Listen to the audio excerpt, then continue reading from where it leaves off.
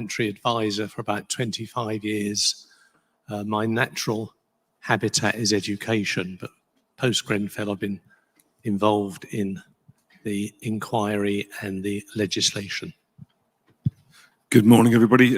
Russ Timson. I am a chartered fire engineer and I'm the organiser of the Tall Building Fire Safety Network. So thank you, everyone. And so Ken, I think we're probably best off starting with the whole conversation, the rhino, elephant in the room, whatever you want to call it. Second stair cause is a very topical subject. And we thought we'd perhaps start with getting a bit of an understanding from an industry perspective and your viewpoint really on what you feel the impact of the second stair core is and the purpose and the whole reason that's been added in as a requirement. Well, you could probably better do with Michael Gove here than me to answer that, because clearly it's been a political decision. I just say it's an interesting decision because, of course, Chris has quite rightly said, we now have a new building safety regulator who's making all the recommendations now on changes to building regulations and so on. This one wasn't, of course. It didn't go to the building safety regulator. It came straight from the Secretary of State. Now, that's absolutely fine, although I think the impact is an interesting one, so I'll just be very brief. I've only been holding this paper because most of you might know that 2 days ago Michael Gove issued a new statement about two staircases and the implementation of it. But it left me confused, and I'm sort of professional in the area, because he says, and I quote from the Commons, "I want to be absolutely clear that existing and upcoming single staircase buildings are not inherently unsafe. I expect lenders, managing agents, insurers and others to behave accordingly and not to impose onerous additional requirements." But then he goes on to say that he wants to mandate second staircases in new guidance. I'm not sure how you can mandate in guidance, because there's a conflict of interest there. There's either guidance or it's law. He's not intending to change the building regulations, he says.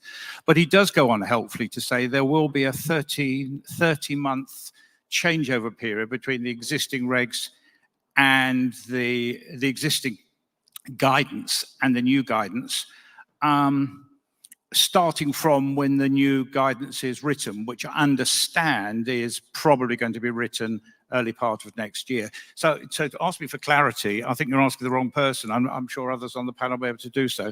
The one thing I would say to this is, it is still not clear, and I'm sorry to say it's not clear, is what he means by a second staircase. It's said in parts of the statement is to assist firefighting of options rather than one staircase, in which case it's not a staircase, it's a core, and you'd clearly need risers in both staircases. You probably need evacuation lifts in both staircases. So I think there's a lot of traction yet, although the statement's been made and it will happen. The guidance will be one to watch carefully, but it clearly isn't going to be mandated. Thank you. Mark, have you got any thoughts on this? Yeah, I'm glad Sir Ken says he's confused, because I think a lot of people are. The industry's understanding, I suppose, from the feedback we're getting, is the implementation of a second staircase is to assist people to evacuate if they feel the need to in the event of a fire, and to take away that sort of single point of failure if the existing single stair core gets blocked, to allow firefighters to get up and tackle the fire where necessary. I suppose my question is, are we confusing the fire strategy? So at the moment, for high-rise, multiple-occupied buildings, the fire strategy is defend in place. And I understand from reading NFC's guidance that in most instances, people will try and evacuate. But should we be focusing our attention on educating people and residents on the fire strategy, understanding the nature of the residents, whether English is their first language, for example, they don't actually understand what they're supposed to do in a fire. I suppose practically also a concern is, if people try and evacuate in a fire, are they running towards danger? Do they know what's safe and where to go? Are they, there might be two stair cores, but both might be blocked. So I suppose my question is it safer to concentrate, as we are through the Building Safety Act, the building safety cases now, which, everybody, the principal accountable person has to produce for high-rise buildings to ensure They have everything possible to heighten resident safety. Compartmentation is in place. Fire doors are inspected annually and quarterly. The external wall has been assessed properly under a FRU to ensure that it presents a tolerable level of risk. Should we be focusing our energy on that and not assisting people to make irrational decisions? Who'd like to comment on that? I'd like to pick up one point about people whose first language isn't English. Yeah. Some housing associations produce all of their material in multiple languages, and Google Translate is not a bad idea, and it's dead simple, and it doesn't cost you anything. In terms of Michael Gove, I have one comment. Know what that is? It's the sound of a can being kicked down the road. Can I just add one thing? Jeffrey, yeah. The background that Chris is quite rightly referenced in his presentation, multiple failures and multiple areas that need redress. I would just be cautious to not believe that adding a staircase into guidance is the panacea for people's safety. There's a number of areas. You can still have compartmentation failures. You can still have fire doors that aren't properly working, aren't properly closed. You can still have rises that aren't working. So we have to be very careful that we're not rather like a junior football team that's rushing down the end of the goal mouth where the goal is and forgetting this is a holistic approach to change, not a single issue change. Russ. Yeah, this is an issue that I've been connected with for some time, and I have got, I think, some clarity on it. So please join me later on when I'm talking about this presenting. So I'm probably going to say everything I'm going to say this afternoon. So perhaps there'll be an empty room. The Tall Building Fire Safety Network, we are an international organisation. So 1,600 members from about 32 countries. It's true to say that 2 stairs is, without doubt, the global approach to this. That does raise questions as to why we are out of step with other countries who see that it is an absolutely intrinsic part of having a high-rise building in providing redundancy and resilience. Now, those words do not chime well with words like proportionate, because it means you're going to go beyond necessarily what could be regarded as an adequate level of safety. Now, having trained as many building managers as I have around the country from both social housing and also for commercial buildings, it's absolutely clear to me that many of them cannot operate the building in line with the strategy as it was written. They simply haven't got the competency, and that's one of the things that has to be addressed now.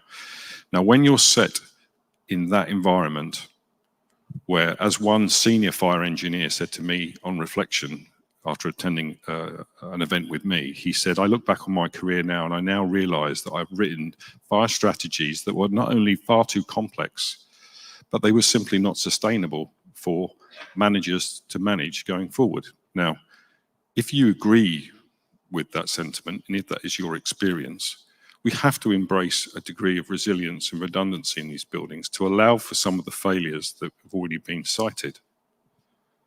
Now, 2 staircases provide us with options.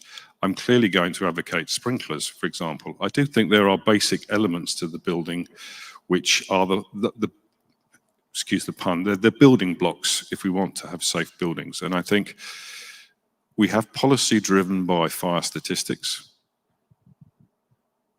Grenfell Tower within that data set is clearly a massive tragedy, and we have to accept that these low probability, high consequence events will happen and do happen. And when they do, we need that resilience and redundancy. It's very hard in a cost of living crisis, as we are at the moment, to, and we use the word proportionality. And I know why that is, because it's a cost limiter. And in that environment, talking about a second staircase, there will be those that want to fully analyze this and examine it from every angle to try and justify it from a cost perspective. And it's extremely difficult because we're in the court of public opinion. And when we ran our conference last year, We had a lady there from a tenants organisation, and we had architects. Of course, REBA fully support this as well, the two-staircase approach.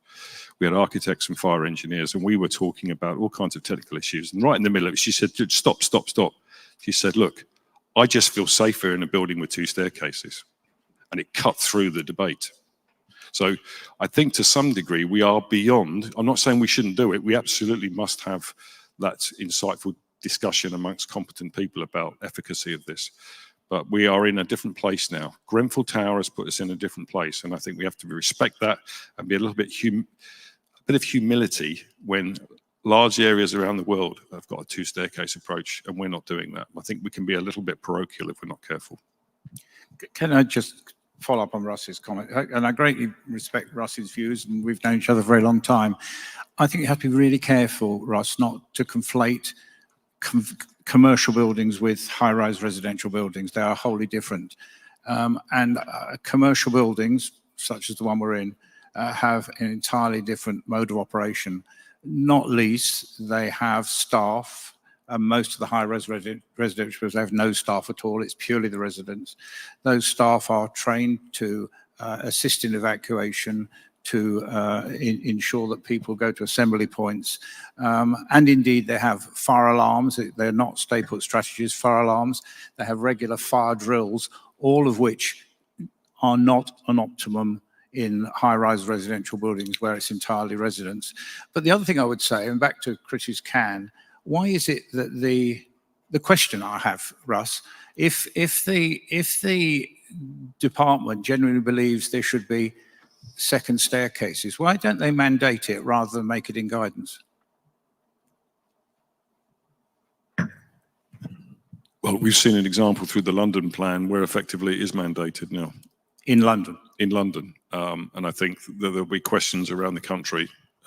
That's a sort of a levelling up question, isn't it? Yeah, you know, the devolution question about, you know, whether they think it's a good idea in Wales and in Scotland, etc. But certainly we've seen the beginnings of this. And I think I think I would agree it is a political decision, but I would argue that there is, and I will argue this afternoon, that there are good reasons for second staircases. And I'm not sure that it's certainly not evidenced enough. And when one of the issues, there was a letter, you may all be aware of it, there was a letter written to Michael Gove recently by some eminent people in the industry questioning the wisdom of this move and citing a lack of evidence. And it's true, there is a lack of evidence. And and I've looked, trust me, I've looked. There's a lack of, let me give you one example of that. While I was trying to research the availability of lifts in social housing. Now, I don't know if you've ever tried to do this, but I phoned several people that I know in social housing, and I said, could you tell me what your availability and your maintenance downtime is on your lifts? And they said, we're absolutely not going to discuss that. It's completely it's completely outside it. We certainly don't want that to be visible to anybody. Anecdotally, and if you walk into any social housing block, it wouldn't be unusual to find an out of order sign on the lifts and the elevators. So we do need more data. We do need to do some more research. But to answer Ken's point, I think that we are in the court of public opinion now, and I do think whatever mechanism we're going to come out of this, clearly you can't mandate building regulations. They're a guidance document, same as British standards are a guidance document. But I think speaking to a large developer here in London, they're saying that their marketing people are telling them that the clients that they're selling properties to are asking about this now, and they want it. And in fact, they've completely altered one major scheme going up in Canary Wharf to put a second staircase in. Market forces. So they've had one of the reasons we are where we are is market forces, but paradoxically, market forces may well be the major player in this discussion. It's quite an interesting point, because there's quite often there's a figure of 14,000 units currently being delayed by it and so on. And I think that the industry, the construction industry is very good at talking about the delays and so on. And Michael Gove seems to be reluctant to respond. And we did invite him to this event, by the way. We weren't expecting him though. But Tina, I think you were wanting to add to this conversation as well. Yeah, just from the point of view of obviously from the insurers and the issues we have there, a lot of obviously what we're discussing today, insurers have got an issue obviously with culture. And one of the comments you made about the severity and the frequency, obviously that's what insurers look at. And we have to be quite mindful that a lot of the costs of these losses obviously come back into the insurance industry through obviously the asset, which is obviously, you know, sad when you lose an asset, but horrific when you lose life. And obviously life and injury again goes into the insurance industry. So all I just wanted to say is that the conversations that we have, there is a disconnect with the insurance industry, but they ultimately are picking up a lot of the costs following these losses. So we are seeing the question more and more, why are the insurance industry not saying more? Why are they not getting more involved? Well, they are in a holding pattern here and expecting industry to make decisions that is best for the sector. And it will then expect these to be executed and fulfilled. And when an insurance survey takes place, there will be a greater expectation that things have been followed in accordance with guidelines and in accordance with obviously regulations. So touching on the insurance remit, obviously the building safety regulator is wanting a lot more responsibility taken by the industry. Is that the direction of travel the insurance want to be seeing? Absolutely. I think the responsibility is key, but obviously the first bit is obviously competency. There is a big, as far as the information gathering now, as far as placing insurance, I'm sure many of you in the room have seen that a lot more information is needed and requested by insurers. Now, that's building effectively a Bible of the company and the individuals within the company, whether that be the architects, whether that be in developers, whether that be obviously in the I'm going to say the big elephant stroke rhino in the room, the fire risk assessments, and the competencies that are actually these individuals have to carry out this work, but also more importantly, they also have the ability to actually push back and say they do not have the competencies, and they are peer reviewed, they are actually challenged. But this is why the PI industry is particularly struggling with this, with the concept of competencies and making sure individuals, whatever their roles are, have them. Yeah, I wanted to go back to your point earlier about clients requesting two-stair calls and your client experiencing that. We experienced something very similar when the EWS1 form came into force. Clients requesting no combustible materials within the facade at all, employers' requirements being completely rewritten, and existing projects having extensive change instructions issued to remove any combustible items. And that went down to weep joints, cavity trays, breather membranes. But especially when, I know I'm going to go into sort of a bit of a technical point here, but especially on the breather membranes, we were actually introducing a component into that facade, which, yes, performed extremely well in regards to fire, but didn't actually perform its job as a breather membrane particularly well. But the decision wasn't considered holistically. It was a reaction to something that had happened. And I understand that clients will ask for two-stair calls, but especially in the city where quite often where we are developing on a plot of land, a postage stamp, where we're knocking down an existing building and developing within the constraints of the site boundary. When our clients start to realize that potentially two-stair calls doesn't make that project viable, will they start to sort of change their attitude towards it? And actually, are we going to begin to a position where two-stair calls is the gold standard? And we should always be aiming for the higher standard of safety, obviously, but we should be looking at each building individually And as you're a fire engineer, Russ, fire engineers should be looking at that to say, well, we can't mitigate the risk in that way. What other elements can we install into this building? Sprinklers, other fire suppression systems to mitigate the risk sufficiently.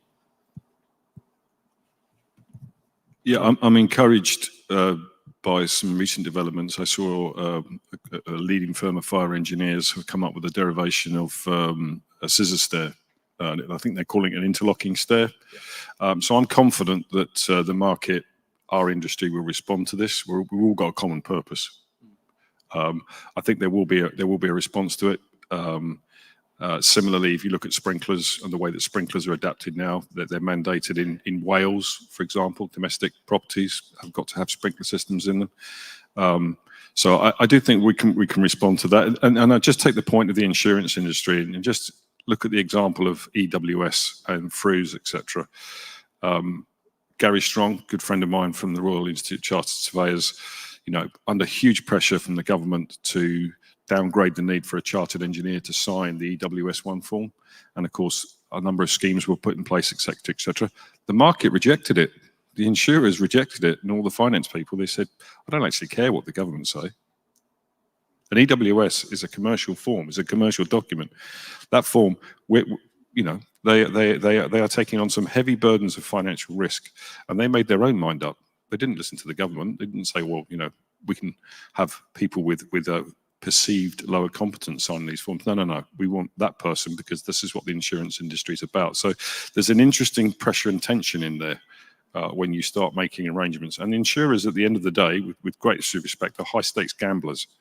And they will stack the deck in their favour. So there's actuaries. No, that's absolutely not. We're not gamblers. Just so you know, it just looks like that on the outside. It kind of feels like it from the outside. But if you base, for example, the insurers will base an element of their premium calculation on the estimated maximum loss.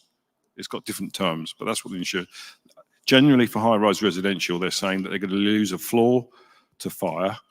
2 floors above will be fire damaged, and the floor below will be damaged by water from the fire service. On average, 10 to 15 tons of water put in the building to put a fire out. Okay? Because of the various issues that we've now aware of, a lot of insurance companies now have extended their EML calculations now to a total loss of the building. Now that's a significant shift in the marketplace in terms of how we're perceiving risk. Now that'll have to, and the market is hard now. I've heard of people who've had their premiums, they've 5 times what they were 2 or 3 years ago. So it's a good bellwether for where we are if you look at the insurance, and it's hardened significantly. I think you'd agree with that. Yes. It's hardened significantly. So it's an interesting perspective to look back at this in the moment and look at the industry because they're nervous about it. And just following up on that, you're absolutely right. I think this is, again, the concerns the industry have on actual risk mitigating factors. The fact that they are going in, will they actually do what they say on the tin? Certainly with innovation products and areas of passive, obviously, that have come into the market, there is a lot of back to the unknowns. But as far as the insurance industry is concerned, they are having to effectively, let's be honest, they underwrite for the worst possible case scenario, and 1 or 2 could have a massive impact, not just on them, but obviously, as you will appreciate, the insurance industry is not just one insurance company. They all reinsure and insure. So the effect of one basically kind of has a spread effect on many insurance companies. So we've had a question from the audience relating to consideration for demolition of high-rise buildings. Might add to that the refurbishment or changing buildings over and so on. Certainly from a carbon point of view, it's being advocated as a good method, but in those circumstances, we're not starting from scratch with adding a second stair core and so on. What's the thoughts on the kind of the consideration of risk and where that fits into this bigger picture? Well, Mr. Gove said they're safe, isn't he? Could you just repeat the question? The question was about has demolition been considered for high-rise building? I'm not exactly entirely sure what the reference is on that, Just adding to that, the second piece about refurbing buildings as opposed to starting from new build, which is mainly what we've been talking about now. So existing buildings. Correct. So, yeah, so existing buildings, is from my perspective, are going through sort of rigorous processes at the moment with the building safety case. The principal accountable person has to fully understand the risk that building presents, and not just in relation to fire, but structural and energy input as well, and produce their building safety case report to the regulator by April, and their building safety case. So that the building safety case report basically is a gap analysis exercise. This is what we have, this is what we don't have. We understand the risk what we don't have presents, and this is what we're going to do about it, an action plan. In terms of do we install second staircases retrospectively into existing buildings, my personal thought is that even viable? And Mr. Gover said that in his statement 2 days ago that as far as he's concerned, existing buildings with single staircases don't present an unacceptable risk.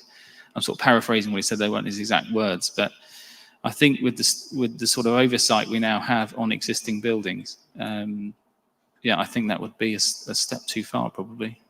I don't know what the panel's thoughts are. Yeah, I agree with that. I don't think you should confuse those two issues. What the Secretary of State's talking about, of course, is new buildings. That's what we're talking about in building regs and ADB. What's just happened on the 1st of October was the closing date for the building safety regulators for those buildings that fell within the regime for those higher risk buildings above 18 metres or 7 floors and above had to be registered by the 1st of October. And as you quite rightly say, by the 1st of April next, they need the safety cases in place. Now, my understanding is, and I heard Chris's comment about the building safety regulator, they've got a thankless job. Apart from trying to get the competencies in place to do the work they need to do, the volumes. So they've received, my understanding is they've received well over 12,500 that was anticipated buildings that are registered. They have now got to produce their building safety cases. It won't be retrospective for building regs. That's a completely different issue. But they estimate that it's going to take 5 years for them to work through those building safety cases. So there's absolutely little chance of there was a suggestion they would increase those buildings in scope from the high-rise residential buildings to other buildings. Maybe a case for that, but it'll be a long time because they won't be through the high-rise residential buildings for a long time through those building safety cases. So I think we have got one of Chris's elephants here into how we actually continue to keep the focus on the true nature of all of our interests in this room is how to make people safe and make people feel safe in their own homes. If I could just add on the building safety case, the HSE in its wisdom decided not to put out a template. So what's going to happen is civil servants are going to have 12,000 documents, different shape, different size. You're never going to know where it is. Most of them won't be indexed. I think 5 years is a big underestimate. And I have said from day one, we need a template. And when people say, but every building is different, I use the analogy of my 2 cars. I've got a Lamborghini and a VW Up. And they both need an MOT. They've both got wheels. They've both got an engine. They've both got doors, one of them gull wings. But the point I'm making is that by ducking out of putting out a template, the HSE have massively expanded the cost of everybody who's got to do a building safety case and made the job of those people reading it almost impossible. I totally agree. And this is the issue we're having with 2 of our clients. So we're producing building safety case reports for a freeholder and for a property manager. And at the moment, we can't quantify the cost that they're going to have to apply through the service charge because the regulator are going to charge to review the building safety case reports. We've had estimated costs of £11,000 a building come back.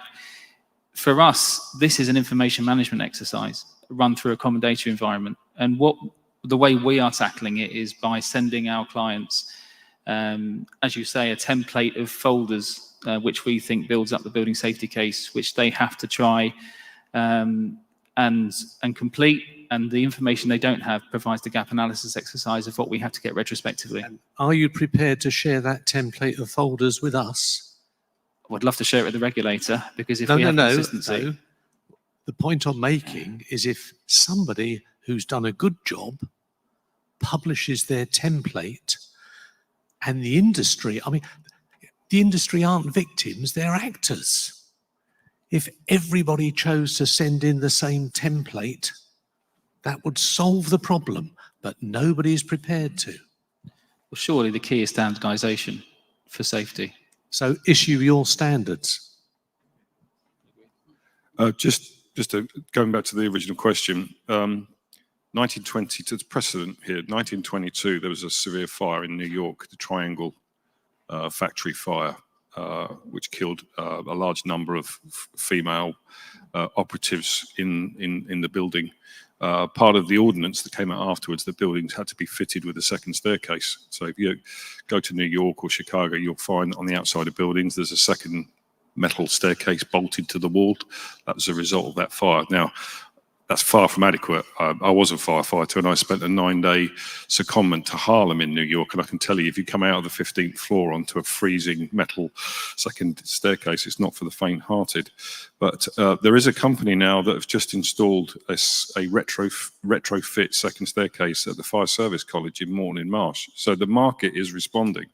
And I see from the news that there was one London borough that's quite prepared to demolish a block of flats because it wasn't built in the way that they said it should have been built, or the planning permission that they gave, and they are threatening to demolish it. So if we're going to demolish it because the facade's the wrong colour, are we going to demolish it existing buildings? Now, we're in a housing crisis, so I'm not advocating we knock buildings down, by the way.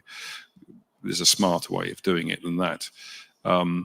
But it certainly, for me, this does chime with the second staircase debate. And we should look to history, and we should look around the world for other examples, and going back to the safety case report, I think that the leading institutions, I'm a lifelong member of the Institution of Fire Engineers, and I can tell you there are others as well, that I think it's incumbent upon them to show some leadership here and come up with some models for this, because lots of people are scrambling around for it at the moment. They want to comply, but they're nervous and hesitant to do the bit at the front. Now, I watched a panel last week at the IFE conference, which the building safety regulator was there. This point was put to them quite vigorously at the conference. Tina, if you remember that, I don't know if you were there, and they more or less said, and forgive me if I don't exactly quote them, they more or less said, well, we think there's a benefit in people going through the mental rigor of asking themselves what they need to do. Now, I think there's some validity in that statement, but I think when you're confronted with 12,500, I don't know what the quantum was again, I think that necessarily that may be out of step with what we need to do to eat the elephant, How long did it take mankind to discover the wheel, and why are we buying cars with wheels fitted?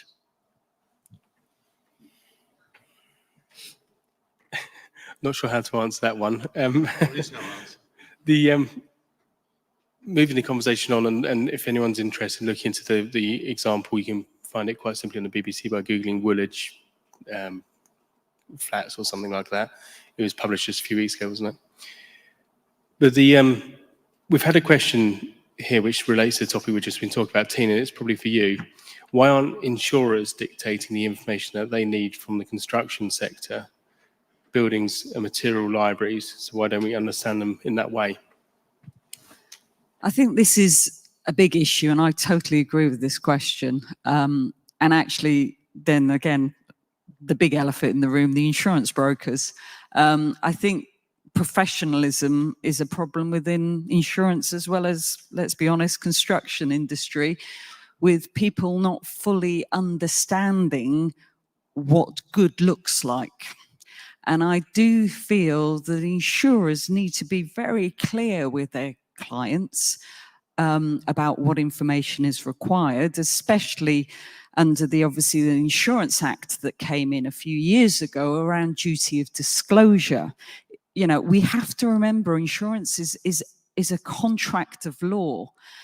And this has been one of our bugbears, and this is why we work really closely with our clients around data gathering, information gathering, to the extent where when we now submit something, if we don't submit the information that we normally do around CVs, competencies, training, building materials around the testing that has happened on the materials and the products, the insurers that we work with asked us categorically, where is the normal information you provide? Because it is important.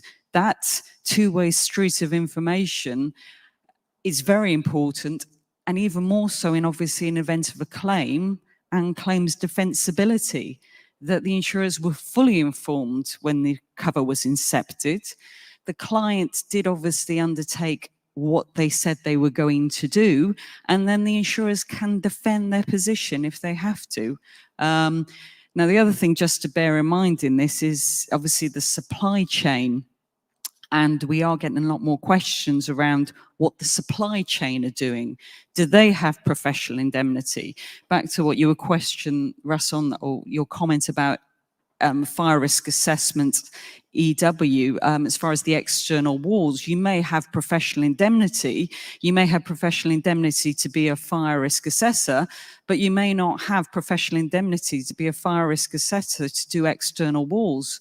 So again, the devil is in the detail. And I do feel that insurers at times do not help themselves by making it clear what they need, what their clients need to provide. That was a long-winded answer. Does that make sense? Can I just come in, Tina? Because I know Tina does work very hard in this area, and I think it's refreshing to see someone representing insurance on this stage. The gap that's occurred is that my understanding, and I'm not an insurer, Tina, as you know, is that the insurance generally is natural position is to be risk averse. And seeing what they could be at risk from, we've seen PI and insurance rocket. But I don't think that's entirely the fault of the insurers. I think that's the lack of engagement between the construction sector, between fire risk assessors, to ensure that insurers fully understand the nature of that relative risk. And they can, I think, come to a different view if they understand the risk better, and indeed they understand the competencies of the people that are involved in it better. And then you won't get a one-size-fits-all from insurers that whatever you do, you're high risk. So I think I welcome Tina being on this platform, but I think more should be done between the interaction between groups in the industry and insurers who need to solve this together. And just leading on from that, I think the education, we've talked about it quite a bit, Ken. We've got to educate the insurers to know what good looks like. They have to understand the, so, you know, obviously we'll go on PAS 9980, but just using that as an example, you know, it is a guideline, a very good guideline to understand the external walls, but do the insurers understand what good look like, what that actually implications from them from a risk point of view?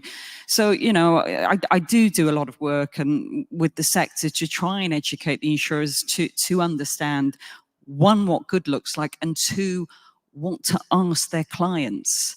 You know, and it shouldn't be a secret squirrel. It should be a total transparent relationship, as it would be with the actual building itself.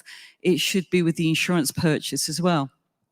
And certainly, we've seen the lack of clarity around competency and so on, and demonstrating that reluctant to get onto that conversation. We have the building safety regulator joining us this afternoon to talk about competency.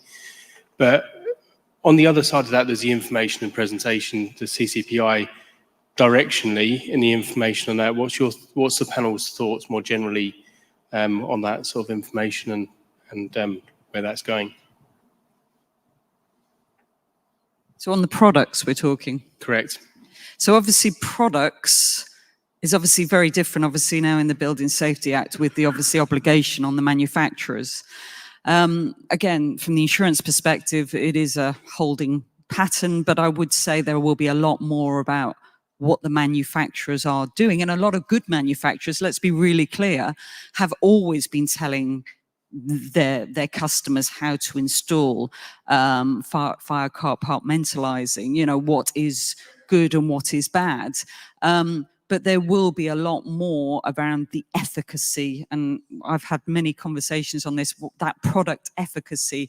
What did it say it was going to do? And you know, working with the, you know, the likes of the CPA to try and explain that if it is a sprinkler, then it should go off. That's obviously a failure to perform. So that's an area the insurers are going to look at, and your policies should be really clear about where you say and how it states what your product's actually going to do in a situation.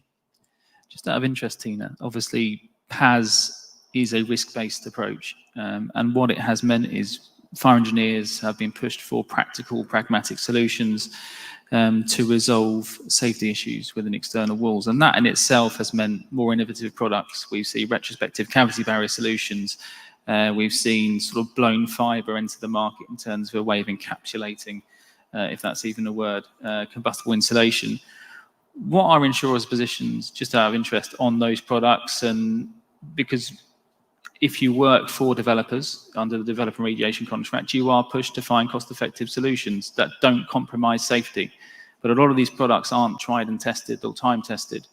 So I just wonder what insurers' positions are on those. They are pushing back quite hard on certainly the untested. I think there has to be a process with the design and an explanation for the insurers to understand why that particular product is the one that's happening.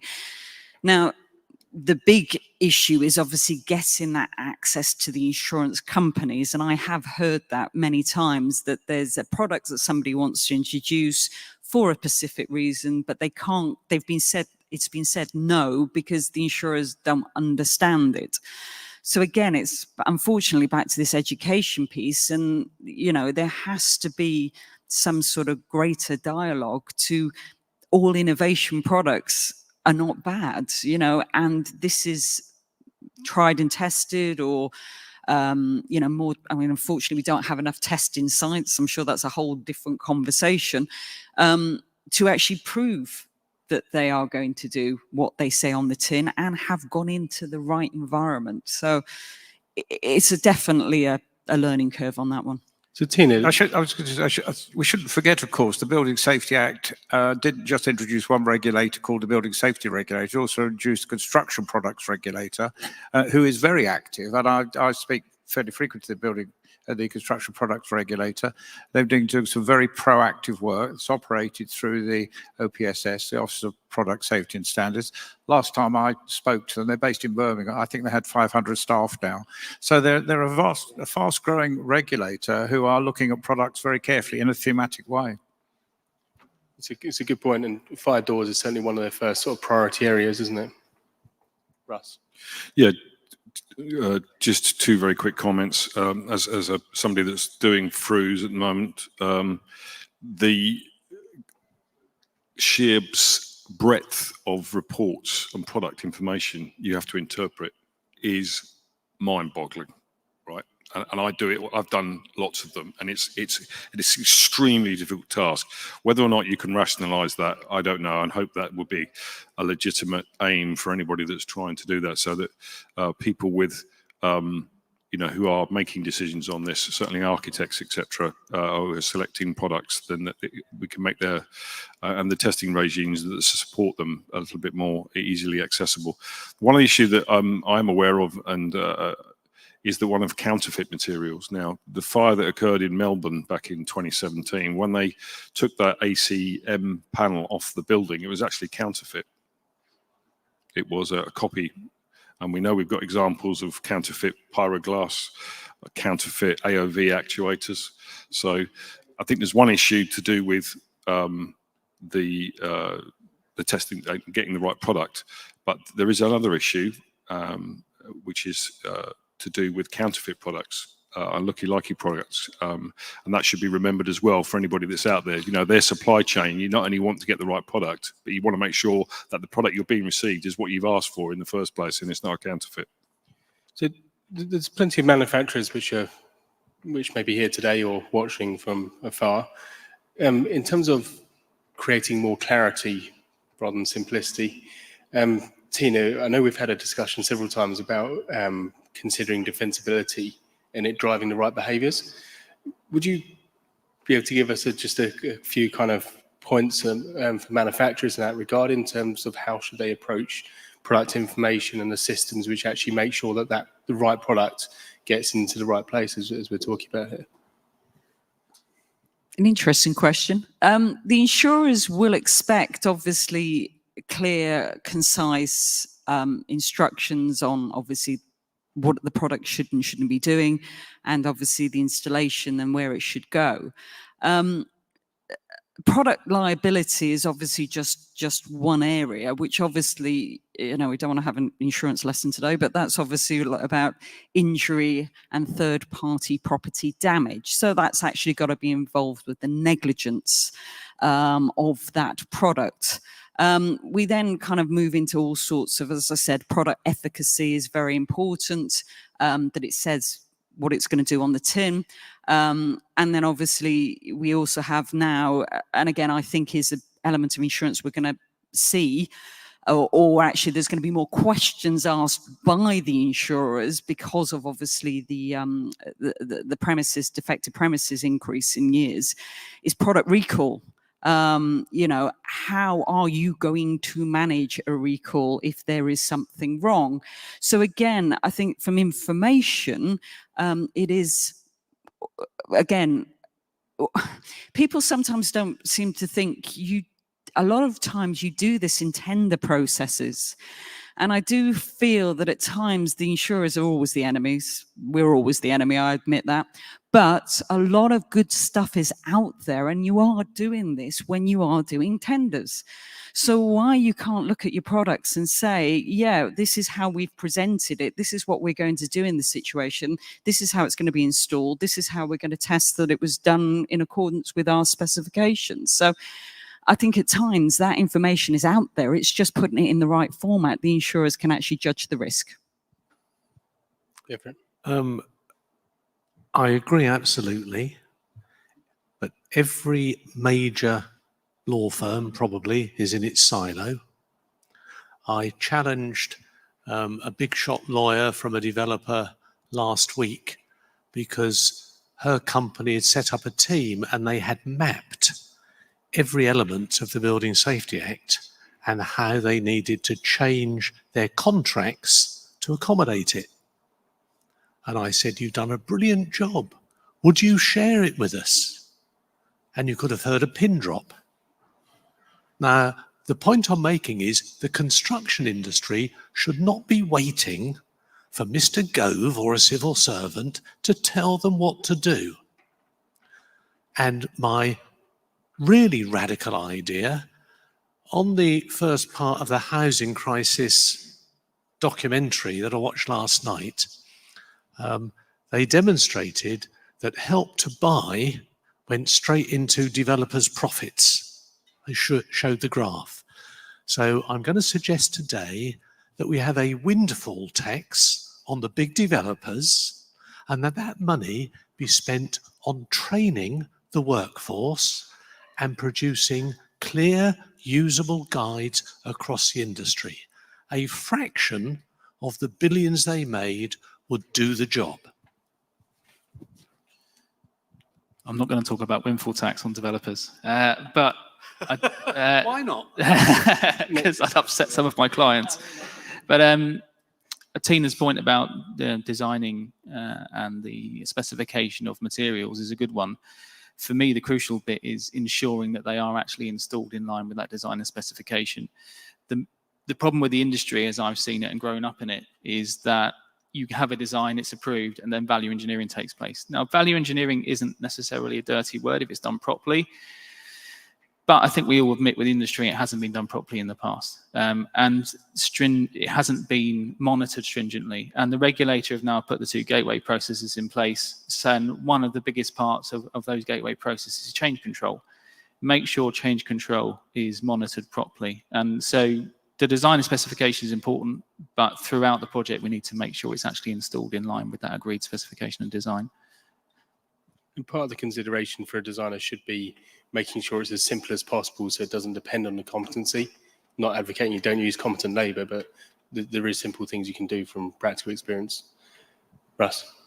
Yeah, I don't know whether this whole movement is the end of design and build, because one of the things I found in my career, I was Group Fire Strategy Manager for BAA, and we were spending £1.5 billion a day on construction, if not including Terminal 5. And there's an overall fixation on capex. When you get a project, everybody is completely tuned into capex. Now, when I said to them, "What's the life of that building?" 25 years. Let's do a calculation, a return on investment for the 25 years. So if we make that building slightly more resilient, we get a better insurance proposition. But the industry, and forgive me if I'm generalizing here, the industry is fixated on capex. There's no discussion about OPEX over the life of the building. And we have to drive that into the industry in order to, I think, as part of the process of driving up standards. Because if you build a high quality building that will stand the test of time, which is resilient, has got a degree of redundancy built into it, Tina's industry will love that, and you'll get a return on it. But we don't have that discussion enough. It's about how quick and how fast can we build. I'm characterizing, forgive me, but I think that's fair. And that's the culture again, isn't it, Russ? As far as, the culture of the industry, unfortunately, this is what the insurers see. It's actually the tender process has always gone down to the lowest common denominator. And unfortunately, you're absolutely right. It's continued through the life cycle. It's not just in the tender, it's that upkeep, it's that planned maintenance, et cetera, that the insurers want to see. And these good things are actually, yes, that's what's going to drive your premium down. And this exact conversation was coming up on the carbon panel yesterday for different reasons, obviously, but that consideration is certainly a key takeaway coming from the event, I think. But sustainability, fire often seems to be one versus the other. We've had an interesting question from the audience here. Is it impossible for fire safety regulations and the government's environmental agenda to be aligned, e.g. CLT? I think it is, but I don't think our clients will align them. Quite often we're asked to do recladding exercises on buildings. We approach the client and say, well, while we're here, did you realise that your building is achieving an EPC level of D? We can bring that up. We can increase the insulation. That's not in this budget. That's in that next. So you do that bit, and then we'll worry about that later.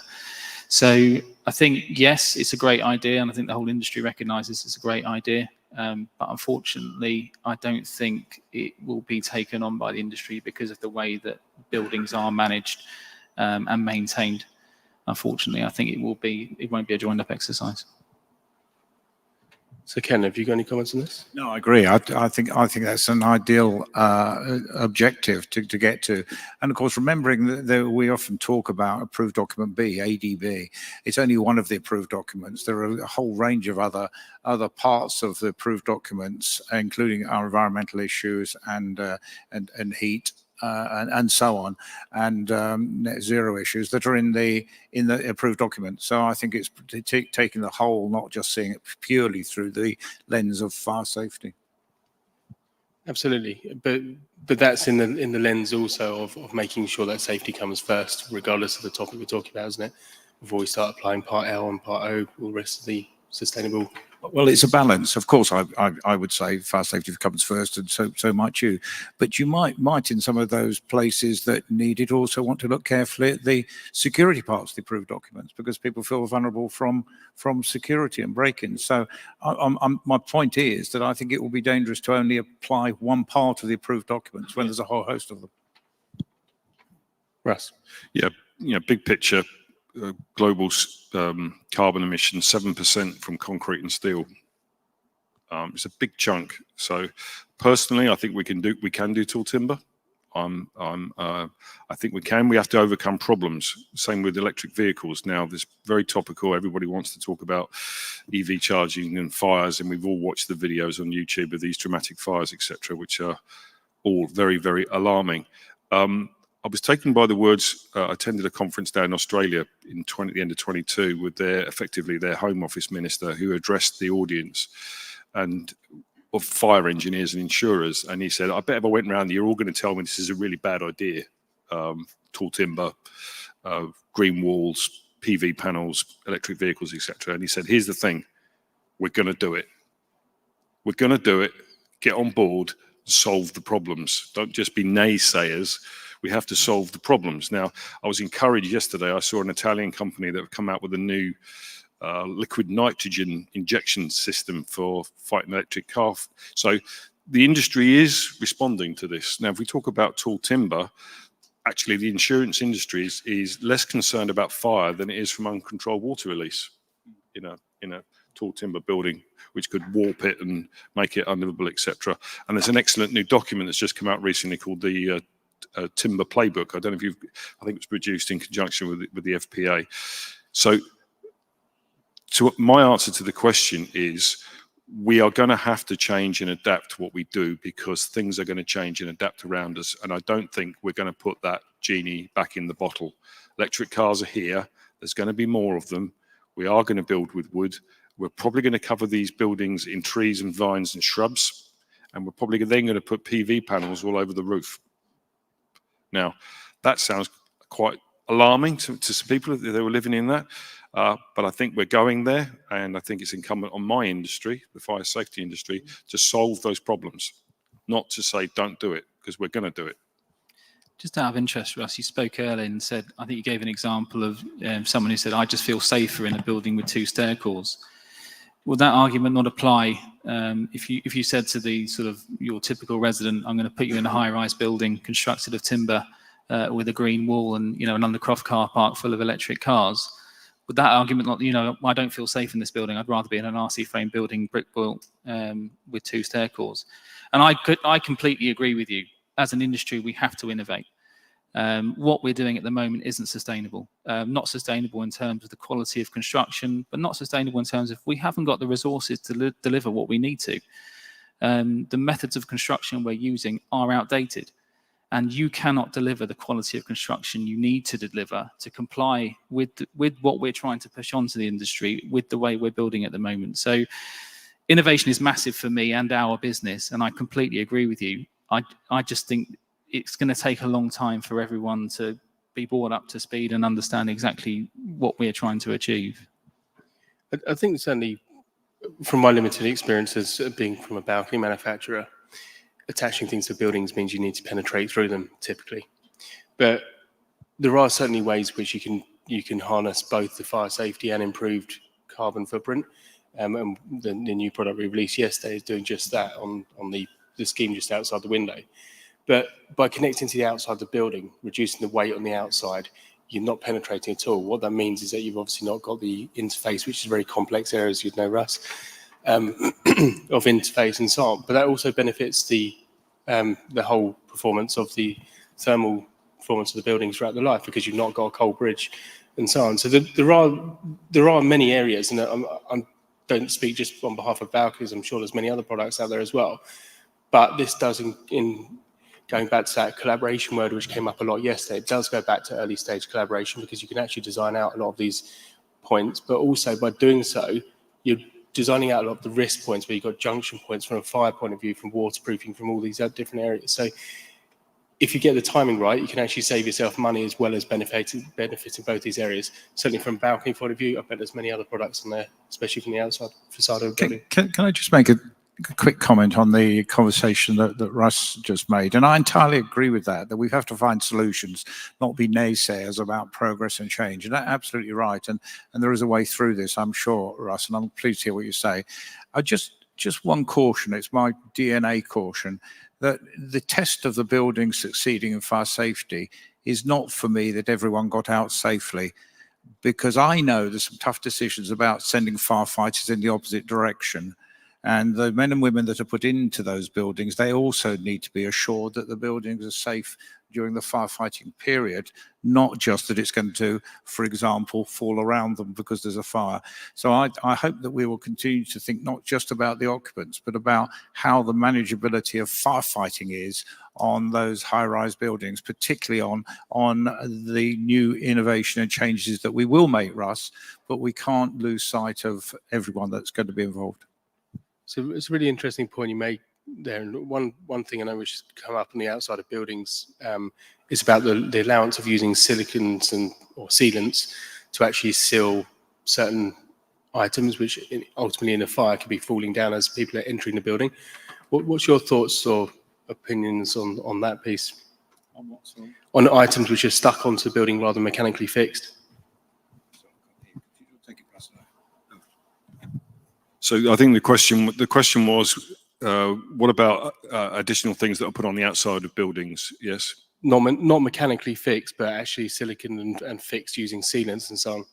Yeah, I think, this can be a fairly anodyne conversation if we just talk about the design, the construction, because don't forget, at some point, we're going to give somebody some keys and they're going to go and put a pagoda on their balcony, and they're going to have a settee out there and candles and all kinds of other paraphernalia on there. So that one of the things I want to talk about this afternoon is the post-occupancy issue, because we're going to put a whole load of fire load in the building as well. So this is not just a sterile conversation talking about a building with nobody inside it. We're going to put aerials and run pipes and penetrate and bash through the facade to run services through, et cetera, et cetera. So there has to be some degree of post-occupancy reality checking on that as well, because I've seen some... I did some work sorry, it sounds like I'm name dropping. I don't mean to do this, right? But I just want to illustrate this is an international discussion. It's not just a UK discussion. I spent 3 days with the fire service in Sao Paulo in Brazil. Okay. They don't have piped gas in Sao Paulo. So on every balcony, there are 3 LPG cylinders. And that's the norm for them. The firefighters know if there's a fire on the balcony, there's probably going to be a whole load of cylinders waiting for them when they go up there. But they live there, and there's 32 million people in Sao Paulo. And if you look out your hotel windows, I did, it's just a forest of tall buildings with LPG cylinders on the balcony. So if we can talk about sealants, and clearly in a design environment, we should look at all aspects of it. But please, this is my main driver, let's then apply the reality of how that building, the occupants' behavior and how their lifestyle is going to be, because we can talk about whether or not a sealant is a certain thing, but that has to be balanced with how that building is going to be used afterwards. But that's surely why the interest in the building doesn't stop the moment it's occupied. And actually, that's where Judith Hackett was right when she talked about the residents' voice and the residents' engagement in all of this. And Chris talked about the golden thread. But the golden thread, what is that thread of information, is not stopping as soon as it's occupied. It's the thread of information, and I call them the fibres that come out of that thread that are relevant to keeping residents informed. Why wouldn't you knock a hole in the wall to lot of television in if someone didn't tell you, well, actually, this is actually part of the fire safety construction of the building and compartmentation?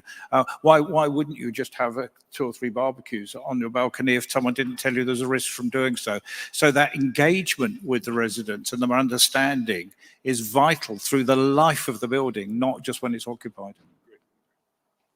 So we'll now sum up. We're starting from your end, Mark, with one takeaway from the panel for the audience to take away. What's your thoughts, Mark? Oh, there's so many. I suppose my takeaway or my view from this really is that I suppose we have to look at this holistically. And I do understand the rationale behind 2 staircases. I understand the rationale behind everything that's been discussed today. But I don't think you can apply it wholesale across the industry. I think we have to look at things holistically and make rational decisions in relation to risk and compliance. I think there's still so much more that needs to be done on the education for the insurers, also to help, move the industry forward, the construction industry. There needs to be much better engagement. Yes, I'd just add to one of Chris's C's is the complacency, and the danger is that people will fall by the wayside, thinking this is all too complicated. And I think we really can't take our foot off the gas. My big concern is not, surprisingly, the big developers. It's the SMEs that perhaps haven't got the benefits of this sort of engagement, of the engagement of building, and yet they still have to comply with some very tough new challenges in all of the Cs that that Chris mentioned. So I think I'd like some more engagement with SMEs and how they're going to properly comply to make people safe. I'd like the big companies to help the SMEs. The big companies, when I was running a local authority with 100 schools, it took me exactly the same time to read an Education Act as Rutland that had 10 schools. So the big developers and an SME are taking the same time to read approved document B, and they can't cope with it as easily. So what is the industry doing? The construction industry is huge, and yet it did nothing until the government told the industry it had to improve. The construction industry is not a victim of that, but it made it necessary because it didn't do its own job properly. And finally, in terms of compatibility, when I messed up my arm, I mean, I'm a building in need of refurbishment and remediation. And so when they were doing my arm, they got out their list of drugs and said, what are you already taking? And I'm taking plenty. I'll have them for breakfast. And they then looked up and said, well, in that case, if you're taking that drug, we won't give you that drug, but we can give you this one. So when you're thinking of buying a screw to put in a particular hole in a building that might catch fire, then you should just check that it's the right screw next to the right bit of kit. It's compatibility. I don't think we've heard compatibility. I'll add that. After Harold Macmillan was Prime Minister, he was asked the one thing that he feared while he was the Premier of the country. And he apparently looked a young journalist in the eye and he said, events, dear boy, events. Now we're sitting here because of an event that occurred in 2017, a severe fire, the like of which none of us have seen or expected or anticipated. If in the run-up to the next general election, if we have, and I God hope we don't, if we have another serious fire and a serious loss of life, the impact on this country will be significant, because I think lots of people will lose faith in the institutions that are looking after us. So it's a devil's advocate question that if that were to happen, and we must, as Professor Jose Terrero said, we must have awareness of low probability, high consequence events. We can't just address the mainstream of that normal distribution of fires as they occur that populate our fire statistics. If we look at the history of tall building fires around the world, and I've studied them, when we have bad events, they normally involve tens, if not hundreds of casualties. So I would say to everybody, apply the test of, if we got another severe fire in this country, what would be the discussion after that? There would be no discussion about some of these things that we're currently discussing. There would be no discussion. It would just happen. I'm not advocating that we need to do that to get there, but the reason we're sitting in this room today is because 72 people lost their lives at Grenfell. If that hadn't happened, we wouldn't be here. My takeaway as a facilitator is that be holistic.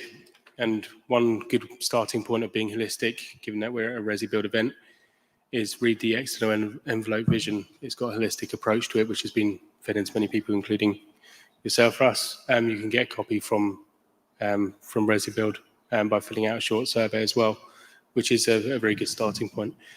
I'd like to thank the panel for their input today. We will now be taking a short break and then back in here for a panel discussion on the economy and the future.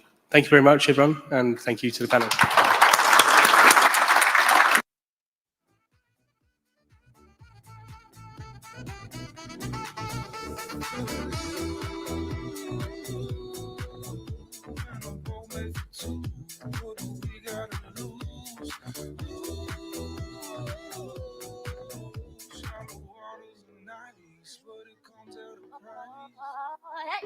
Is this? Turn it off. Can I have the mic working? Yeah.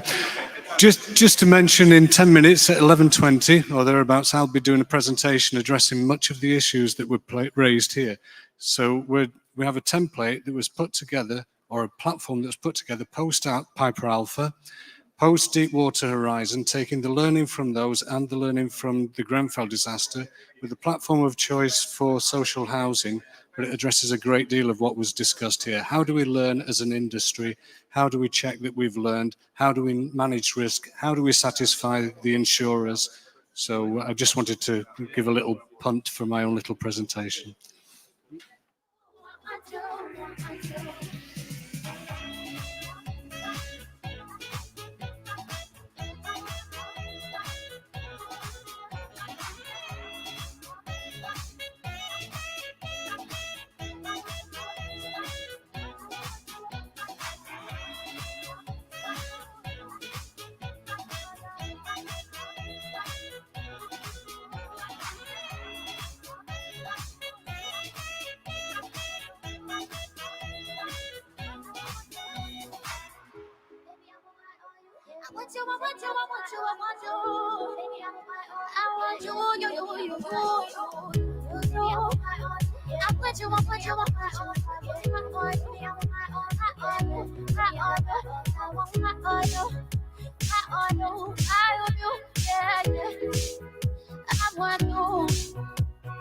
Sorry that I've been playing games. Do you really have what it takes? I guess so, I guess so.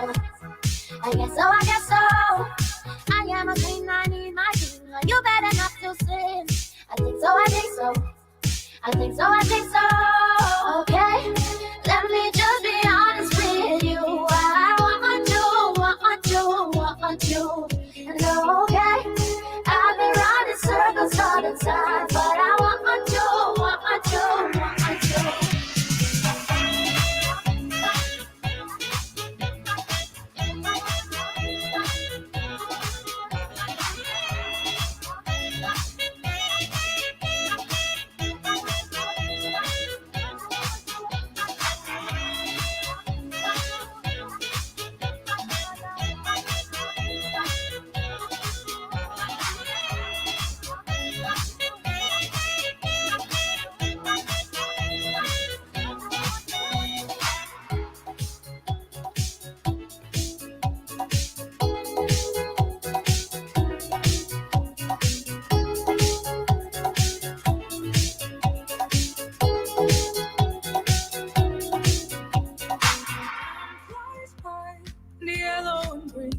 Stick around and you'll see what I mean. There's a mountain top that I'm dreaming of. If you need me, you know where I'll be. I'll be riding shotgun underneath the hot sun, feeling like a someone. I'll be riding shotgun underneath the hot sun, feeling like a someone.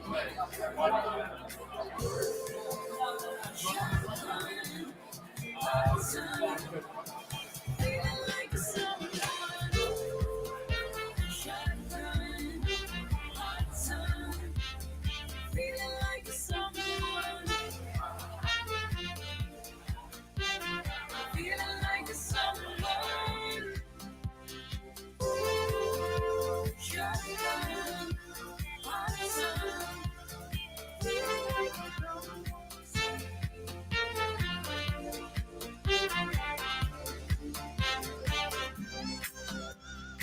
Don't the equator, navigate it. Gotta hit the road.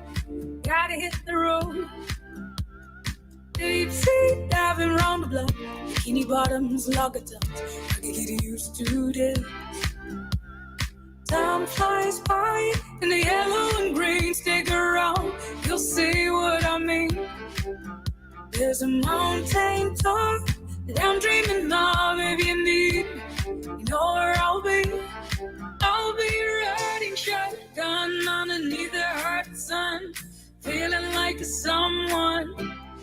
I'll be riding shotgun underneath the hot sun, feeling like a someone. Ooh, shotgun, hot sun, feeling like a someone. Ooh, shotgun, hot sun, feeling like a someone.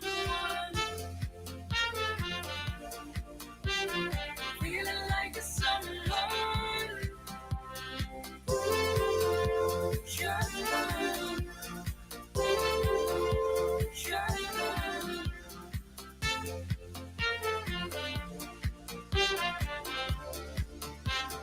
Feeling like someone.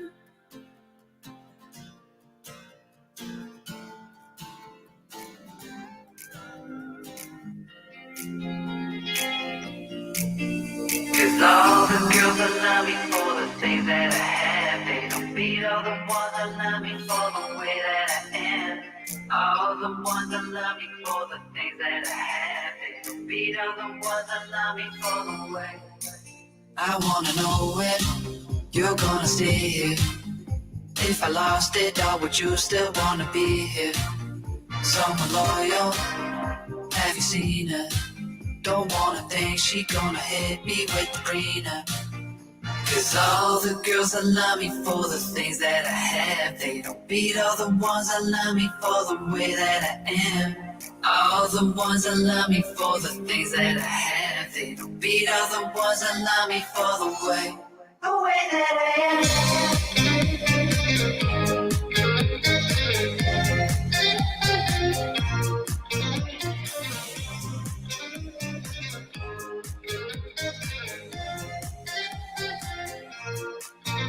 Cause all the girls that love me for the things that I have, they don't beat all the ones that love me for the way that I am. All the ones that love me for the things that I have, they don't beat all the ones that love me for the way. I know what you've been through, I don't wanna change you.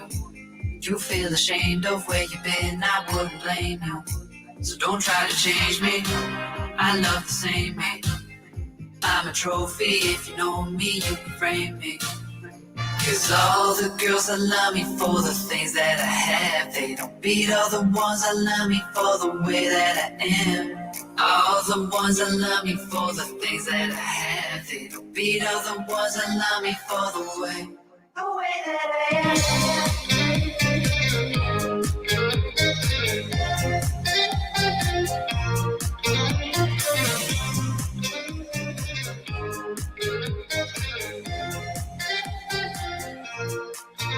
Cause all the girls that love me for the things that I have, they don't beat all the ones that love me for the way that I am.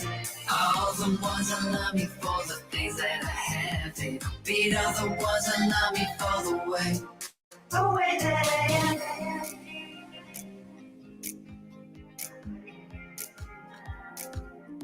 The way that I am.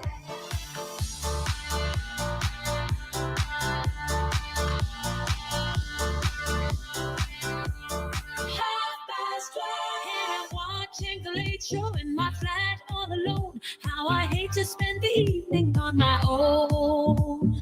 Autumn wind blowing outside the window as I look around the room, and it makes me so depressed to see the gloom. There's not a soul out there, no one to hear my prayer.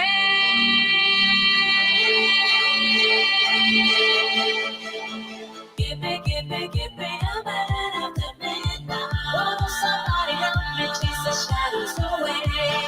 Give me a man after midnight. Take me through the darkness to the break of the day.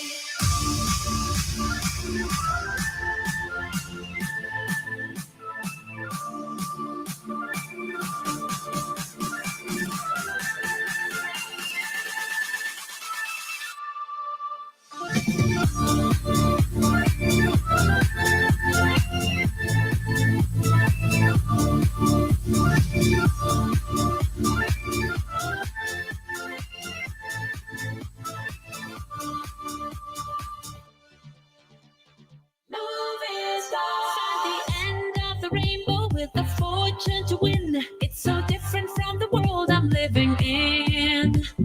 Tired of TV, I open the window and I gaze into the night. But there's nothing there to see, no one inside. There's not a soul out there, no one to hear my prayer.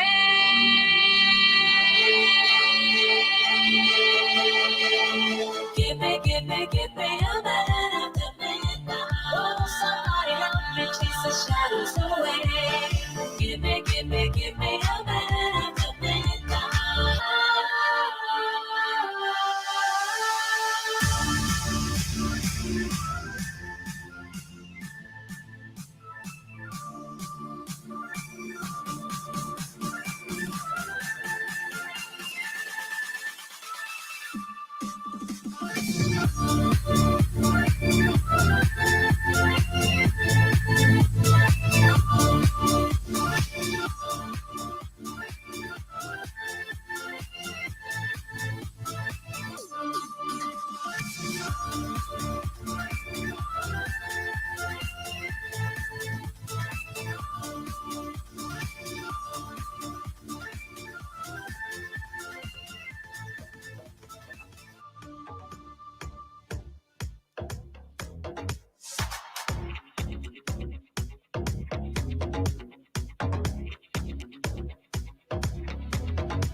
Steve walks swirly down the street with a boom pulled way down low.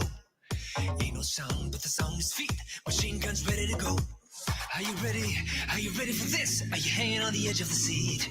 Out of the doorway, the bullets rip to the sound of the beat. Yeah. And another one busts the dust. And another one busts the dust. And another one gone. And another one gone. Another one busts the dust. Hey, I'm gonna get you too. Another one busts the dust.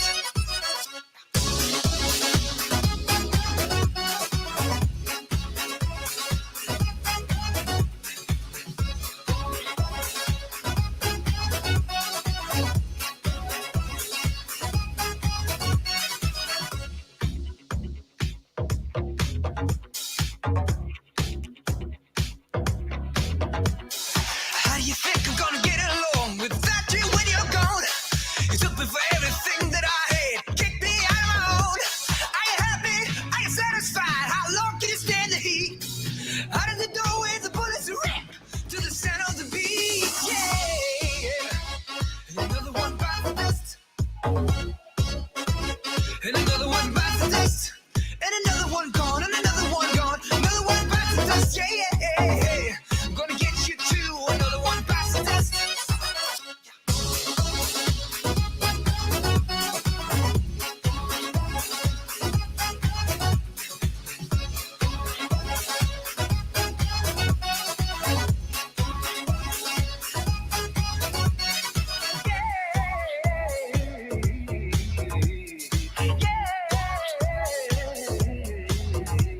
There are plenty of ways you can hurt a man, bring him to the ground.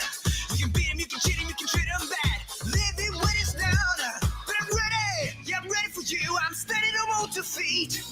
Out of the doorway, the bullets rip, repeating to the sound of the beat. Yeah. Another one bites the dust.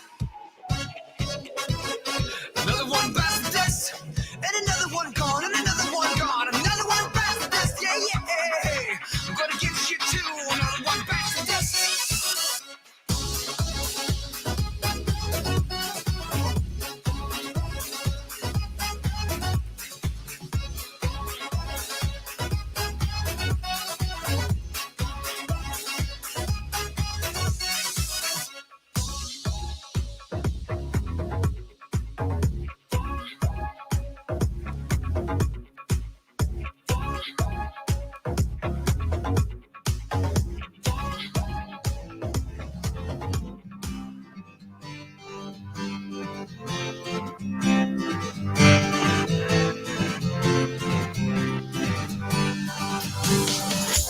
I replayed the moment we met about a million times now. I wish I stayed, but I'll never forget what I know now. That Let moments come, moments go, flying right out the window. Better hold on tight. Yeah, you don't know what I really know. You're the only one I love, so I hope it's alright. Better hold on tight.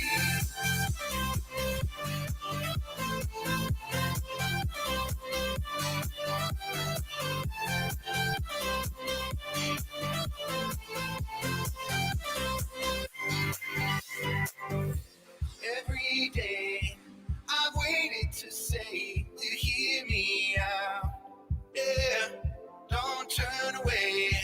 I ain't here to play. I'm a scream and shout. Yeah, let moments come, moments go, flying right out the window. Better hold on tight.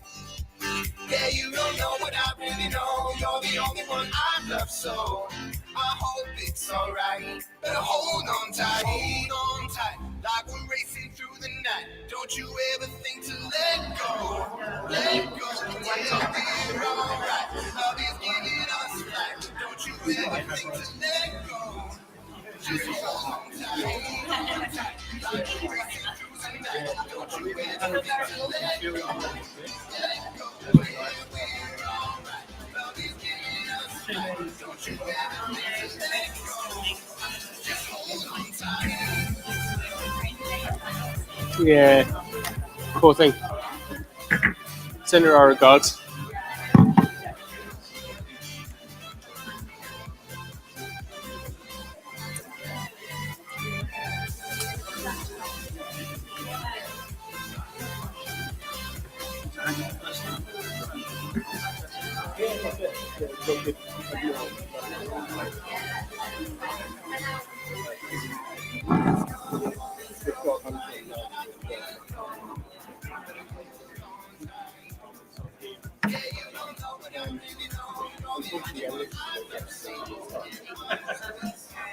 Some panel discussions.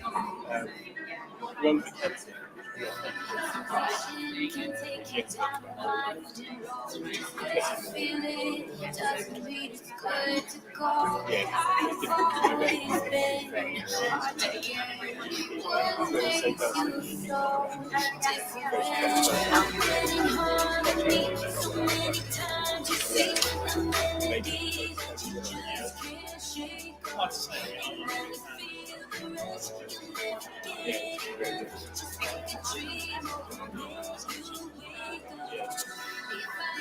In your arms and stay the night. Don't go fall into the trap. It's just a good time. Save your kisses for the one who blows your mind. Because tonight it's just a good time.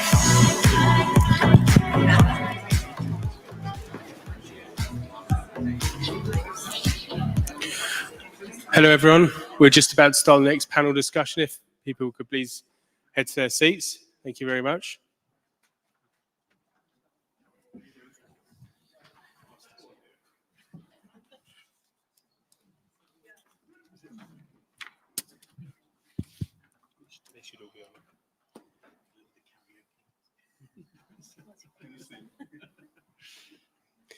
So, welcome everyone, both those in the room and the many on live stream too. I'd like to start to welcome the panel onto the stage here, and we'll start from your end, Peter, in a second with a brief intro. This topic is all around economic realities, the modern methods of construction, financial flow, and many various different changes in our landscape at the moment. So we will be looking at a variety of different topics. If you would like to ask any questions, use the QR code at the top left there, or log on to www.sli.do. We can use the hashtag VC23. For those of you on live stream, you should be able to access it on the same page. It should be in embed, but you're welcome to use the same code too. So without further ado, Peter, introduce yourself and we'll work this way.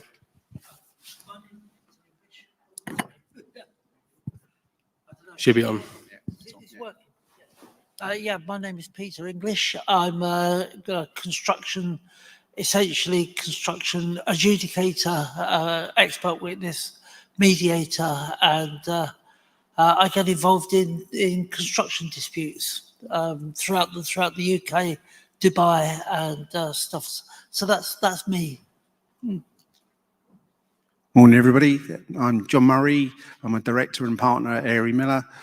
I deal a lot with the new build side of residential. Mark, my colleague, was up here this morning dealing with the fire remediation and retrofit. Hi, my name's Katie Rudin. I work for Akerlof, and it's a modern methods of construction and cost consultancy. So we deal a lot within the residential, but also across the various sectors. Good morning, everybody. I'm David Jones. I'm Director of Education and Training at the Institute of Construction Management. I'm Chartered Surveyor, Fellow of the Chartered Institute of Building. I've been in the construction industry for the best part of my life, for 5 decades, internationally, local authority management, private consultancy, and now in railing against the system about competency and cost. Yesterday's presentation, I was pleased. This is an interesting panel, actually, about the financial situation. I was looking at the absolute nightmare that we've got with the SMEs that are having to finance the tier ones because of undercapitalization. But this will be an interesting discussion. Thank you. Good morning, all. My name's Tom Weld. I'm a director of Burgess Salmon law firm, specialising in construction engineering, and for the last probably about 10 years been working in building safety. Thank you. My name is Nick Haughton. I work for Sapphire Balconies and here representing Resi Builders as a facilitator today. So cost, margins, inflations, payments, COVID, Brexit, administration, many other things. And then sadly more news about administrations yesterday with Inland Homes looking to appoint administrators too. It's been a tough couple of years, certainly, if not more. But arguably financial stability is one of the big areas you mentioned, David, as well. But what do the panel think about financial stability in the industry, particularly over the next few years? How is this really going to impact the industry? Who would like to take that one to start with? I can take that. Okay. We're talking here about the contractors. We've got more than ever contractors going insolvent on us. We're talking about MMC. We had 3 schemes with Ilke, over 500 dwellings being delivered. The supply chain are on their knees at the moment. With new legislation coming in, are we really thinking that JCT, D&B dumping the risk on that contractor and walking away is the right thing to do? We do have to change the procurement methods we've got. Otherwise, we will continue to have more insolvencies. What that looks like has to come from this regulation change, finding out how we get to the gateways in a different method than what we've currently done so far. Give it, David. Yeah, on the tail of that, yesterday's presentation that I did, I proposed project bank accounts. Project bank accounts. Look, a long time ago, we tasked the HSE on the joint venture situation when we were looking at CDM. It was the CDM 2007 version at that point, and we tasked the HSE and said, who is the client in the joint venture? And I got a very good answer, actually. It said, you start where you can find some money, follow that money trail up, not down, up, and where it ends, that's the client, So actually that drives what I'm saying now, that money starts the whole process. It's the fuel for the resources, health and safety. A few years back, when I was managing local authority, we had you've got that pressure for schools. At the time, I was in one of the large London boroughs, and I was head of the reactive maintenance and capital works. And we were the landlords before the schools were, hived off to all the academies, but we were the landlord looking after these schools. And I employed quite a few surveyors on this. And we had that window. You've got this 5-week holiday, school holiday, to do all the major works, taking off roofs, putting windows in. You can't have kids in the schools and that sort of stuff. You're doing drainage, so you're digging up the playgrounds. We had a contractor that tendered for 8 of the schools and won them. They were too low. And I said to the elected representatives when I gave a report, I said, no, I don't want to go with that lowest tenderer. We need to look at the second and third. I got overruled. They said, look, it's a bona fide tender. It's the lowest price. You've got to go with it. So we had to go with it.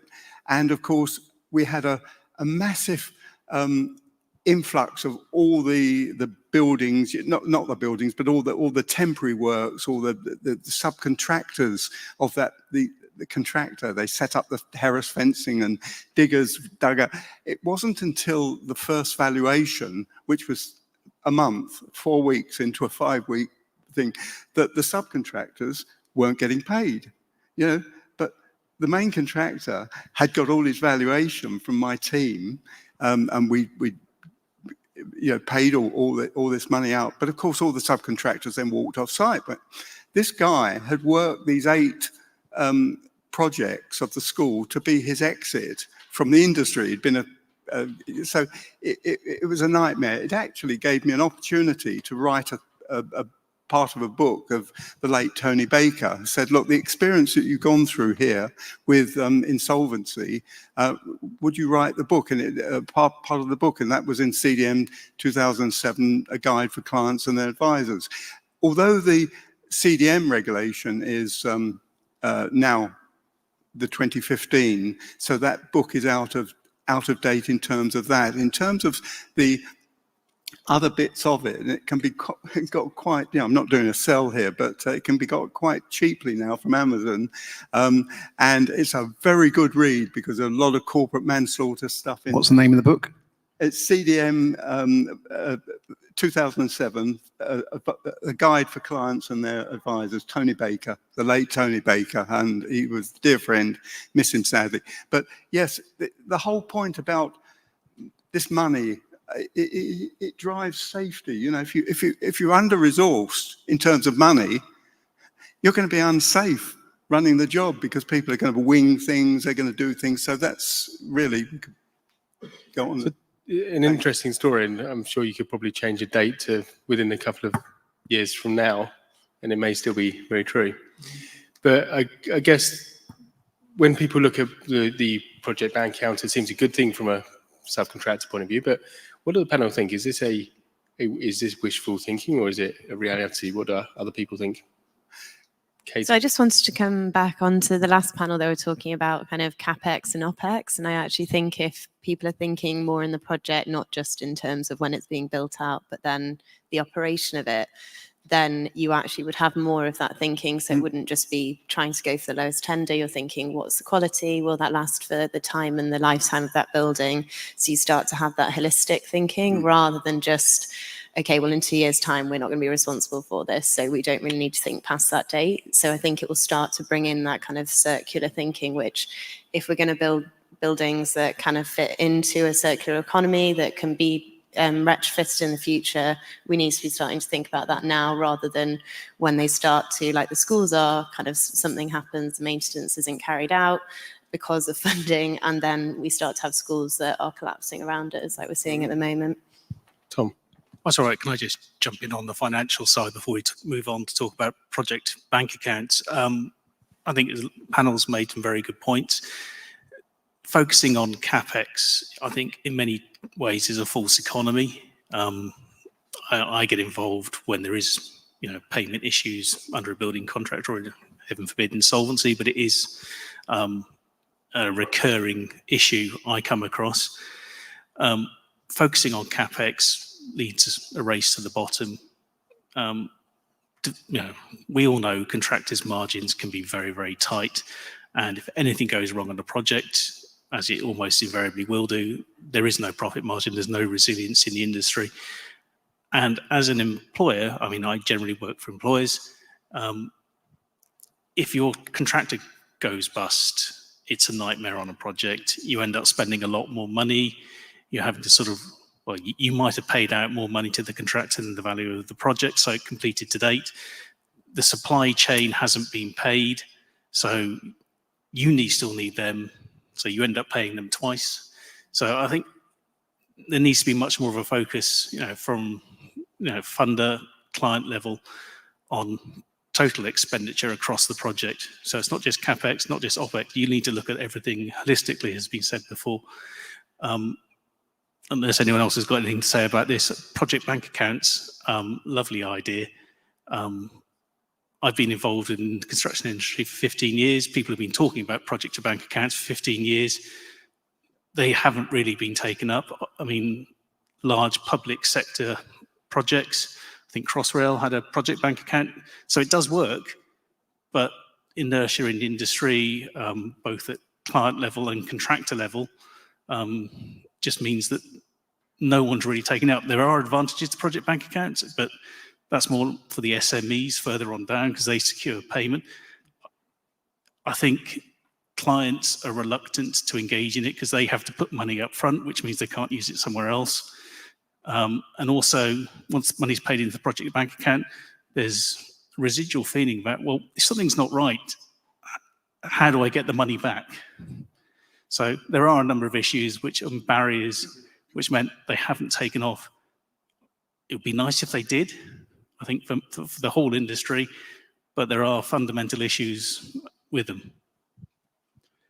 I agree, and it's all about the client understanding what they're going into, and then the difference between the development team and the finance team, where they want to take that risk.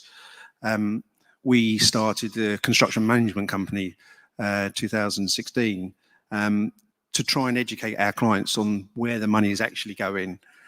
But we needed them to come with us and take that risk of going into a contract and not knowing what the end price was. What we are seeing, not project bank accounts, but much more joint ventures now. That is a path that we can see a lot of the larger schemes and even the smaller schemes, local authorities even doing joint ventures for taking on board Section 106s from a developer. I think it's a long way to go for the finance teams to really get their head around the new world, what project bank accounting means and what the risks is associated with that. Peter, have you got any thoughts on this? Peter, you got any thoughts on this? Well, yes, I do have, from a subcontractor's point of view.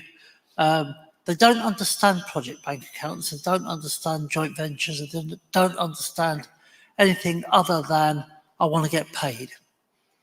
So when you consider the primary person at the end of the food chain is the subcontractor, and if he's not going to get paid, then it causes a great big problem. And we spend all our lives trying to advise subcontractors on all sorts of aspects of construction.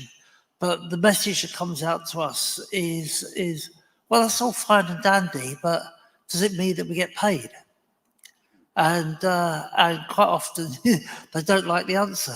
And so that we spend literally probably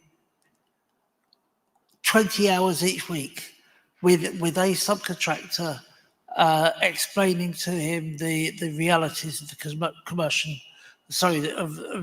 construction industry, and they just don't get it.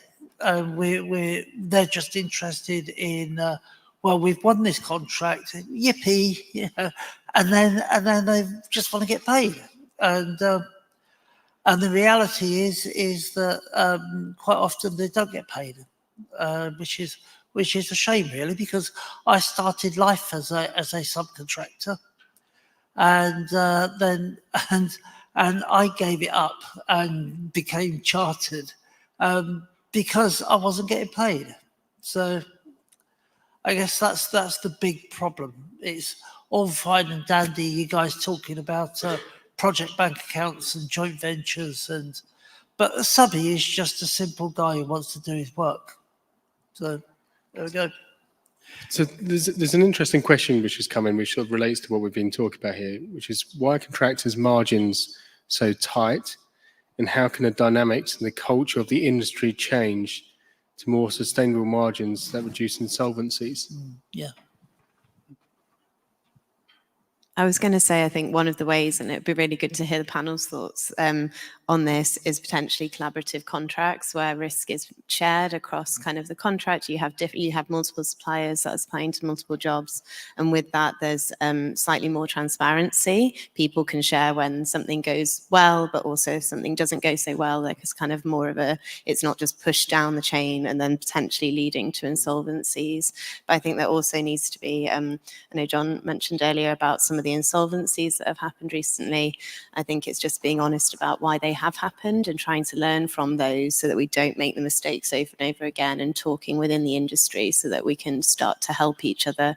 It's so siloed as an industry, and which is so frustrating, because actually there's some great work going on, and I think if we shared that, we could actually start to lift each other out of some, especially what is going to be a really, really tricky couple of years, and trying to work together to get through that rather than kind of watching more and more companies go under. But it'd be good to hear what other people think on that.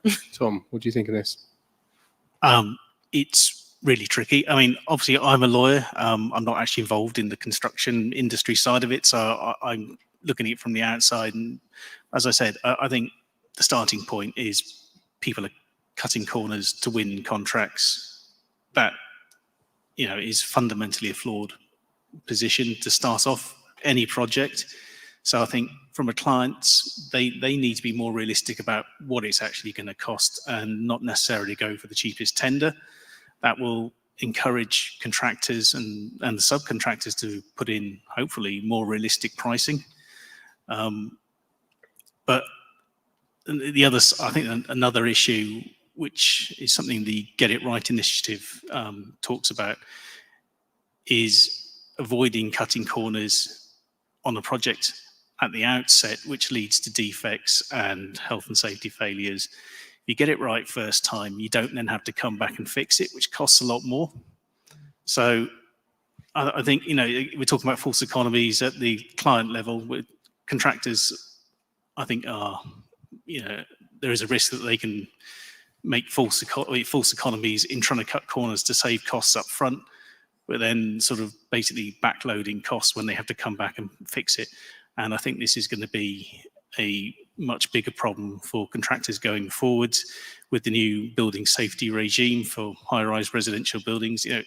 There's going to be a lot more scrutiny of what goes on site. So I think, get it right the first time, and you should hopefully improve your profit margin. But that's from an outsider's perspective. John? There is a whole host of issues that are affecting main contractors at the moment. Obviously, interest rates, material costs. I'll come on to labour costs later if I can. But my biggest thing, I think, why the margin is so low, I can answer that question. A lot of our clients won't like this, is ODU, procurement. We dance a single dance every single time, no matter how good a job you've done on the previous one, and you might have lost something, but you have an opportunity to make it up again on the next one. I understand regulations, but just taking the point, the lowest price, where are we going? I think Trowers and Hamlin done some fantastic work with the government on procurement and the race to the bottom. But procurement is a big issue for main contractors to get their foot on that opportunity, then going back to the supply chain and asking them. We had one tier one contractor earlier this month asking all their supply chain to take a 10% cut.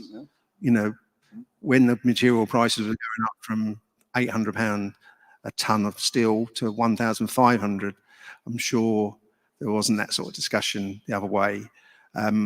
But we just need to have a look at how we procure and understand the margin. 2% on £60 million contracts, and the supply chain are having to stomach that to try and make sure that the main contractor is there at the end.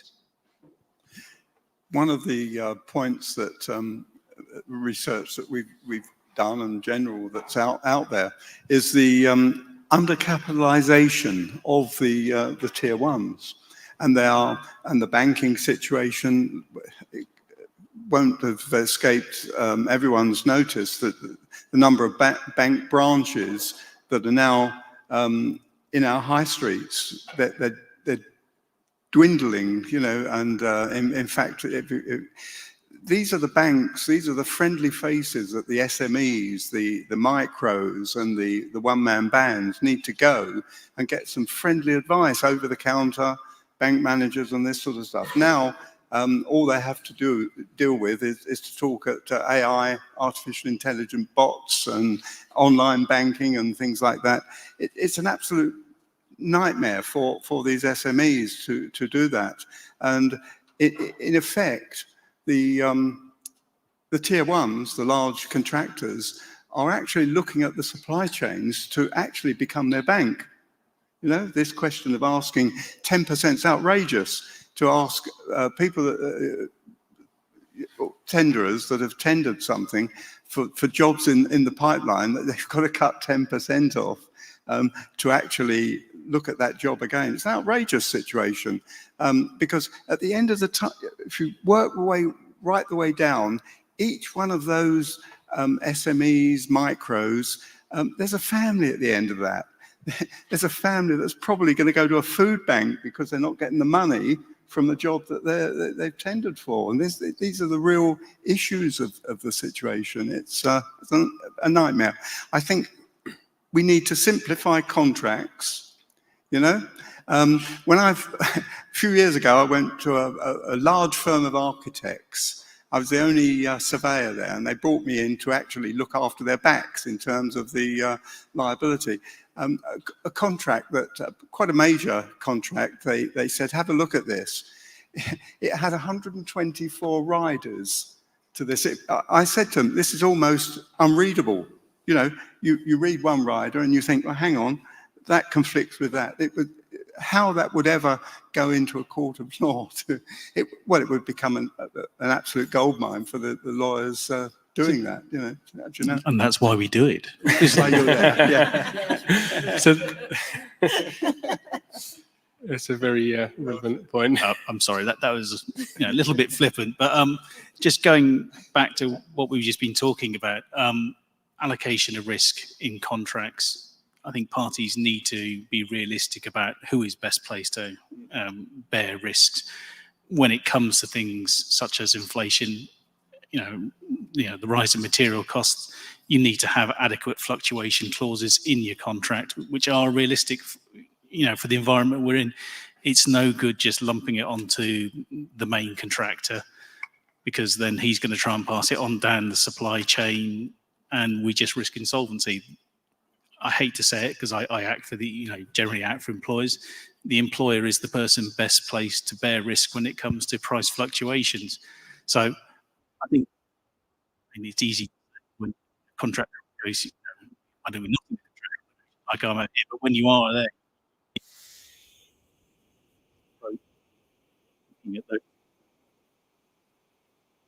correctly. So the last part of the question you referred to then was about insolvencies. With MMC particularly, we've seen this, certainly a perceived shorter life expectancy for an MMC company. And I know you're doing a lot of work at Akerlof with the government on this. What's your thoughts on that particular perception? So I think we've watched, and this year mentioned ILCA, MAR recently won, and it's really sad. I think any time that happens, as with any insolvency, is obviously people at the end and families, and people then trying to have to find a job. I think part of it is trying to understand exactly what went wrong. I think there are learnings from each of those. I think also we do need to be using different ways of kind of building things, because we've got a massive crisis everyone talks about. In 10 years' time, people are going to be retiring, but all of those stats came out about 8 years ago. So we're in that crisis right now. I think it was 250,000 people have left since 2019 and haven't come in. So we do need to find new solutions to build. At the moment, I'm working on a project with the government where we're looking at panelised systems. So not volumetric, because there is definitely a space for volumetric in high rise and low rise, and there are some great players like Top Hat and Lighthouse who are doing some brilliant work. But it's also trying to build up the capacity in other systems. So how do we start to have more surety of those systems? How do we give confidence to clients like John works with, so that finally people can start to use these systems in earnest, and we can start to build out at the rate that we can do. We're just not really accepting, I think, some of the risks associated, because people just don't feel confident. They don't feel confident it has the performance. They don't feel confident it has the quality levels. And it's trying to bring that up so that actually people can use traditional, but also MMC alongside, because we're going to need both. I don't think traditional is ever going to not be there and volumetric will be there, but it's finding the middle ground. Absolutely. With the UK government pushing it, what's the driver behind that? Is it speed, efficiency, quality, environmental, all of those? I think it's all of the above. The brief that came to us was because of some of the really high profile failures, and especially, so I work a lot within the housing space, and at the end of that you have local authorities, you have housing associations who don't have much money anyway. They're doing a lot of work trying to retrofit and reclad their buildings, and so when somebody goes pop and then they have to revert to traditional, they've got a huge kind of void in terms of costs that they're then trying to like build out properly. And so for them it was, how do we start to have more systems that can be applied across multiple sites with a really good quality level, so that we can start to build out more homes at the rate that we really need to be, because we're not even touching the surface at the moment. And when you walk, I live in London, and when you walk around, the amount of homelessness that we now have to, you know, like people have to experience, I think it's one child in every classroom now is homeless. We need to be kind of building homes faster so we can actually start to fight against that and create a better like home situation for most people. Yeah, one of the key things that the government are doing it for, obviously, is the labour, the lack of labour, the lack of people wanting to come into the marketplace. And we need to have a look at that as an industry of what we are doing. We do it in too many silos. We work for a huge amount of housing association and local authority clients that all, for great reasons, ask for social value, training, development. But we've got some great contractors that deliver to that, but everybody does it in a silo. I want to know how the industry can come together to make it a much more attractive industry, bring forward the resourcing that we need. But that's one of their main drivers of our MMC, is get that skill off of the site and deliver it. MMC, great advocate for it, but we have had 3 companies recently that we're working with just not there anymore. Hundreds of units left behind, trying to rectify them on what was going to be an MMC foundation. How do you bring in the new contractor? But panelised, I agree totally what you're saying there. Panelised is the great element to have a look at, and bring the kit of parts together on site that's manufactured off site. So the interesting point, because I think we talk as an industry, and particularly a lot of the publications cover about the skills gap, labour shortages, that sort of thing. But I guess a lot of people perhaps may be unsure of whether that's actually is a bigger thing as it's talked about quite regularly. I'd be interested in the panel's comments on that one.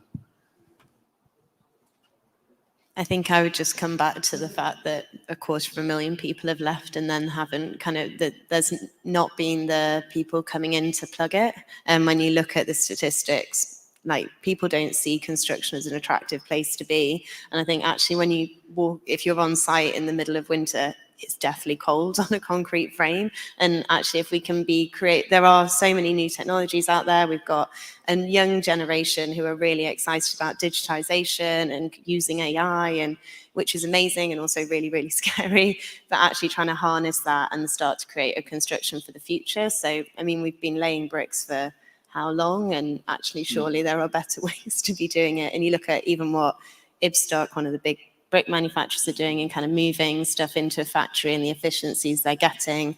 Part of that is because they don't have the skilled trades anymore either. So it's trying to get high quality with less people, and how do we find that balance?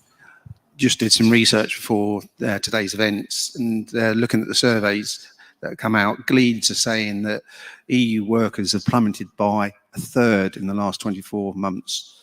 And then the Office of National Statistics are saying 1 in 4 have left the industry over the last 2 years. We mentioned earlier on the over 50s. So what does that do? That increases wages. Wages in the last year increased by 6%. And if you put that into construction costs, that's roughly about 40% of the construction cost goes into the labour. You know, are we building that into our ability to build that, for the main contractor to build it out and not squeeze the supply chain, and then obviously insolvencies. So we've got a big problem. It's not anecdotal. Yeah. One of the some data that has just come forward is, you know, we've gone through the 1st of October for the registration of the whole new Building Safety Act moving forward. We're heading to another gateway, and we heard it today, April. Okay, building safety case and things like that. And on the strength of the numbers and the people that you've spoken to about there, Future.now, which is a large organization that crunches big data, and I meet with them on the APPG, which is the all-party political group on digital skills. And it came out that over 50%, nearly 60% of the construction industry are digitally illiterate, with at least one or two of the digital skills that they need. Now, we are now advancing under statute to a situation where we've got to produce building safety cases in digital form. We're going to have a nightmare. We've got another elephant. We've got a herd of elephants actually charging around the room to April. We've got to deal with this, and how we deal with it is going to be a real difficulty. You know, we're going to get to that April, and are we going to see prosecutions because they haven't been done? Are we going to have throwbacks of the building safety cases?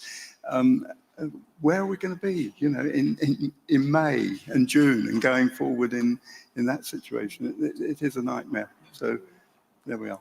That's my 3 pennies. So we've had a question come in about the building safety regulator. They've asked the industry to upskill through qualifications, courses, and so on. I'm not sure it's necessarily limited to those two, but they're asking companies to implement quality schemes and improve in-house and on-site safety. How do the panel think that's going to affect margins? Well, I'd say initially, obviously it affects margins, but in the long run, it's the thing to do. We have woefully neglected the education side. We need to catch up, and we've got to do it at some stage. Yes, it will, another one of the headwinds at us, but we can't just ignore it. We've got to take it on. And I think, you know, that's all the way from our clients and the CIH trying to upskill their teams. The resident has got a loud voice now, and rightly so. And we need to make sure that we're addressing, and qualified people are addressing their concerns. I was just going to say, I think also part of it is there a way that companies can work together and pool that training? You know, because actually if it's shared across the industry, if you've got industry bodies that are helping to kind of help bridge together different companies that are doing similar work, so need similar training, especially for SMEs, that's an opportunity to lower the cost of just one company and share it across multiple, and might be a way forward.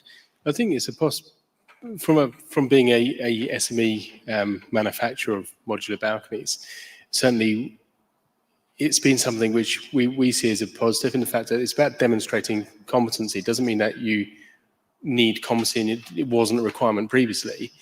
And certainly companies which have taken the approach of go to the cheapest price and don't worry about the qualifications are the people which are going to have the highest cost bills on there, but they're the people which have been benefiting from winning a lot of orders which they perhaps shouldn't have won over the last few years. So certainly there is a benefit from that, and the systems behind competency, certainly we've found it in our case, the more we've implemented in terms of traceability and so on, it creates accountability, and it also identifies where challenges are, which you can rectify and permanently solve, which positively affects the margin. So these aren't all bad points, are they really? But David, what's your thoughts on this? Yes, a few years ago, we got within a network. It's called GIRI, which is the Get It Right Initiative, and that was funded by a small package of money from the CITB, 300,000, I think it was. The original founder, Barton, has since deceased, but the organisation is going from strength to strength, and they're working in the gaps of the industry. You know, it's the elimination of error. If you actually proactively look to eliminate the error, you actually start to then pump the resources into the right places where they worked out that 19% of a construction project actually is error, on this sort of situation. And when you're looking at contractors are probably, when they tender, going in at cutthroat at 2% or even at parity, hoping, dare I say, some of them go in there hoping to make their profit on the claims situation. So immediately there's whole departments looking at where are the claims, where are the weak points in this specification. That's not really the right attitude to go into these major projects. So GIRI are doing some absolute sterling work on this, and I would urge anyone. There's a whole set of publications. It's free on the web. Go and have a look at them. They're superb. So there we are. Yeah, I'll second that. The GIRI initiative is very worthwhile. There's some really interesting data on the website about, I can't remember whether it is 19, 20% is wasted through, mistakes and errors on the first time round. But going back to the question, rectifying the skills gap, which is here and now, it's not in the future. We have it now. And also competency issues, which is slightly different from the skills gap. It will hit margins to begin with, but I think in the long run, it could be really positive. I mean, we are going to have to adapt as an industry to the new building safety regulator, the requirement for competence, not just in the design chain, but on site. Modern methods of construction, whether it's volumetric panel or sort of pod construction, can rectify some of the issue, taking the labour off site and putting it into a factory where you can have better quality control, but it can't do everything. Because I mean, it's something I've come across installing pod bathrooms in hotels. The pod bathroom itself was fine, the design was fine, but the people installing it on site, the SME who was installing it, had no clue how to actually install it, and there were lots of errors, which meant that the entire hotel, well, it was the same issue replicated, throughout a 300-bed hotel. It's a vast cost to go back and fix it. So obviously, training at all levels is vitally important. How we actually fund that, I don't know. I mean, we have, a training levy. There are sort of apprenticeships. I just don't think they're working at the moment, and I think it needs to be sort of, a fundamental review, root and branch change of how we train people and attract people into the industry. I agree, but we have been saying this for 20, 30 years. We've gone to the well of where we got our supply chain. They've gone. We've got to start doing something to be able to continue to build. I mean, obviously, a lot of the attention's gone to existing stock at the moment, and a lot of resourcing has gone into that. But we do need to build new resi again, and will the labour be there? It's a great question. It's a bit of a moan, sorry. Yeah, we do need to do something.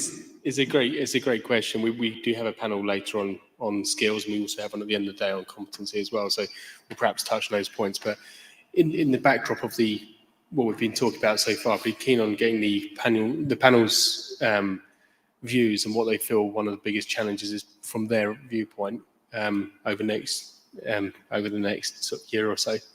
Peter, what do you think from your viewpoint? What do you think the industry is struggling with most? Well, I think it's fairly obvious what we're really struggling with is is well-trained labour, and my particular side of the industry, the subcontractors just don't have the time because they're busy building, put her up in and take her down in, as my friend Tony Bingham once said to me. So they put her uppers and take her downers. They're not lawyers or pretended lawyers or quantity surveyors or anything else. They're just focused on making some money. And Sorry, Peter, I don't think people are hearing you very well. Oh, probably because I'm not lifting this up, I think. But yeah, the subby is more interested in making some money, and their time is contracted by main contractors, and the main contractor hasn't got a clue what a subby is concerned about. He's more interested about what he's concerned about. I do a lot of work for subbies, and I see what they go through. I used to be a subby once upon a time, before I became legally and QSing qualified. So it's a difficult conundrum. Where do we go from here? We've got the Building Safety Act. I received an RICS publication a couple of days ago, and it was all about the Building Safety Act and the Chartered Surveyor's competence, his competence, making sure that he's only appointing competent contractors. And the RICS are on this straight away. So my difficulty is where do we get competent contractors from? Because when you consider they're just a bloke who wants to be a brickie, and that's it. John. Putting labour aside, resourcing aside, to quote Chris earlier on, it's viability, viability and viability.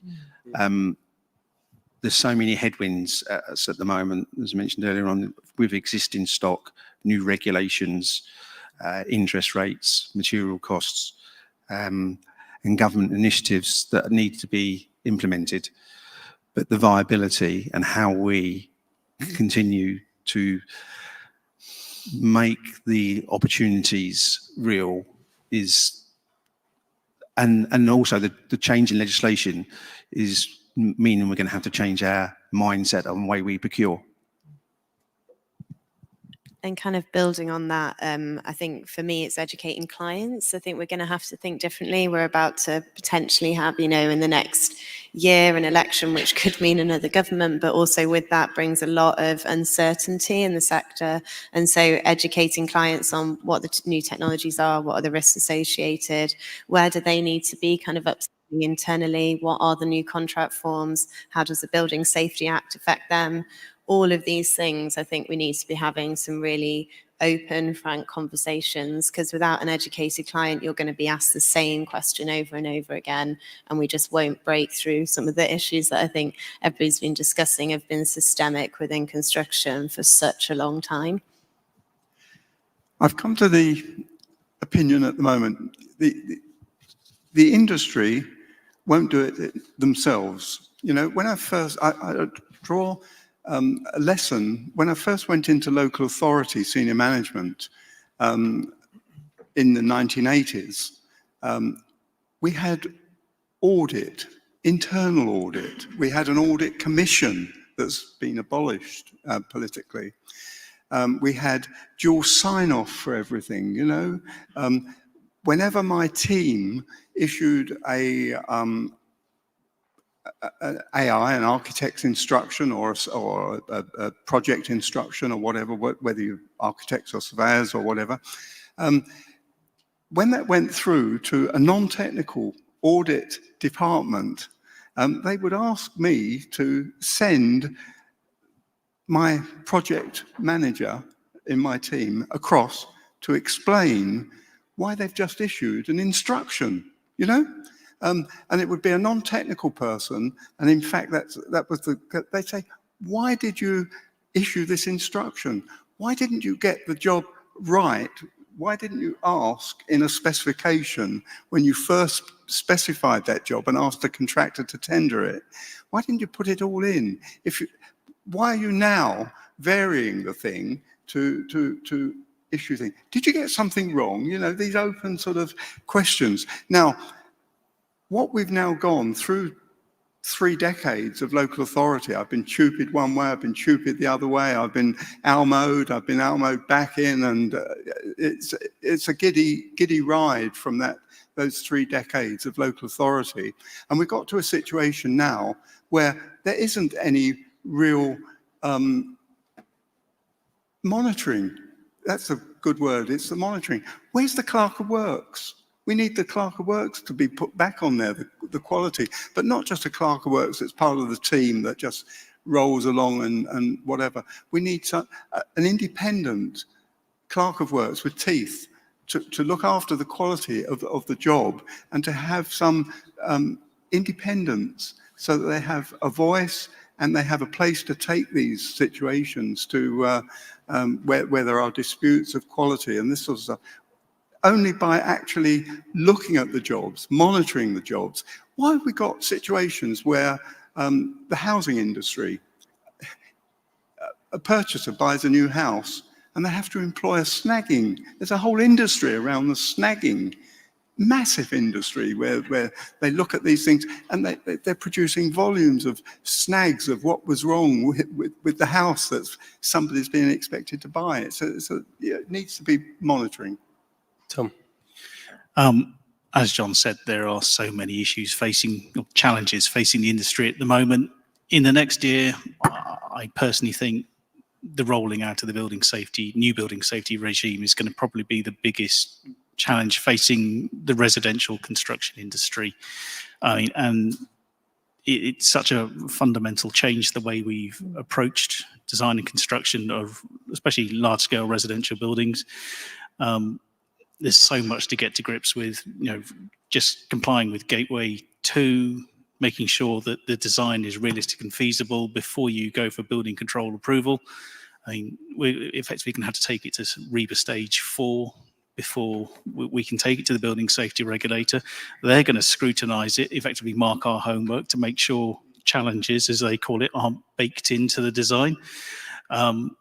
And then just going forwards beyond that, monitoring on site, there's going to have to be a lot more monitoring on site, as Peter was saying. I suspect there is going to be a role for an independent Clerk of Works. I think if I was an employer, I'd be insisting on it, and having someone from my end on site who knows what they're doing, looking at everything. Just in terms of, even if you move away from higher risk buildings, just the general issues, again, as you were saying, I mean, we all read the horror stories of people buying brand new buildings, brand new homes, and then having to spend the next 3 years or so trying to get the snags rectified. The building control regime is going to become regulated in the next 6 months. If you are an approved inspector or you're a building control inspector now, you have to register with the BSR, you're going to have to prove competence, you're going to have to abide by a code of conduct.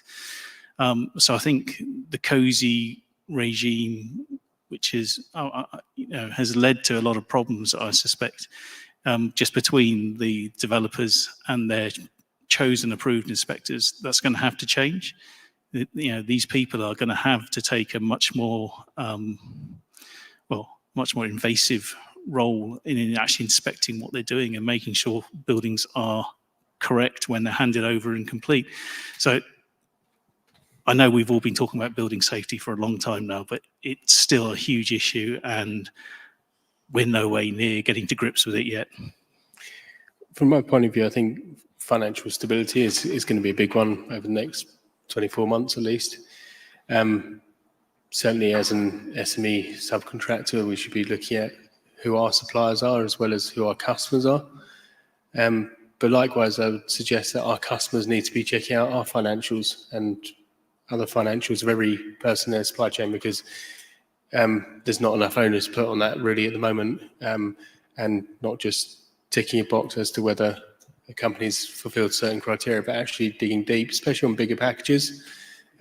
Looking at the actual financials of the company and their recent performance, not just their heritage, if you like. I'm afraid we're running out of time now, so before we wrap up, I'd like to invite each of the panelists to give us one brief takeaway for the panel, from the panel for the audience to go away with. So, Peter, what's your takeaway? I think if the Your mic, sorry. Sorry, if the Building Safety Act is complied with fully as it should be, then I think it will improve the situation regarding subcontractors. I think that they will get paid, and then there will be a happier workforce in the construction industry.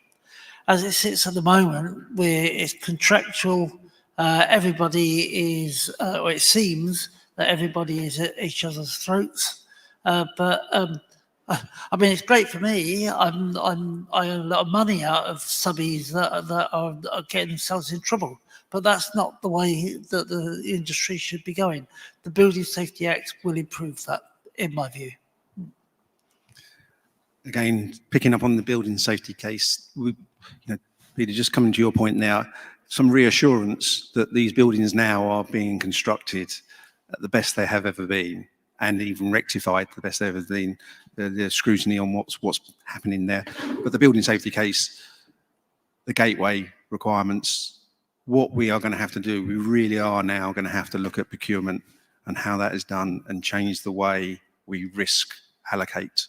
Yeah. And that's the main thing we'll be looking at, is how we procure correctly to the new legislation. Katie? For me, my thing that I'm always trying to do is break out the silos that we have and get people working together. But also, I think all of us have a responsibility to inspire the next generation to want to join construction, because in doing that, then I think we'll be in a lot better place in 10 years' time. Yes, I think we're at this point, not to put too fine a point on it, I think we're almost a Magna Carta point now in the industry. You know, we kept finding bottoms, you know, the race to the bottom. And Paul Nasher, the CIOB, one of the presidents, found a few years ago the race to the bottom. And we're still finding that there are further bottoms than every time we think we've bottomed it out. And we haven't. You know, we've actually got to really up the whole game. And my takeaway here is that I know we're a much larger industry, so to say Ireland, but Ireland have actually last year made a commitment that they would go to a fully licensed industry by 2024. Now, that actually isn't such a daunting prospect. We've now got the Building Safety Act. We've got a lot of secondary legislation coming in. We're focusing now on competence. We will be doing something, launching something anyway on a competency trilogy of with principal designers, principal contractors, and managers, all in one place, a one-stop shop. And hopefully you'll join us there. And this is the vision that we have. We're an open organization, the Institute of Construction Management. We're an open situation, open institute. So we can't do it alone. We need to bring the whole industry with us. On 1st of November, we're part of the Construction Industry Council Building Safety Committee. 1st of November, we've got a meeting that I'm meeting with that. We're part of the committee. And these will be over the next few months, maybe, few years, we'll be injecting into that ethos, you know, of that. So we need to roll it out. We need, you know, we can't have silos. We'll break the silos, destroy the silos. We need to all work together to actually make this point. So yeah, it's Magna Carta. There we are. That's my thought. Going back to the building safety regime, but taking some positives from it. I mean, they've already been mentioned. The new duty holders, based upon the CDM regulations, the client, principal contractor, and principal designer, are now under legally binding obligations to collaborate, which is important. and also competency requirements. And these are going to be looked at by the building safety regulator. But taking collaboration and improved competence together, I'd hope we're going back to the GIRI objectives of getting it right first time, avoiding costly mistakes, which will hopefully lead to a safer world for us, better returns for the construction industry, and happier clients at the end. So, I mean, I do think that, you know, there is a cause for optimism coming out of the new building safety regime. I think my takeaway is really that where we are as an industry is tough, but the landscape isn't changing anytime soon. And what you need is companies which will assist you to navigate that, and companies which will be there while you navigate that and after that's been navigated. So I'd like to end this panel by thanking the panelists for their contribution and their insight. We will be taking a short break now for lunch, and the next panel will be looking at skills, apprenticeships and women in construction. So thank you very much to the panelists, and thanks to everyone for their question sets.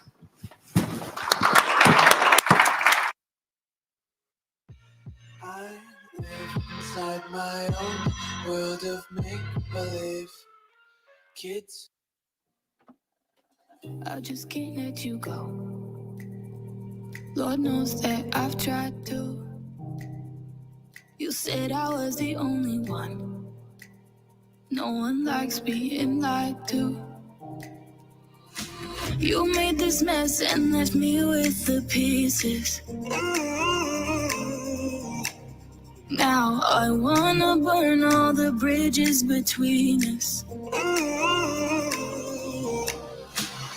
I can't focus, I can't forget. I've been thinking too much lately. I just need to clear my head. I just need to clear my head.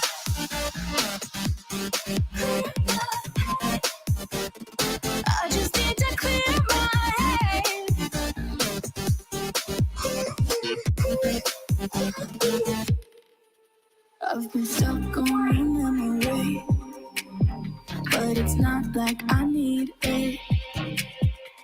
And we may have some history, but we don't have to repeat it. You made this mess and left me with the pieces. Now I'm gonna burn all the bridges between us. I can't focus, I can't forget. I've been thinking too much lately. I just need to clear my head. I just need to clear my head.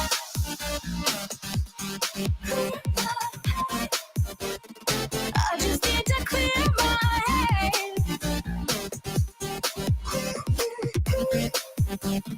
I just need to clear my head.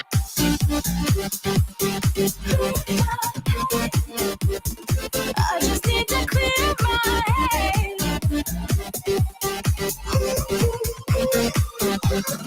I just need to clear my head. I just need to. I just need to clear my head. I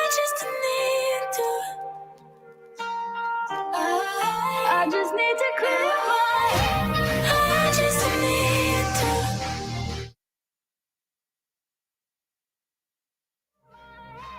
I just need to. I just need to clear my head. I can't focus, I can't forget. I've been thinking too much lately. I just need to clear my head. Oh, clear my head. I just need to clear my head. I just need to.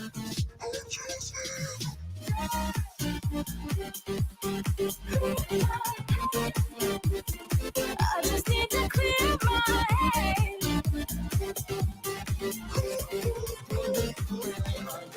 So hard to get it, so hard to get it. I used to be the one living in the to be the one who only cry in the rain. I used to work so hard to get it, so hard to get it.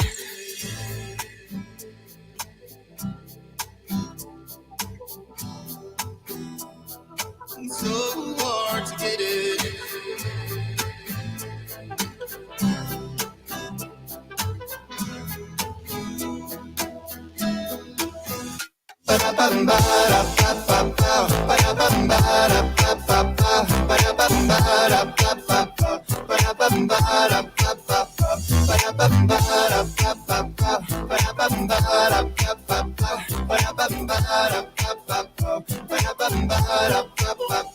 I used to be the ghost boy running insane. I used to be the ghost boy looking for fame. I used to work so hard to get it, so hard to get it. I used to be the one living in the fast lane. I used to be the one who only cried in the rain. I used to work so hard to get it, so hard to get it.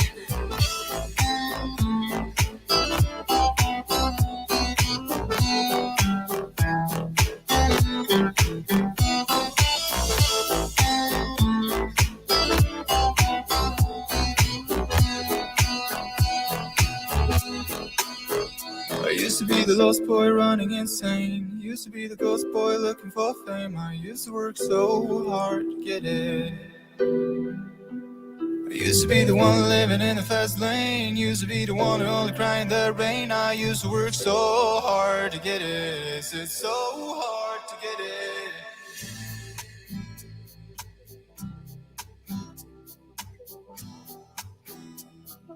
So hard to get it.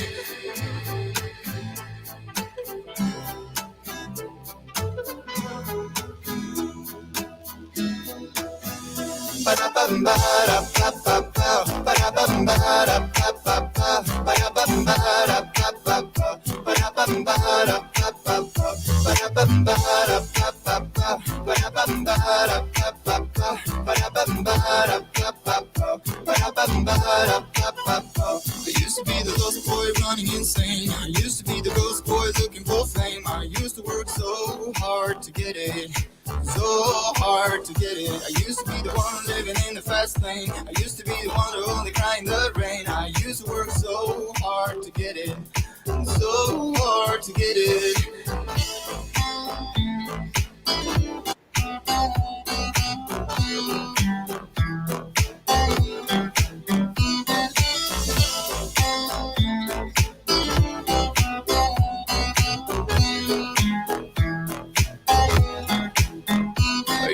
The lost boy running insane. Used to be the ghost boy looking for fame. I used to work so hard to get it.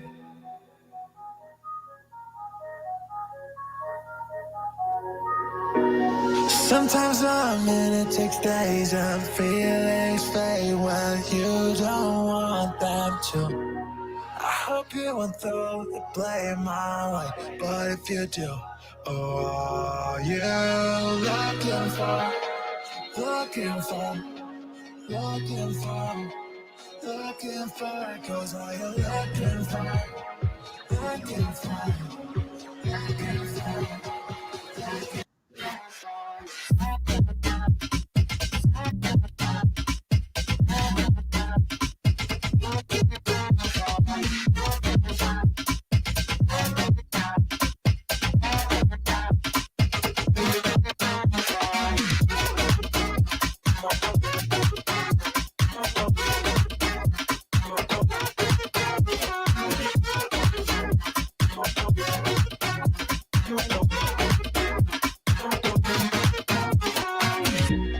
Sometimes the words I hate too late, lingering on the road.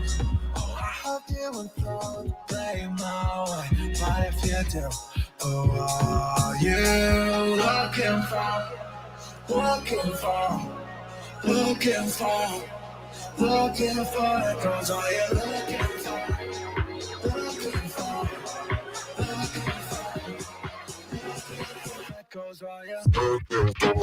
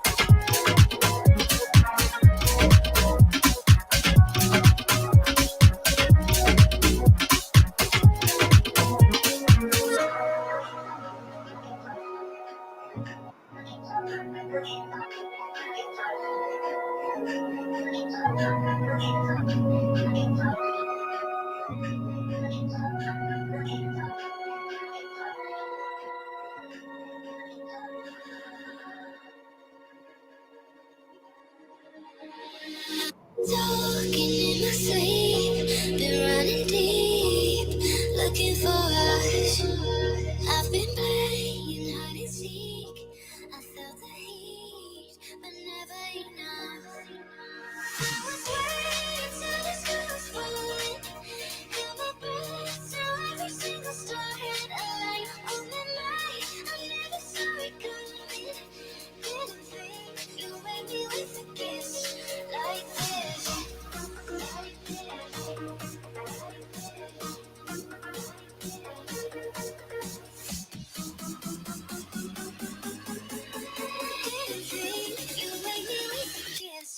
Like this.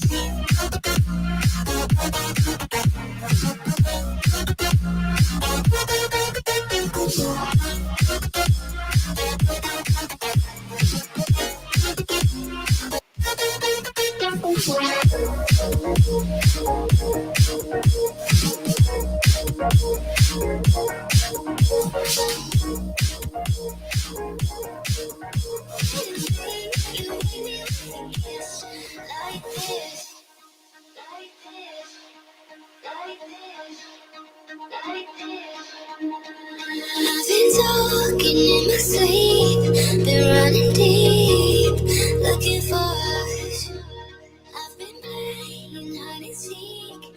I felt the heat, but never enough. I was waiting till the sky was falling. My breath till every single star had a light on the night. I never saw it coming. Didn't think you made me with a kiss like this.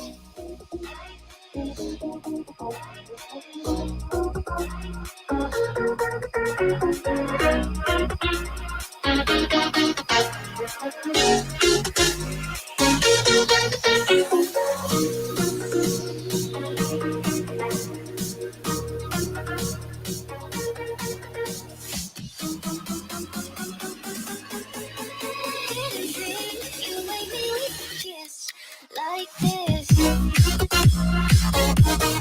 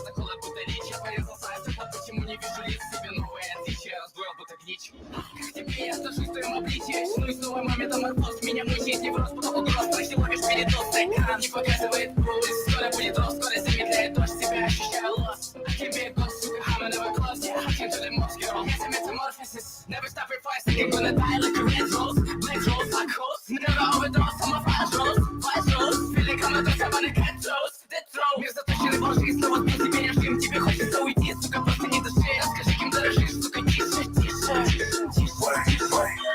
Like down, shut the love, she feel it right.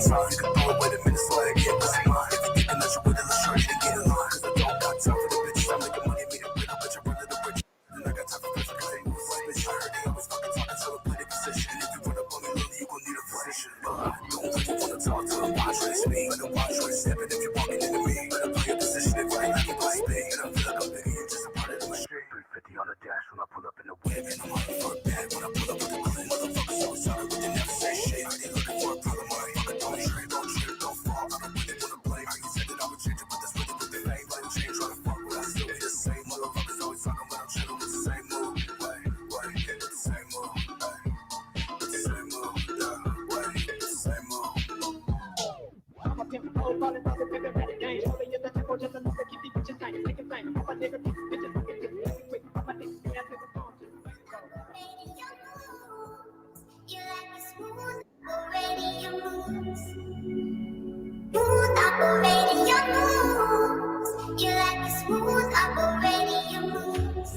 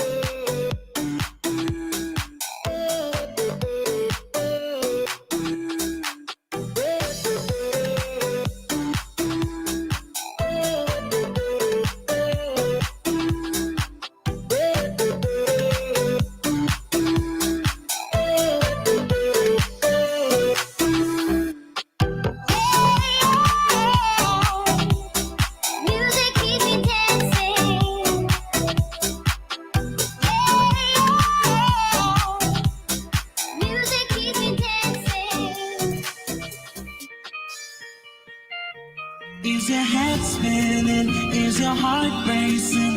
Is there fire in your veins? Are your bones burning? Is your skin yearning? 'Cause you're driving me insane. I kinda feel like I saw the light. You got me way up 1,000 miles. Can we stay right here in this atmosphere like we're flying out in space? Don't look down. Up this high, we'll never hit the ground. Don't look down. See the sky, we're gonna reach it now. Don't look down.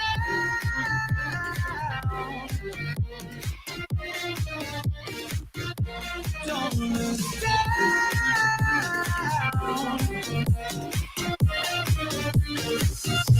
Don't look down.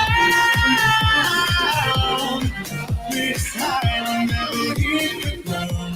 Don't look down. See the sky, we're gonna reach it now. Are your hands shaking? Are your fists breaking? Are you climbing over walls? Are the times changing? Is the noise fading? 'Cause I wanna get it all. Don't look down.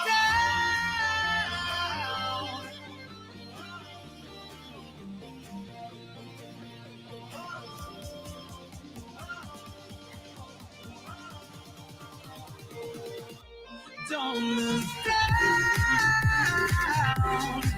This high will never hit the ground. Don't look down.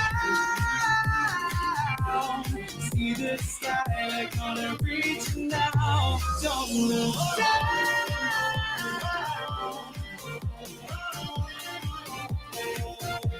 Don't look down.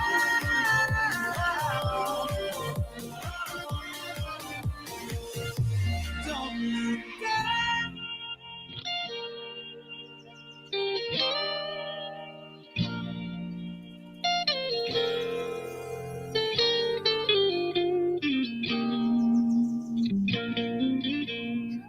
With the words to say, 'cause I can't hide how I'm feeling. I can't describe, so challenging. Can't amplify the meaning. Look at how we vibe together. I could never ask for more. Giving me that smile, you better. 'Cause you're the one that I adore. And get high, of your love. I just need it. Of your love. Can you see it? Of your love. I just need it. Of your love. And you see it. Loving me, baby, all night long. In your arms are empty long. Just stay with me forever. And get of your love.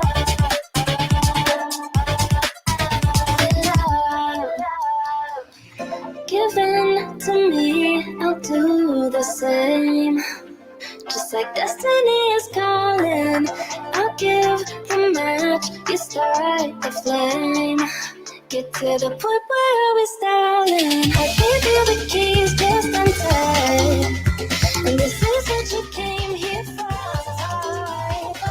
Let's meant to go together. 'Cause you're the one that I adore.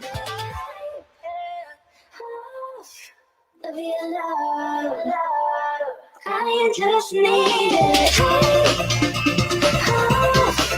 Of your love, of your love,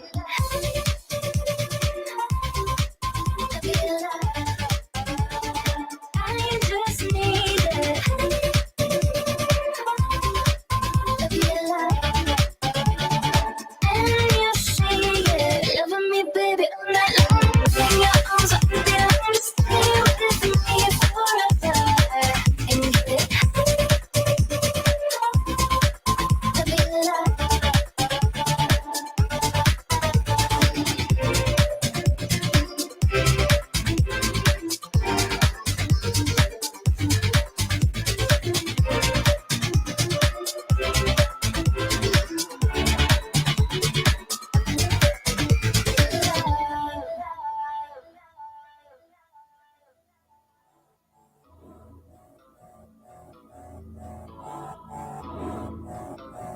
挽回観音開き紅ひげあら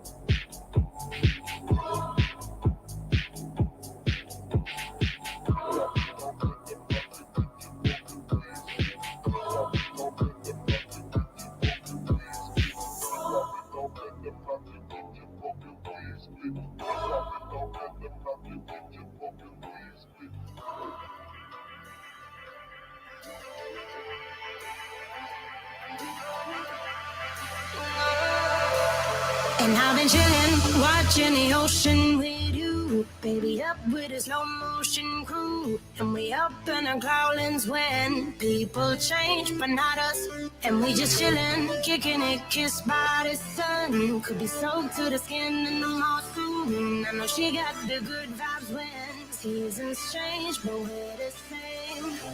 Even if I lost all my money, the zero runs deep, honey. And I don't need to speak a single word, 'cause you got me holding, holding. Even if my jokes sound funny, my tongue tied up on it. And I don't need to speak a single word, 'cause you got me holding, holding.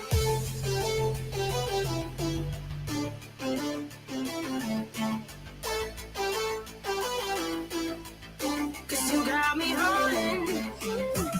Even if my jokes sound funny, my tongue tied up on it. And I don't need to speak a single word, 'cause you got me holding, holding.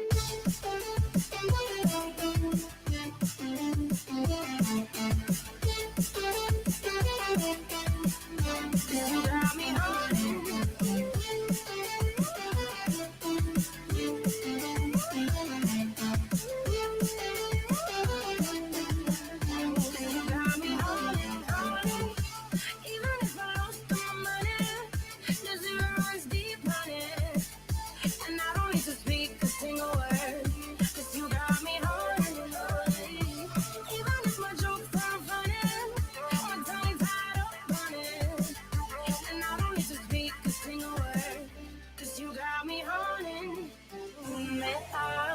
Play me like a bass guitar, simmer down and mash me up, tripping like I'm Jimmy at Woodstock. Drum me around in your red foot, shivers down my spinal cord. Oh, 'cause you got me holding, holding. Even if I lost all my money, the zero runs deep on it. And I don't need to speak a single word, 'cause you got me holding, holding. Even if my jokes sound funny, my tongue tied up on it. And I don't need to speak a single word, 'cause you got me holding, holding.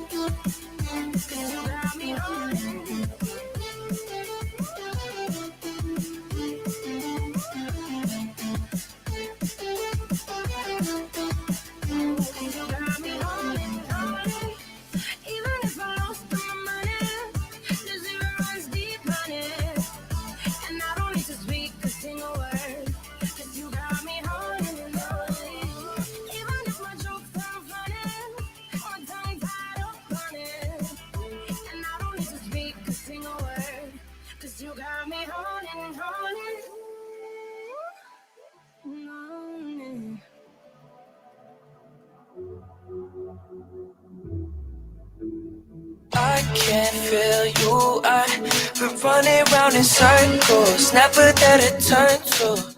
I can't get you out my mind. Something I should learn to. Wish I could desert you. This happens every time. I need someone just like you. Emotions running high, high. And every time you love me when I'm wrong, am I right?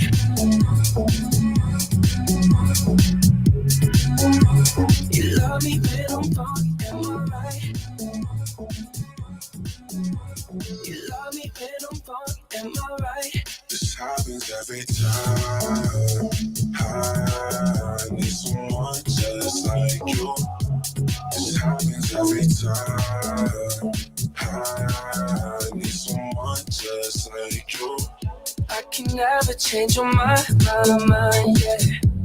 You run and dance in circles, find someone to love you. Love it when it's wild, yeah. I lose control around you, and never coming down. You got me every time. Need someone just like you. Emotions running high, high. And every time you love me when I'm wrong, am I right?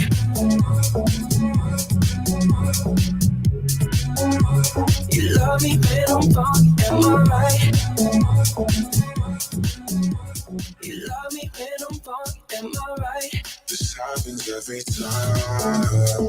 I need someone just like you. This happens every time. I need someone just like you. You love me when I'm right. Need someone just like you. You love me when I'm right. Need someone just like you.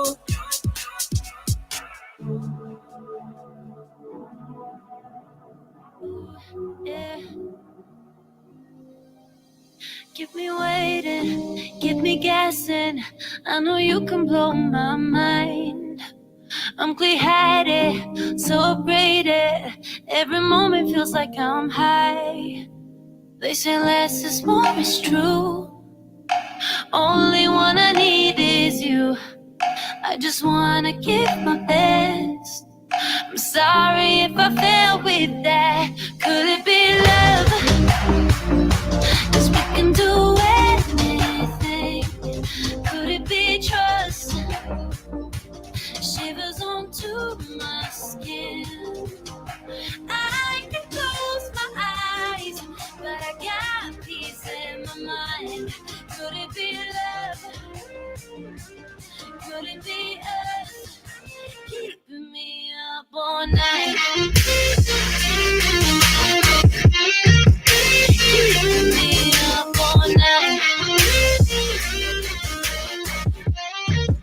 Keeping me up all night.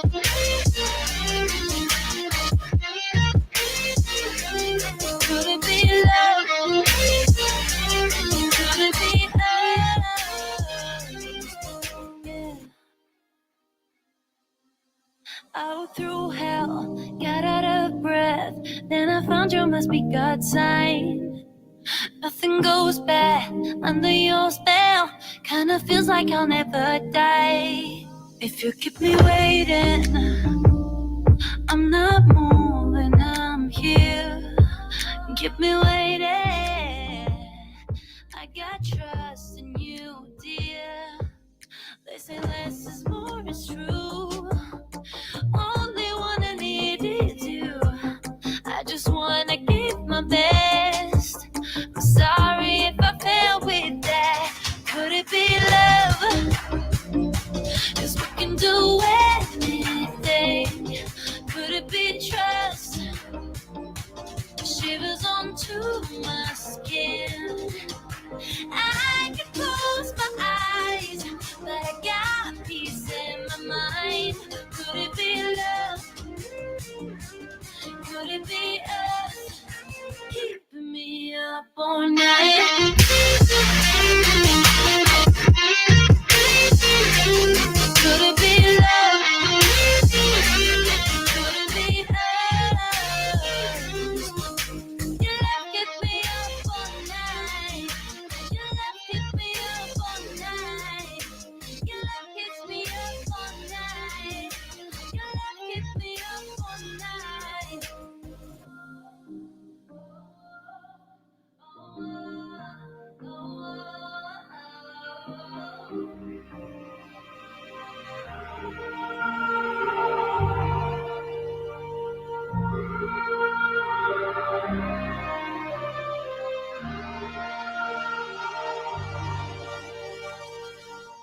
I wanna know your dark side.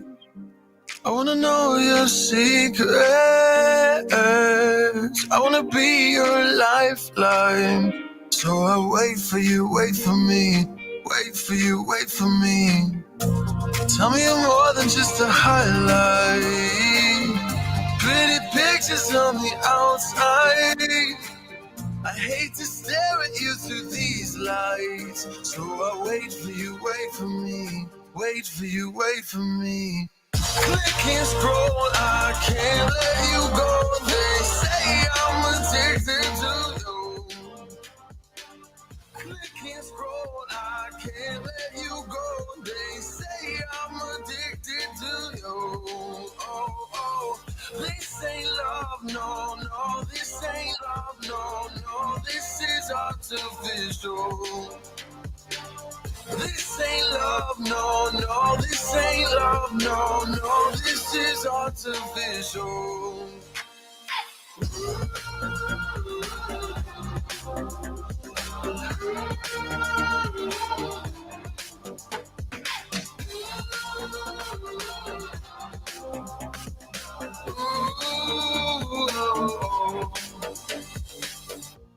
I wanna know you inside and out. Wanna know what's behind the light. Wanna feel that real love from within. I want real love, real highs. You're just enough to get me through. Cause you're officially perfect for me. So I'll wait for you, wait for you. I'm not thinking, passing the time, anxiously waiting. You're on my mind, losing your winning. You can't get it right. Hoping you see me for more than just night. I'm not thinking, am I on your mind? Will you come meet me and change my life? This love could be deeper than Sinking, will you love me? Can't scroll, I can't let you go. They say I'm addicted to you. Click and scroll, I can't let you go. They say I'm addicted to you. Oh, this ain't love, no, no. This ain't love, no, no. This is artificial. This ain't love, no, no. This ain't love, no, no. This is artificial.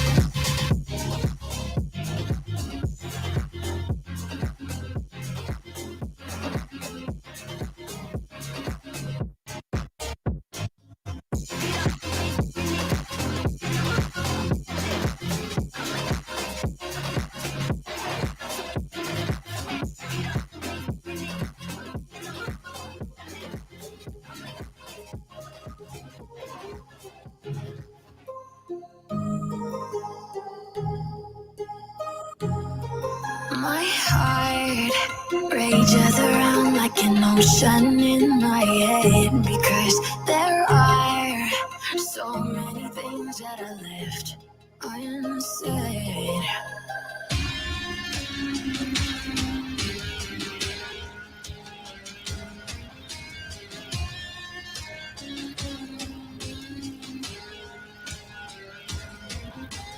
I can almost feel you walking in the distance, but I know that it's not reality. If you are echoing around inside these parallel dimensions all alone, know I'll find you in my dreams.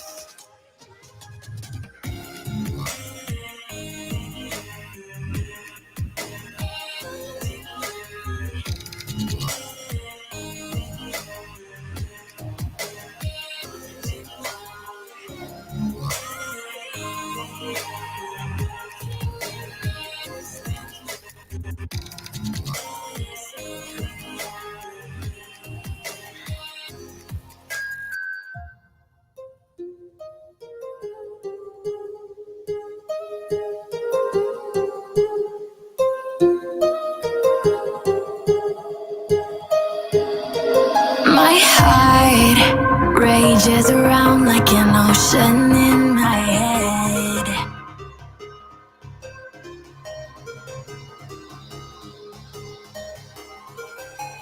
I can almost feel you walking in the distance, but I know that it's not reality. If you are echoing around inside these parallel dimensions all alone, know I'll find you in my dreams.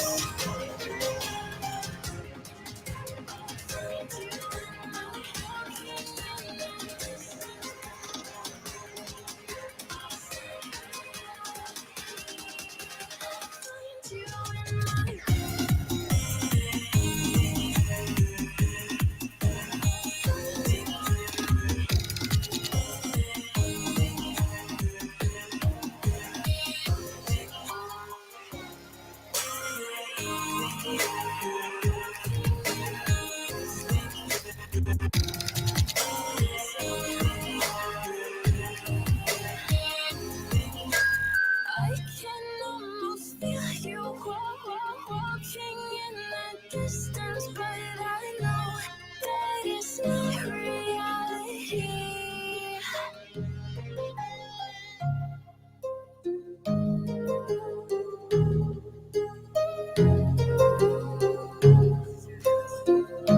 Don't get you slipping now. Don't get you slipping now. Look what I'm whipping now. This is America. Don't get you slipping now. Don't get you slipping now. Look what I'm whipping now. This is America. Don't get you slipping now. Don't get you slipping now. Don't get you slipping now. Don't get you slipping now. Don't get you slipping now. Don't get you slipping now. This is America. Don't get you slipping now. Don't get you slipping now. Look what I'm whipping now. This is America. Don't get you slipping now. Don't get you slipping now. Look what I'm whipping now. This is America. Don't get you slipping now. Don't get you slipping now. Look what I'm whipping now. This is America. Don't get you slipping now. Don't get you slipping now. Look what I'm whipping now. This is America. Don't get you slipping now. Don't get you slipping now. Look what I'm whipping now. This is America. Don't get you slipping now. Don't get you slipping now. Look what I'm whipping now. Yeah, this is America. Guns in my area. I got the strap. I gotta carry 'em. Yeah, this is America. Guns in my area. I got the strap. I gotta carry 'em. Yeah, I'ma go into this. Yeah, I'ma go into this. Yeah, I'ma go into this. Yeah, I'ma go into this. Yeah, I'ma go into this. Yeah, I'ma go into this. Yeah, I'ma go into this.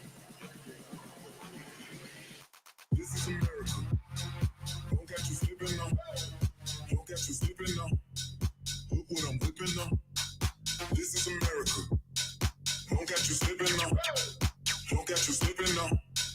Look what I'm whipping now. This is America. Don't catch you slipping now. Don't catch you slipping now. Look what I'm whipping now. This is America. Don't catch you slipping now. Don't catch you slipping now. Look what I'm whipping now.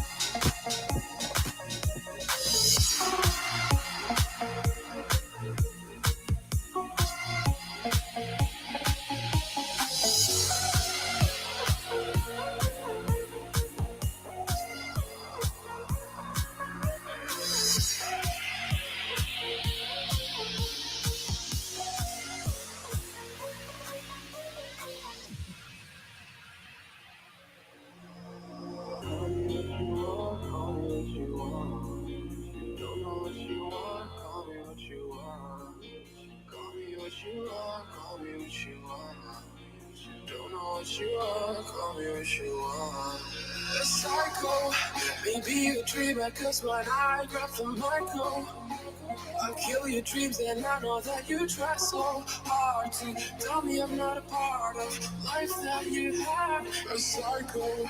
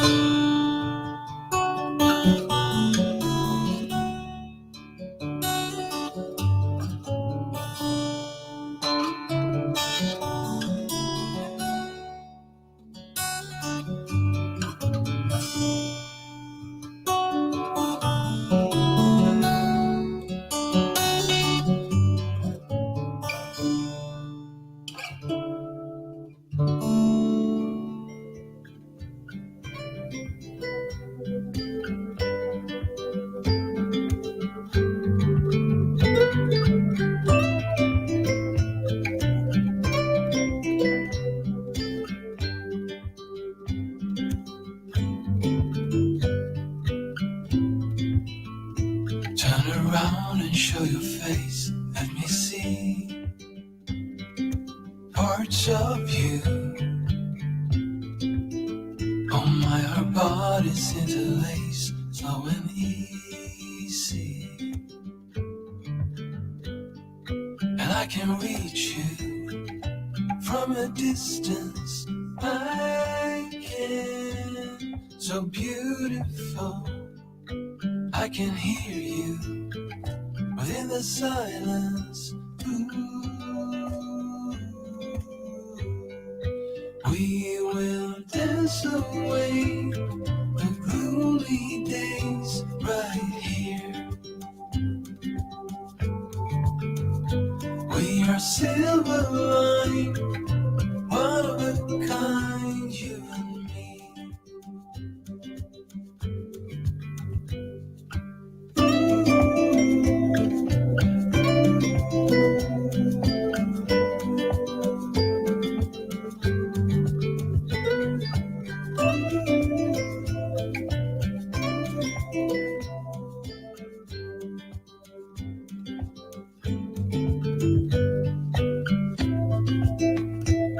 Stay close when it rains. Let me keep parts of you. Hand in hand is how we sleep every night. And I will watch you, breath after breath, hold on. So beautiful. And if you fall, I will catch you. Ooh, we will dance away gloomy days right here. We are silver line, one of a kind, you and me. We will dance away gloomy days right here. We are silver line, one of a kind, you and me. And I can reach you from a distance.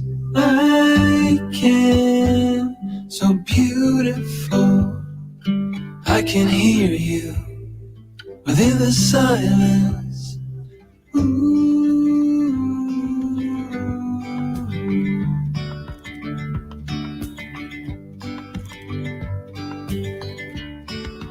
Yesterday there was sun and there was rain, beauty in the mundane. And as the light startled our eyes, we let go of disguise. And now there's something in the air, and a sparkly shimmer on our skin, restoring everything within. Oh, dreamy, breezy we go, easy, easy on our tiptoes, undercover agents of the other, beyond gravel, beyond all.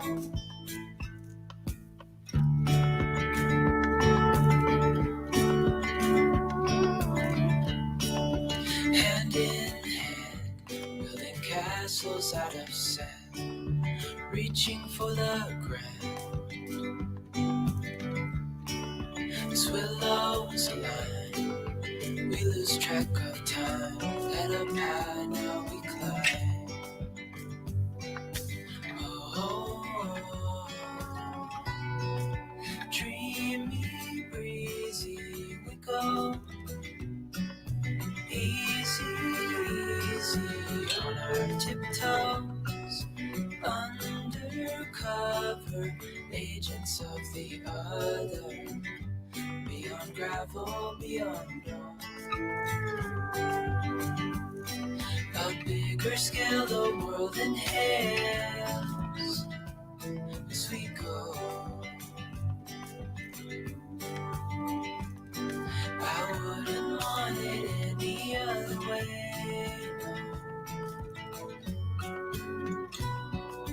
Dreamy, breezy, we go.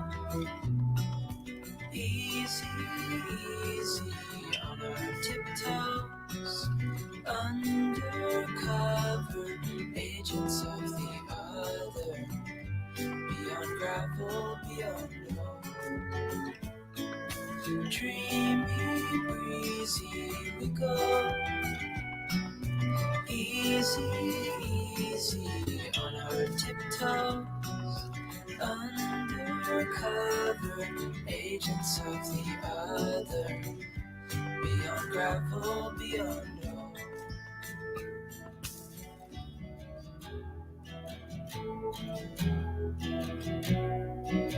I saw her up on the hill, on her way to the mill, proud and all out. But where are you now?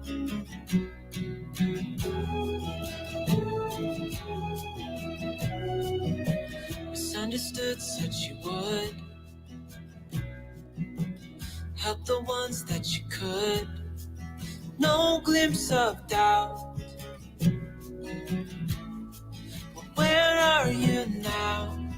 Years have passed and restless legs have settled. We're finally home. Down is up. We've been at the top. We're finally home.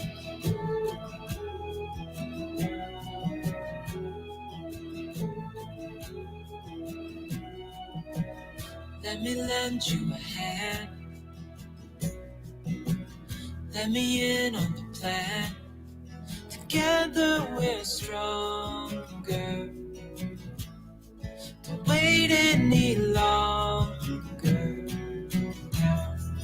Years have passed and restless legs have settled. We're finally home. Down is up, we've been at the top. We're finally home. What a release to find one's peace.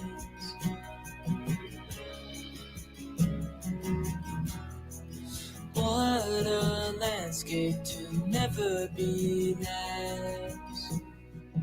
Now,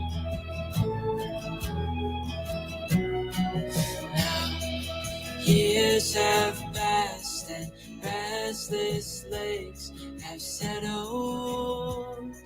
We're finally home. Down is up. We've been at the top. We're finally home. Years have passed and restless legs have settled. We're finally home. Down is up. We've been at the top. We're finally home.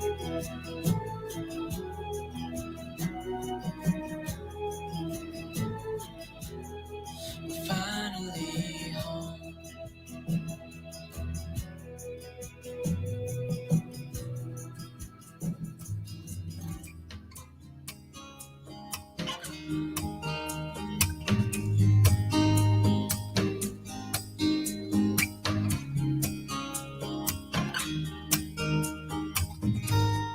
Thought I was losing who I call myself today. In this world of illusions, didn't dare to sing my name. That was when you came along. And I don't know where I would be or where I'll go If you weren't standing next to me, your arms have carried me for miles. Here's where I belong.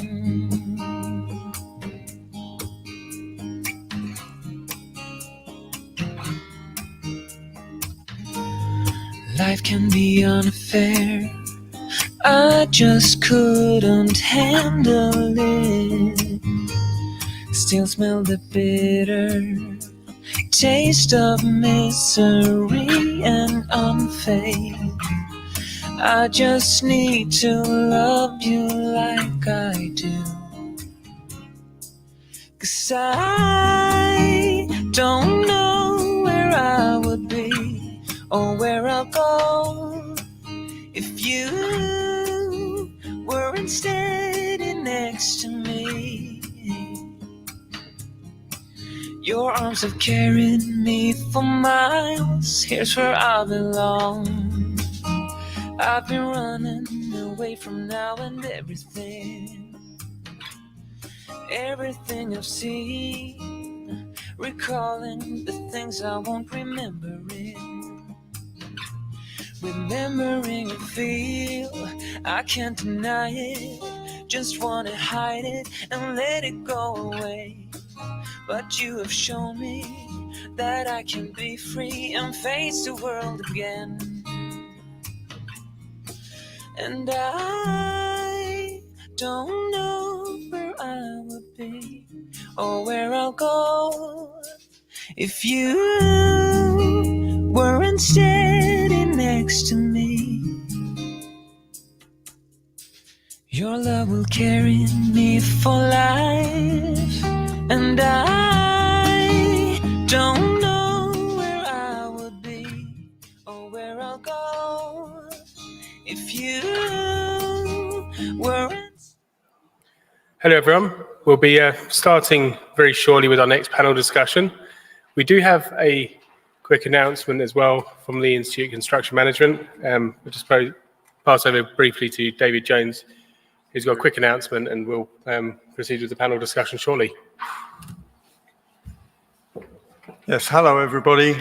Just before the panel, we've had some superb panels here, but we're marking this occasion with a launch of something special. It's actually a culmination of, I looked at it, 17 years of my personal achievement to get to this point. And it's almost a Magna Carta moment with the Building Safety Act and competence and work that I've personally been doing, and latterly with the Institute of Construction Management. In 2018, I was fortunate to be invited to chair the Skills Hub at the London Build in 2018, and we actually launched a CDM competence registry at that point.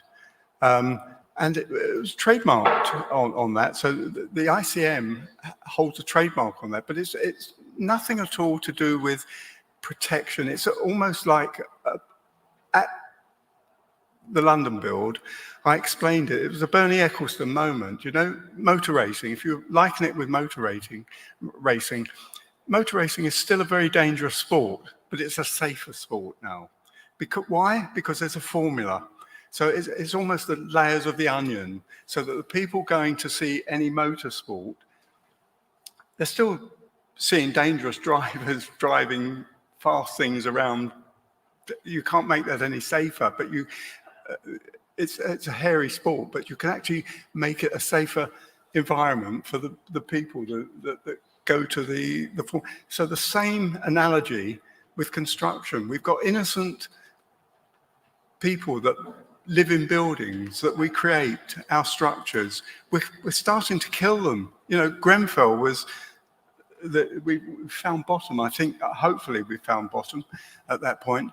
So for 17 years we've been looking at competency, and then the PAS 8670 framework of competency that the government put together. It's a publicly available standard.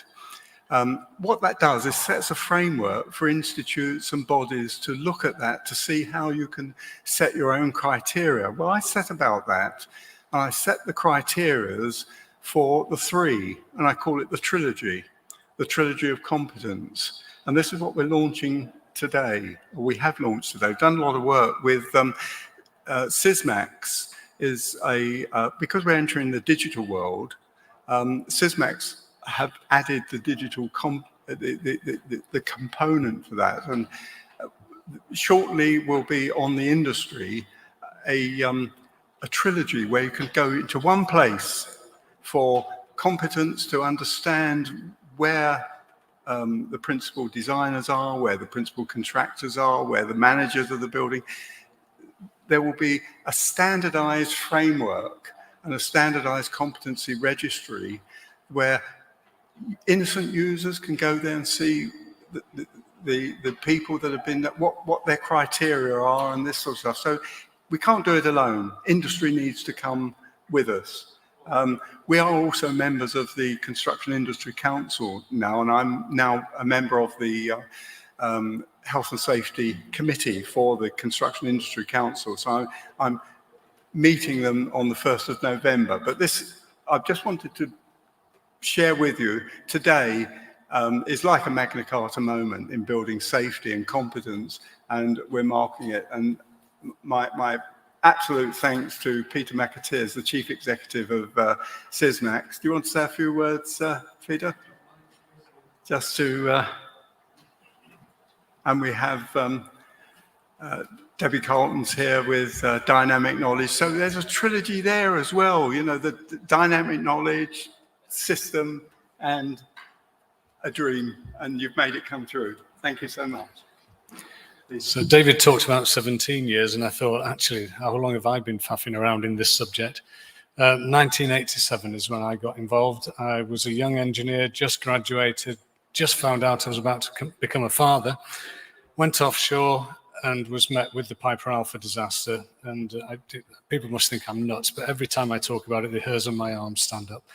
Worst night of my life as 167 people lost their lives. There's a podcast coming out soon called The Golden Thread, where a survivor of that sits and talks to me with the HSE regulator that we were dealing with. Went on in my career to deal internationally, doing drilling project management for companies all over the place. 2 rigs in China, 3 in the Mediterranean, 1 in the North Sea.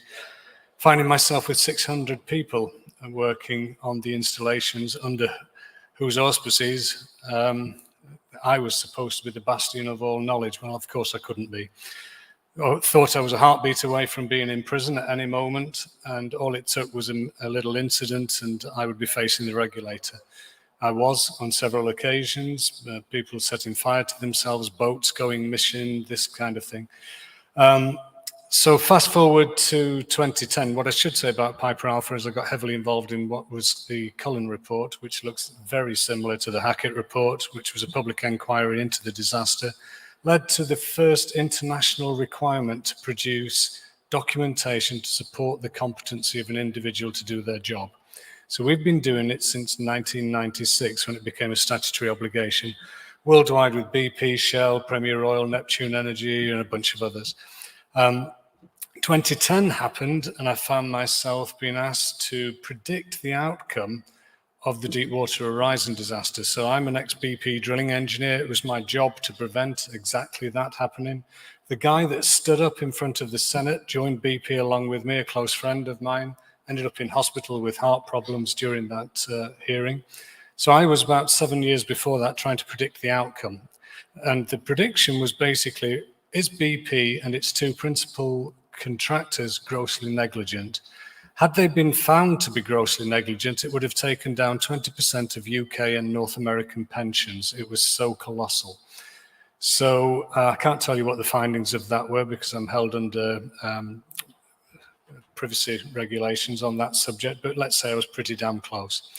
And it led to my only tweet ever to Barack Obama declaring that it's not British Petroleum, it's BP, and they're 67% owned by American citizens. And I've never said this in public before, but not a single Brit was involved. It was entirely an American affair. So the world's largest oil spill, 11 people lost their lives in that event. But the big lesson learned, and our client said, you do that competency stuff, how could you have prevented that? So they asked us to take best practice off the servers, off the bookshelves, and place it in the hands of people as they do their job, to simultaneously give us competency data, to give us support, training materials, video documentation, PowerPoint files, whatever documents we need in the moment. So we've been working with social housing as a consequence of my third embrace with a disaster, which was the Grenfell disaster. In my lifetime as an entrepreneur, I've bought 5 new houses. 2 of them were highly explosive and could have killed me, my wife, and the 2 kids. I was livid about this. So I've been in the Congolese jungle, I've been in Mongolia or Alaska, and lots of dodgy places. I've been in conflict zones, and the most dangerous place I've ever been in my life were these 2 houses. So I decided I wanted to do something about it. And so I approached various organizations. Debbie Carlton, that we've mentioned, has been now conduit really into the construction sector, saying, for God's sake, learn from other people. You don't have to make these mistakes yourselves. We've done it before. And that's what we're bringing to the industry. Last year, we did 6 pilot projects with social housing companies. We've been selected as the platform of choice by Direct Works. And we're trying to share knowledge. Don't go and build it yourselves. It's a waste of time. It costs an absolute fortune to do. I know because I've funded it. And for a lot longer than I thought it would take. If I'd known it would take as much as it did, I would never have started.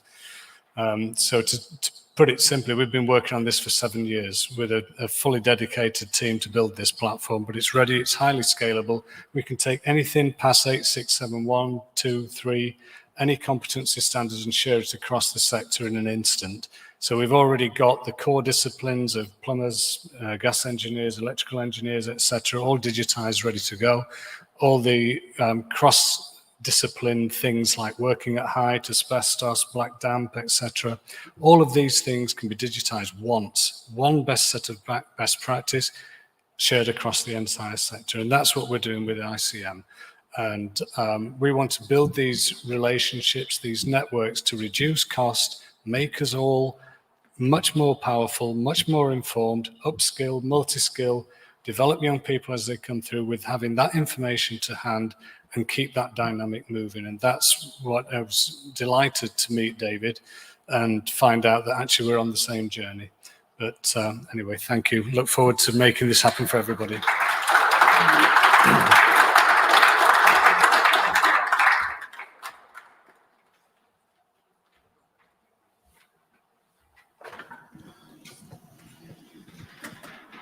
Okay, so good afternoon, everyone, and welcome back after lunch. We're going to our next panel now. If the panelists would like to come and join me up on the stage, please. Anywhere you like, yeah.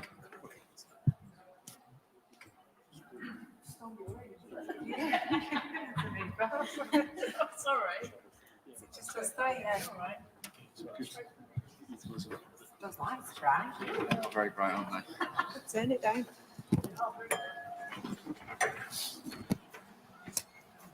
We can't have you girls shining too much, so we have to have something brighter. I would have put some different makeup on for you in the spotlight. So welcome back, as I said. Thank you for joining us all in the room and tuning in online. I'm your facilitator today, Dominic Smith, and I have the pleasure of hosting this critical and crucial decision today.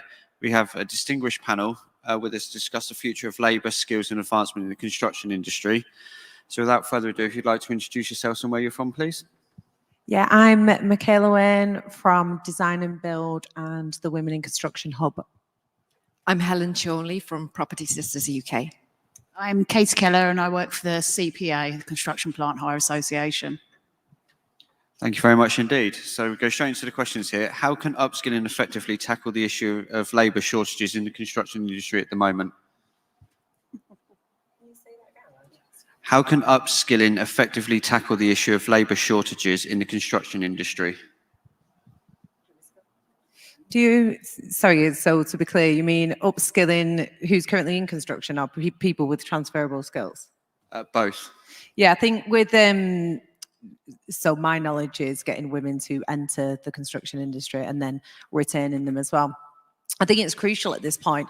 We've got a huge skills gap shortage, I think the biggest since World War II, and it's actually only getting bigger and bigger. And most SMEs and micro businesses completely discount the fact that women are actually able to lift a brick and put a screw in a wall, and these very simple things that people do in construction. So I spend the majority of my time showing people how to attract women from different industries and using skills that they've got. So any single mums out there who may be watching this online, if you can manage a family, you can be a project manager on a construction site. The principles are exactly the same. And what you need, they can ask the children, and what we need to acknowledge is these, what they call soft skills, which are actually quite hard skills that are found most commonly in women, and we need to show them, you know, if you've got a financial background in technology, you can have a financial future in construction, and really focus in that, because the talent pool is so small at the moment that we have to widen the net, or else we are going to solely be relying on MMC, and I just don't think this country is ready for that yet. Completely agree, and I'm glad that women can lift a brick and screw screws in, because without that, I'd be completely lost. My wife does everything at home, so. If I can just add to that, I think it's like a mindset thing as well. I think very often women particularly will undervalue or downplay the skills, the assets, the approach that they have. Like Michaela says, you know, even the term soft skills is kind of, you know, kind of a little bit derogatory, isn't it? It implies it's easier. And just because these things come naturally doesn't mean that they're any less valuable. In fact, you know, I talk a lot about kind of leadership and the differences in leadership, particularly between men and women. And you need both of those approaches to make a team and make a project, make a build like successful. It's the holistic approach, bringing all those things together.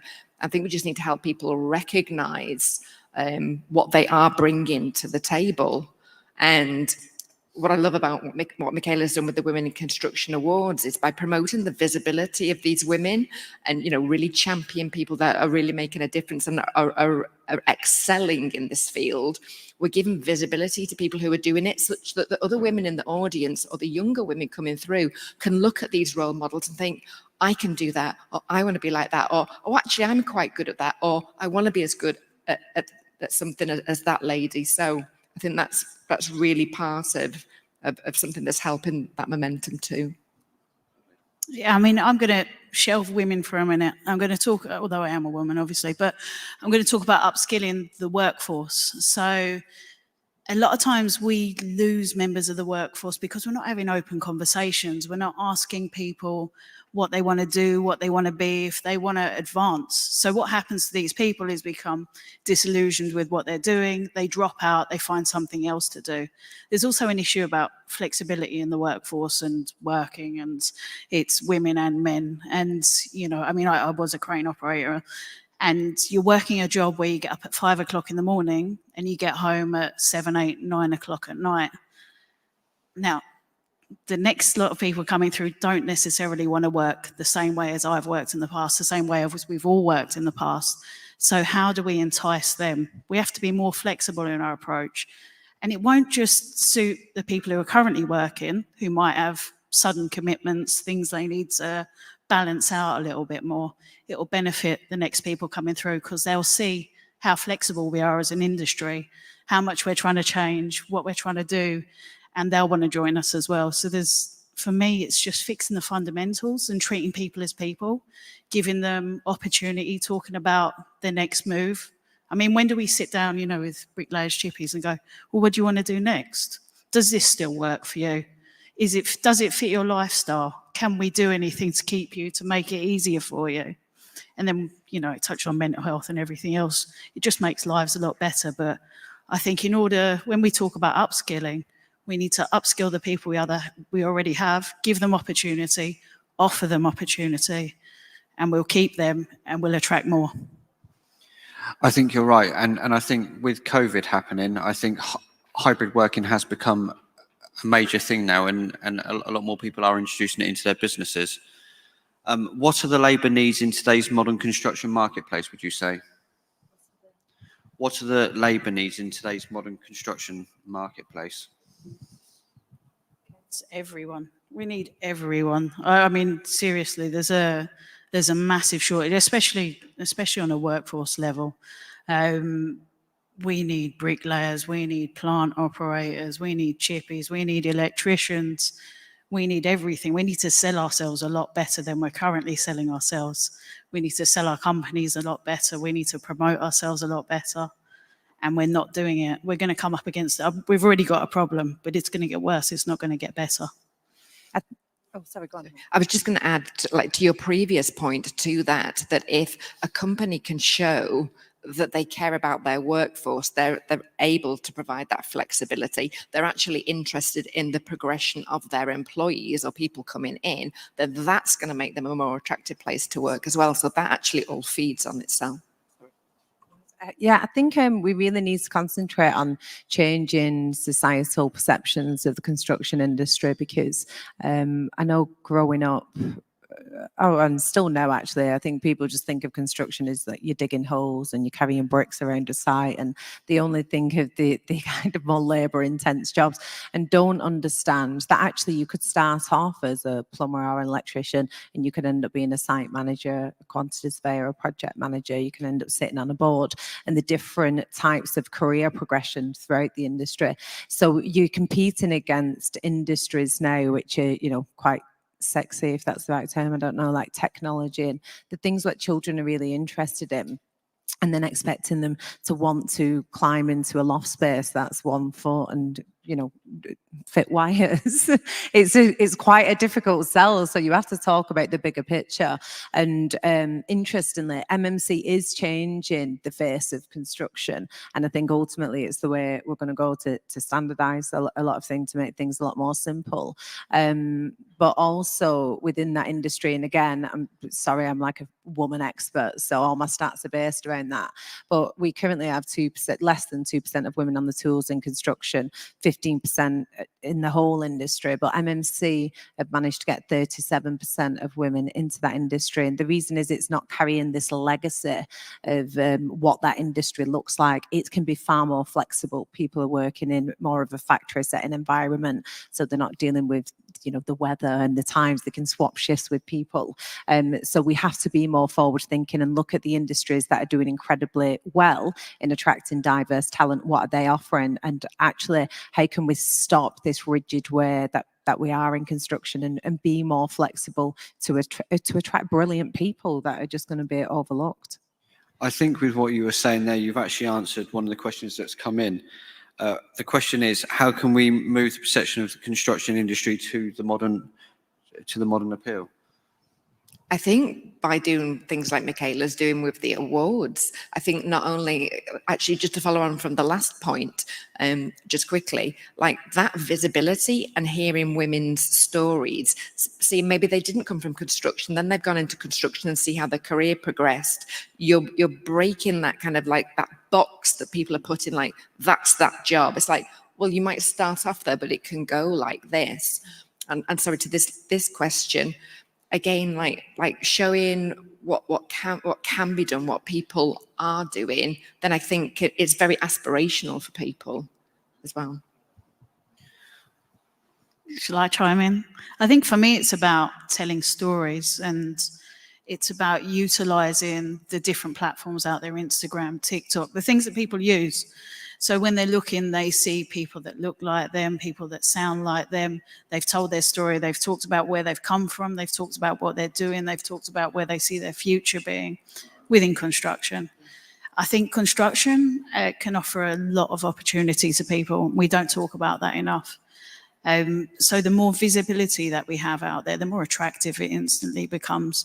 We've got all these exciting tech that's coming in, especially in lifting and things like that. That's really exciting that people will be interested in. So I think it's about highlighting the positives, concentrating on the tech, and telling stories. The storytelling is a really good point, actually. RCK Partners, Harrison was here from the today. They did a Women in Business kind of series. So Carol Massey, that was on a panel yesterday, she was on it. Michaela's been on it. I've been on it, like telling our stories of where we started. I started in banking. not in construction or property at all, and I've moved into that, but telling people, you know, our experience, what we've overcome, what the challenges were, what helped us, what hindered us, and exactly like just sharing that with people opens people's minds up to, you know, to different opportunities. I think we have to talk about the money as well. I don't know why it seems so dirty to discuss it, but in construction, a typical male-dominated industry, they get paid on average 4 times more than a nail technician or a hairdresser. So it's really important for women, especially those who are main care providers of the children and perhaps don't have much support, to understand you can work the exact same hours and get paid 4 times more. So we have to promote that, not just the future opportunities, but even if you are coming in, you know, as a trainee plumber or electrician or whatever else, the potential's there, but actually the money is really good. They are crying out for people, they're crying out for more diverse talent. So it's absolutely the industry that you need to be in, and to be in the places where you're going to be seen by those people, to pick out role models currently in the industry and make sure they are on Instagram and TikTok and all of the places where these other people may well be. Indeed. So we've talked about how to get people into construction there. Do you think apprenticeships are the future of training in the construction industry? Apprenticeships are the future of training. Yes. I think apprenticeship system at the minute is completely broken, and we need to go back to how it was maybe 25 years ago. So I don't think apprenticeships, the way that it is ever going to be successful. It's just, this is not like a secret in the industry. I don't know a single person who is happy with the way that it is. So it needs a complete revamp. But yeah, ultimately that is the way. You got to look at the talent that we currently predominantly attract. And there's also a lot of neurodiverse people in construction. There's a lot of people who perhaps wouldn't finish their education in the typical manner who end up in construction, especially with the more physical jobs.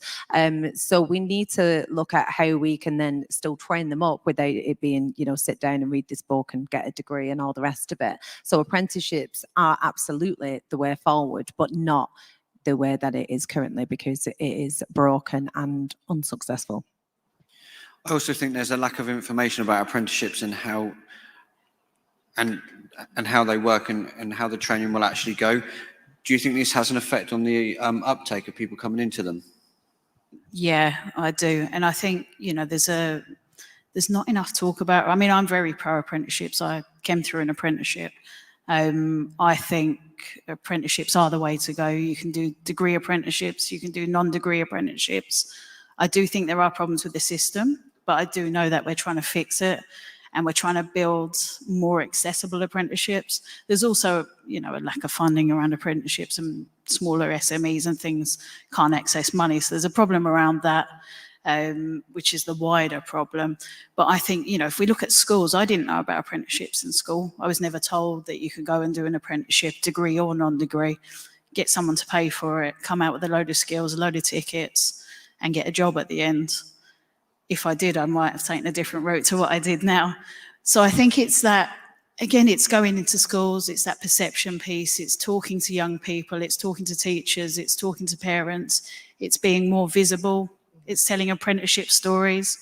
You know, when I go into schools, I don't tell everyone, you know, be a crane operator, it's fantastic. It's not for everyone, and nobody's that impressed when I tell them I used to do 70 hours a week. But it's about the accessibility. It's about that you can do an apprenticeship in whatever you want to do. Just look into it.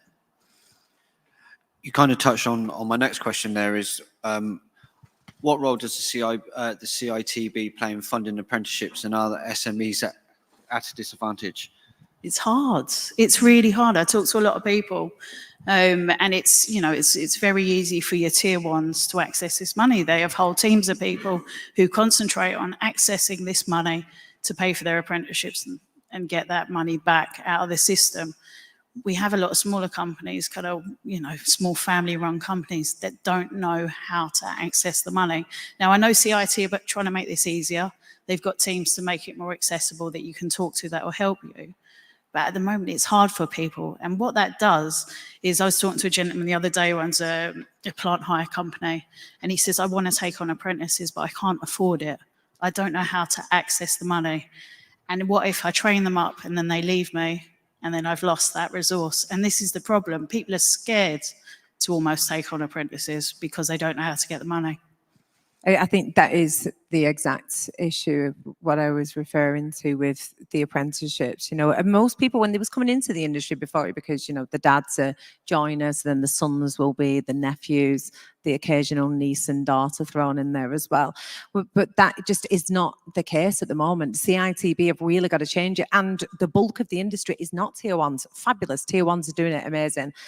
Clap on the back, smack on the back, whatever. They've got billions of pounds anyway, so sweet. But it's these SMEs and the micro businesses who are really suffering from the flaw in this. And for some reason, CITB are not listening to the whole industry. They're just purely influenced by the tier ones. So it's completely flawed.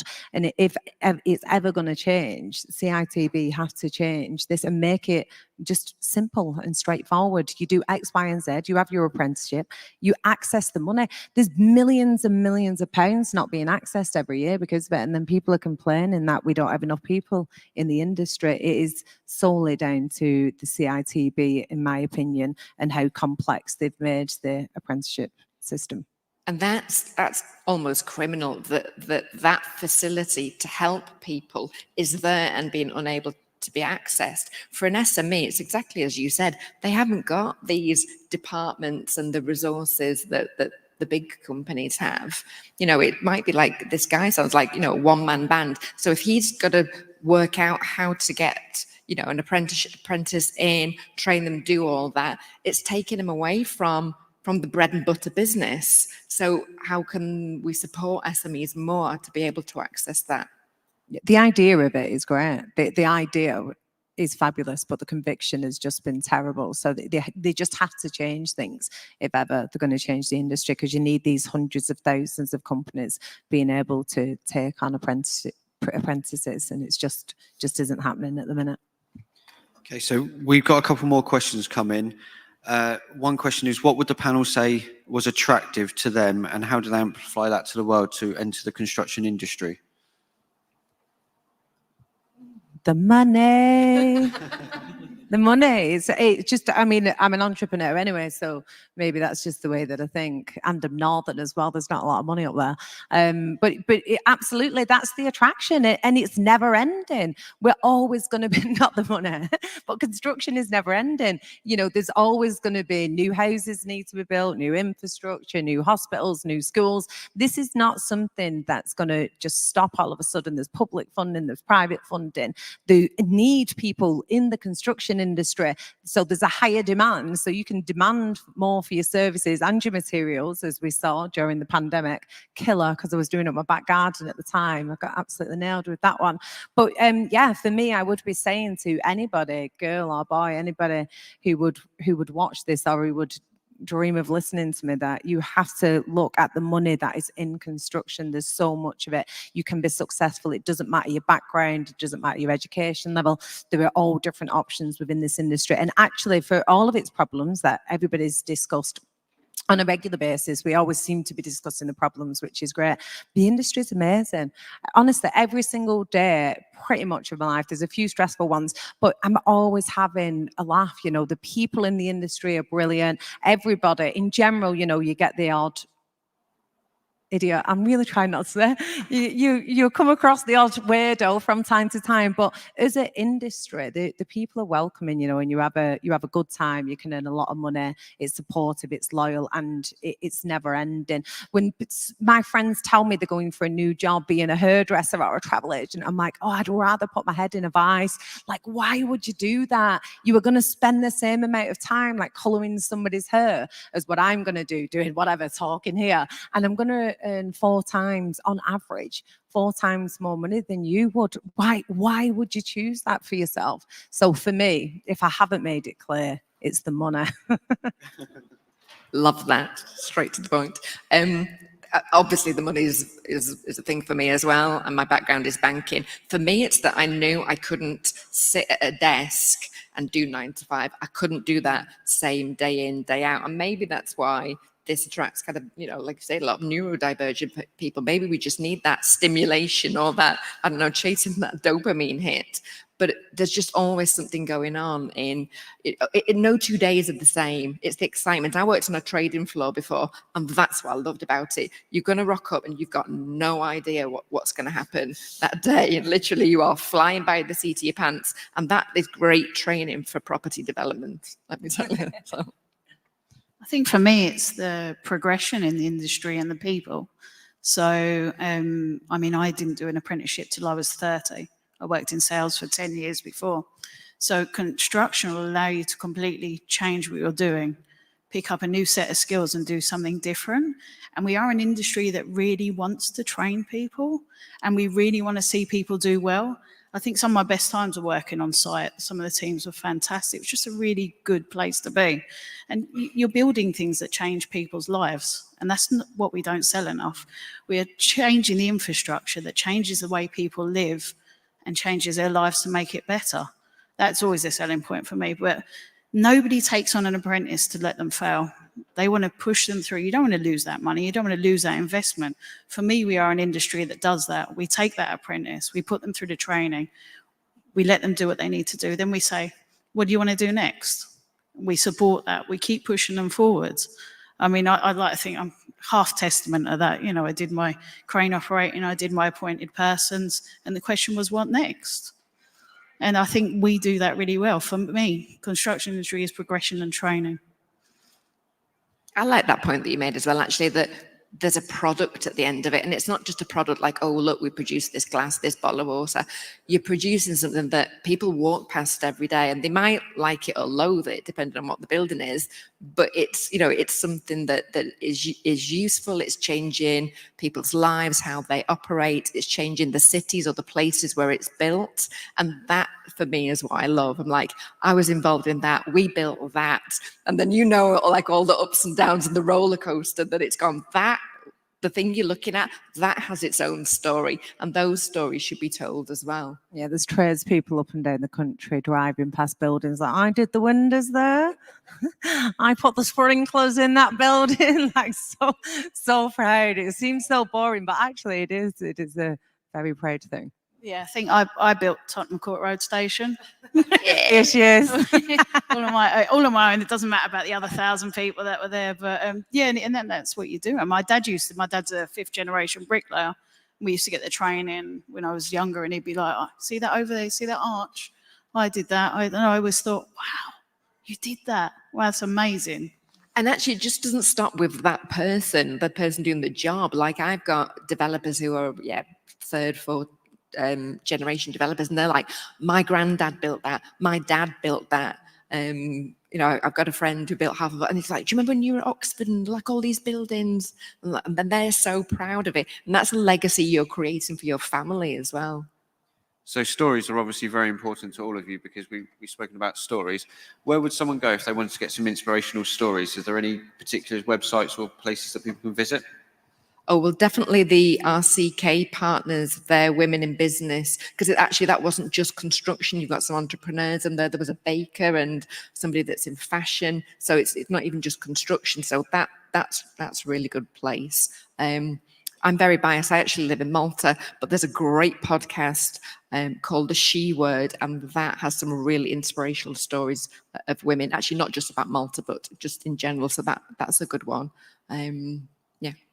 Yeah, I mean, there's quite a few resources. I mean, I have a podcast, People in Construction. It's called Tales from the Hook, if anyone wants to listen. And it is all about people's stories. But I think resourceful-wise, you've got Go Construct for young people, which is a really, really good resource.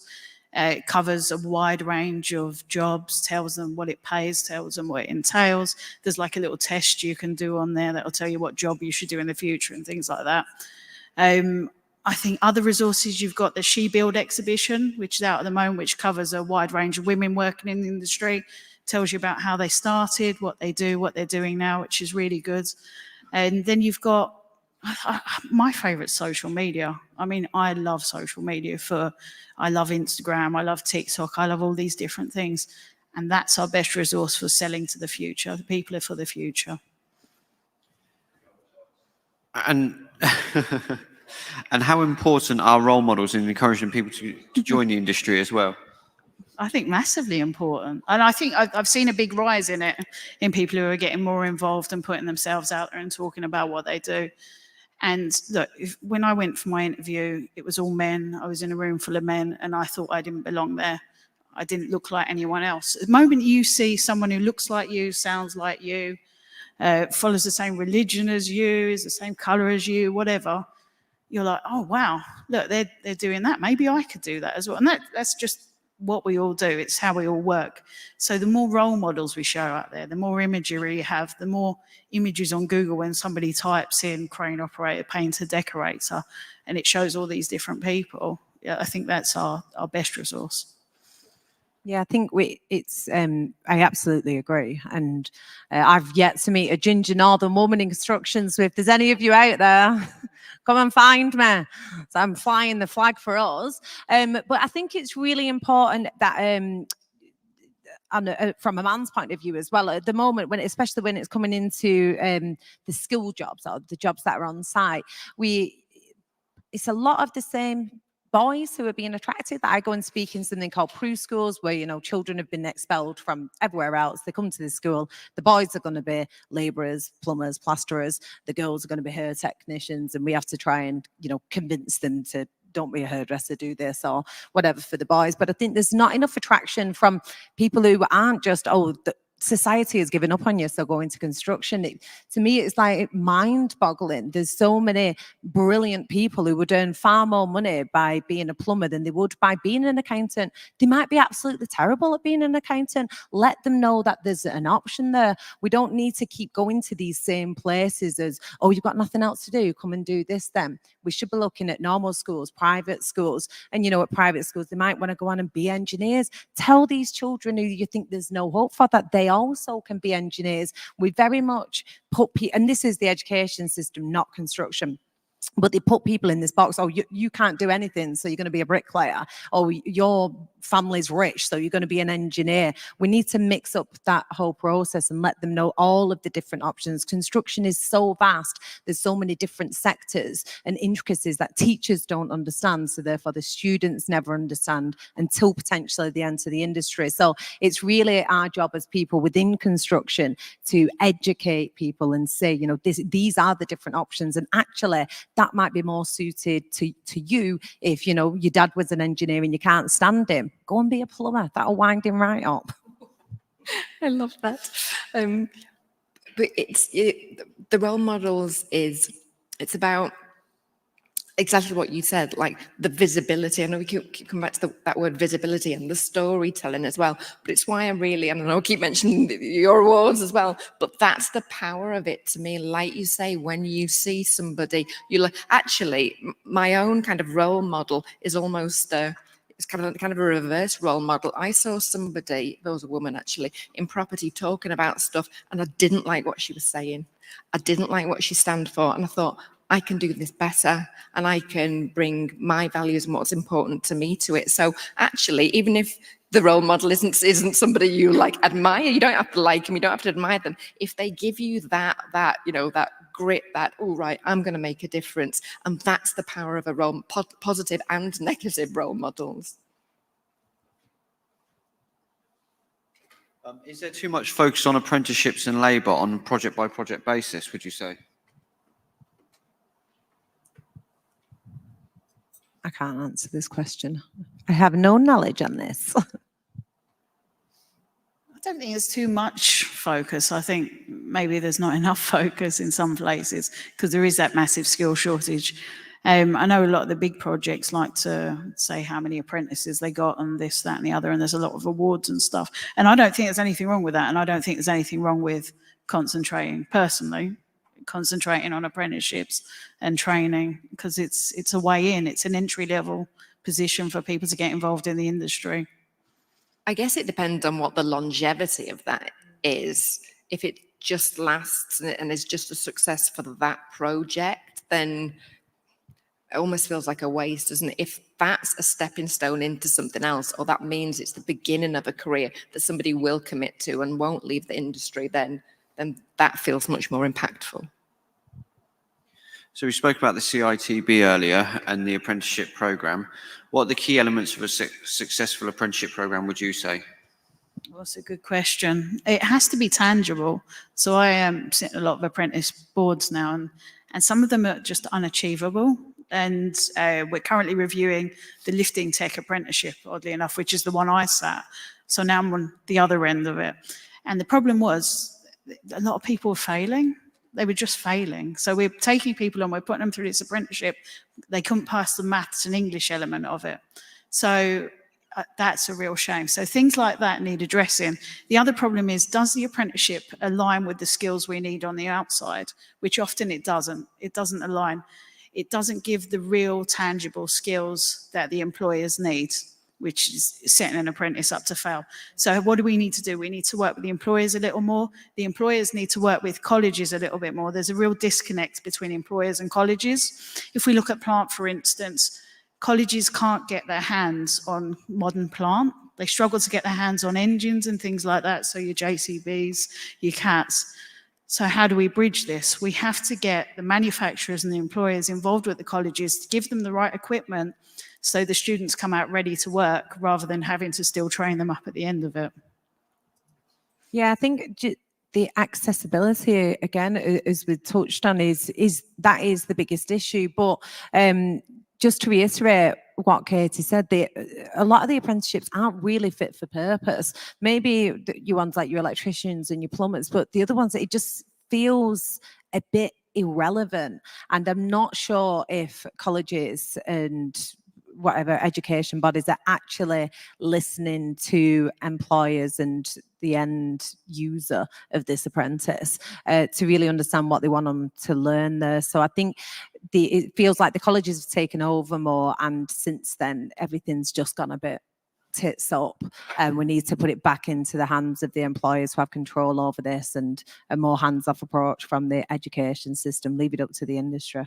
And when you think about it like that, if it's not fit for purpose, as you said, then that's not encouraging them to invest in it anymore, is it? So it's self-defeating. So there's definitely something needs. I half agree, but I think we need to get employers to work with the colleges, because the colleges do what they do very well. So they cover the Ofsted style, all the standards, everything like that, which employers don't often want to take on because it takes a team of people to get these things through. So for me, the bridging the gap is putting the two together and getting a more co-op approach, getting the employer, the manufacturer in to do certain elements of training to make sure they come out right at the end. Because not a lot of people want to take it on. It's a lot of work. Okay, so that leads on to one of the questions that's come through as well, actually. What do you think needs changing in the current apprenticeship model? I think we touched on it quite a lot, but yeah, I think it is joining the dots up. It's making sure that the apprenticeships cover what the employer needs, which is a big problem because there's a lot of rubbish that's being thrown in there that doesn't cover it. So apprentices are coming out not ready for work. So I've said it enough, but it is joining the dots between the manufacturer, the employer, the colleges to make sure that we're getting a good standard of apprentice out that's fit to go to work, that's fit to do the job. So we're not losing them and they're, not getting disheartened or not getting the job at the end of it. You talked about losing people from apprenticeships. So what do you think is the main reason that people are actually leaving apprenticeships nowadays? We're not very good at it. I mean, I was talking to CITB and we were talking about apprenticeships overall, and I think it's only 40%. It's around 40% of apprentices that start apprenticeships complete it. Now, yesterday I was sat down with Finning Cat, and they do an in-house system, and he was saying that something like 86% of their apprentices complete it. So again, I think it's joining the dots. It's making sure that pastoral systems are in place, that we can look after people, that they're not getting disillusioned. It's also making sure that they almost try before they buy. Some people don't know what they're getting into. They sign up for an apprenticeship and they go, I didn't think it'd be like this. And so it's making sure that they know what they're getting into. It's also making sure if we do get them in the system and it's not right for them, that we can change them to something else, that they don't just drop out. Yeah, I think the apprentice system actually is quite flexible with that as well. And it's something that needs to be focused on more because, yeah, I think those figures are right. And you're doing all the hard work to actually attract somebody to the industry, and not just at apprenticeship level as well. Like the retention in construction is terrible. So what can we do more at all levels to actually retain people in construction? And sometimes just by swapping these roles, or perhaps it's a different skill set that they need, just where it doesn't quite fit with them, being able to have the knowledge and know how to be able to change that. So having three ladies on this panel with us today, women currently only make up 14% of the construction workforce. What barriers are preventing a more diverse workforce, would you say? What are the main barriers? It's 15% actually. Whoa! Getting there. After all these years, we're Come at on, Nick. 15%. That's just from a new report though, so just scraping through on 15%. There's an abundance of issues. I think we've touched on it, societal perceptions of the industry, people being concerned about transferable skills, taking somebody from a different industry and upskilling them into construction. The habitat when we finally get women into construction, perhaps what that environment's like. Is your company culturally ready for it, to have more women in there? Then you don't want to bring a woman in, and then you're being accused of this tick box exercise, and actually she's just unbelievable. But the men perhaps within that company don't believe that a woman could do such thing, or don't understand why you would have brought in a woman instead of a man. So you need to change the culture within business, societal perceptions, and be more open-minded on flexible working. I think all the things that we've covered really already with regards to apprenticeships, it's all relevant to attract women and anybody from a diverse workforce. We've got to get away from this, you're going to work 8 until 6, and every hour that God sends. And I know like today or the last 2 days has been all about health and safety. I think in 21 to 22, there was 45 people that died from accidents on construction sites, which obviously this needs addressing, but there was 507 people in the same year actually killed themselves who work within construction. We have a far bigger issue than, in my opinion, than just health and safety in construction. We really need to look at actual mental health as well. And in my honest opinion, I think by having, well, not just my opinion, it's factually proven in all industries across the globe that if you have a diverse workforce, then that's going to help with mental health issues. We have the highest suicide rates, the highest divorce rates. So if we really want to change this, then we have to look about the people. We have to look at the people who we're trying to attract into the industry.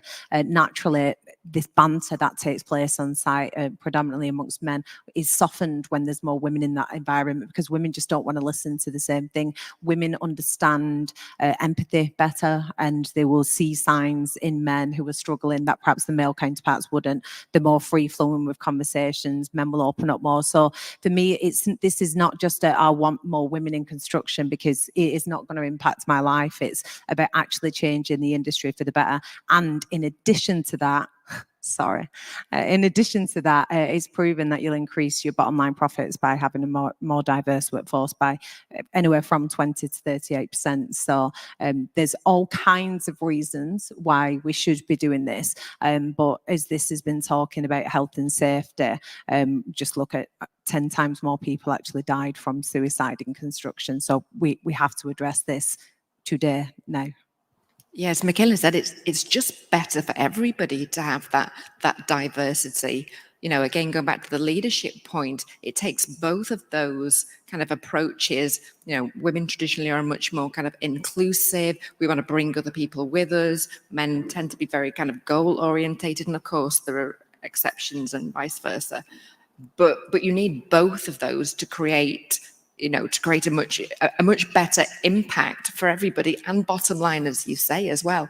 I think when we think about people leaving the industry, people leave not generally to go to something better, they leave to get away from pain. So what are the pain points? And I think, again, as we've touched on, the lack of support there, and that could be in various guises. Absolutely, like mental health, there needs to be more stuff around that. But what other support? Flexibility, we've talked about, different career paths, mentoring, just making people aware of the options. There's so many points of support that it's not that difficult to change. It's not that difficult to implement. Just need to think about it a bit more. It really just isn't difficult. My mind's blown consistently by you are making this a huge challenge when this is just such basic, simple things. Just think about other people who you work with. You literally just have to think about the people who you work with. And if they are in your passing thoughts, then your environment is already more inclusive. Make sure there's female toilets on site. There's only 25% of sites have female toilets. Make sure there is access for people to be able to get help if they're suffering from addiction or they've got money issues. It's just simple things that are out there. They're readily available. Just have a one-stop shop to change it. I think for me, it's about fixing the fundamentals. And, you know, we talk about women in trades and there's 2%, actually it's only about 1%. Most of the women in trades, painters and decorators, not actually plant operators, bricklayers, you know, plasterers. So it's not because we're not getting any more women in the industry, because we are. What happens is they're falling out the other end. So we can, for me, I've kind of stopped with the narrative of push more women into industry. For me, the narrative is let's fix the fundamentals. Let's change the things that matter. And when I say fundamentals, I mean, for instance, a friend of mine has a horse, pet horse, takes a lot of money, time, resource. She was told she should sell her horse so she can put more time into work. These are the fundamentals. I mean, another friend of mine, homophobic comments happening on site all the time. What did we do? We moved her. We didn't deal with the problem. We didn't deal with the people. We didn't deal with what was going on. We moved her from the issue. And this happens a lot. Another issue, toilets on site. I had to share a toilet with the welders. I mean, come on. I was stuck on a barge in the middle of the Thames. I had to share a toilet with the welders. What did it result in? It resulted in me sat there trying to hold wee all day because I didn't want to wee more than twice because I didn't want to use the toilets because they were horrendous. Then it resulted in me not really wanting to go to work or do that job. So it's these really, really small things, and they are small things. And even on my first day on work, I always say if I was a bit younger, or if that was my first job, I wouldn't have gone back for the second day because the first day was horrendous. So how do we make things better? How do we make that first day better? How do we balance people so they have lives, so they have work and lives, and they can have both of these things at the same time? How do we deal with banter, abuse, by actually dealing with it? If we fix these fundamentals, everything else will fix itself. I'm sure of it. I also think it's a case of having more women on site and within the construction industry. It will change these things automatically as well, because it will become second nature to a lot of these guys that aren't used to it as well. I agree, but we're not going to get more women unless we fix the issues, because they're just going to keep leaving. They're going to keep leaving. And I remember one time I said, what do we do if we get a female crane operator that's pregnant? I don't know, we'll have to cross that bridge when we come to it. Why haven't we thought about it? Why haven't we got a policy in place? Why don't we know what we'll do? Because when I want to go to it, I mean, even during interviews, I was asked whether I'm going to have a child anytime soon. And you think, my God, why are these things happening? Why are we asking women about whether they're going to have a child anytime soon when they're in a job interview? Sounds like we need better HR across the board for me. Give birth in the crane. It's just so... Oh, it's ridiculous. But these simple things, just Kay is saying the same. This is just so easy to solve. This is not rocket science. You're not like a lot of the things that you've discussed over the last 2 days are really complex stuff. This is so simple. Just make sure whoever is heading up these companies and these sites is not a dick and makes everybody feel like they're welcome and included there. This is not difficult stuff. It's how you'd be at home, you should be in the workplace. And that's ultimately what needs to change. And I think in accordance, then, everything will improve: mental health, attraction, retention. Do you think chauvinism is a massive part of why women aren't coming into construction? No, I don't think so. It happens. I've had it occasionally over my life in construction, but I don't think that's a major issue at all. I don't think that's a real big thing anymore. 95% of the clients that I have are men. They're more than welcoming. It happens, but I don't think that would. I don't know women who it puts off coming into the industry. This isn't outright bias that women are experiencing either. Men aren't. You're not walking past sites and men I won't say it obviously, but men shouting rude things. That's not the case. It's the unconscious stuff that's happening. It's the not having toilets or not being put forward for this promotion, or the smaller things, the unconscious stuff that needs tackling over this misogyny that perhaps doesn't exist as much as people like to think it does. Yeah, I think the chauvinism, the misogyny, that's not just a construction thing. I was in banking for over a decade, so let me assure you, that's not just a construction thing. It obviously doesn't help. But back to the kind of the previous point that we were talking about, when you've gone through the hard work of recruiting women and getting women in, then actually keeping them or doing those small things, exactly like you say, just a bit of thoughtfulness into how you can make politics, how you can make actually everybody's lives easier. That's the simple stuff, and that has an effect because you've already, from a company and a bottom line perspective, you've already paid that money out on the recruitment, on the training. Like, don't let that then walk out the door, because that is a real waste of investment.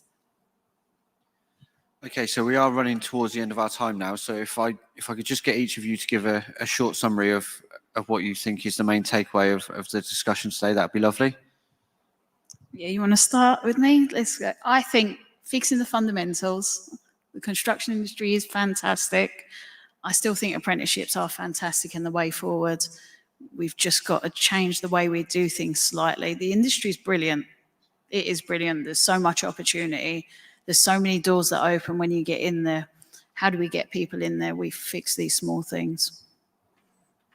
For me, it's storytelling and championing those stories, who isn't necessarily even just women, but people with diverse backgrounds, or people that will help shift a mindset for anybody looking at construction. Champion those people, increase that visibility, tell the stories, because that's what it's. When you engage people's emotions, that's what makes things compelling. That's how we get people in, and that's how we get people to stay if you fix the fundamentals. Yeah, with basically what both of you said already, I completely agree with. But I think looking at other industries at the minute and the transferable skills, who we can attract, we need diversity at all levels of this industry, from leadership to apprenticeship level. So we need to look at other people, other industries that are close to ours, and how we can attract them, and have a massive focus on women, because we're brilliant. Northern women. Especially. And I'm sure that there's been some inspiration gained from people out there today watching, who will go and research your stories now, and hopefully that may bring more people in. So thank you very much indeed for your time today. And I think, are we going straight on to the next panel, Nick? Yeah, we are going straight on to the next panel after this one. So thank you very much indeed, ladies. Thank you. Thank you. Thank you.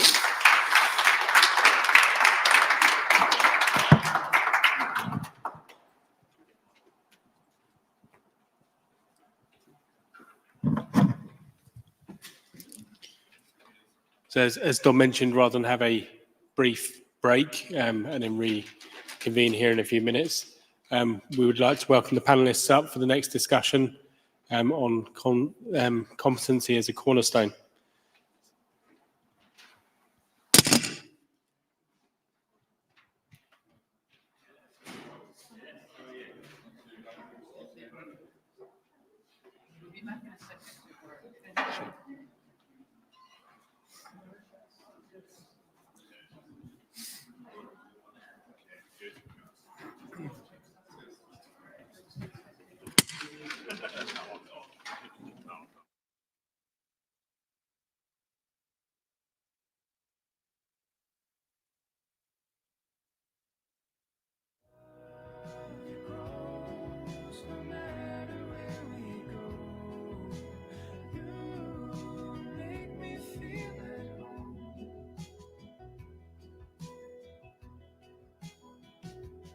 There's no fear here when you're lying in my arms. There's no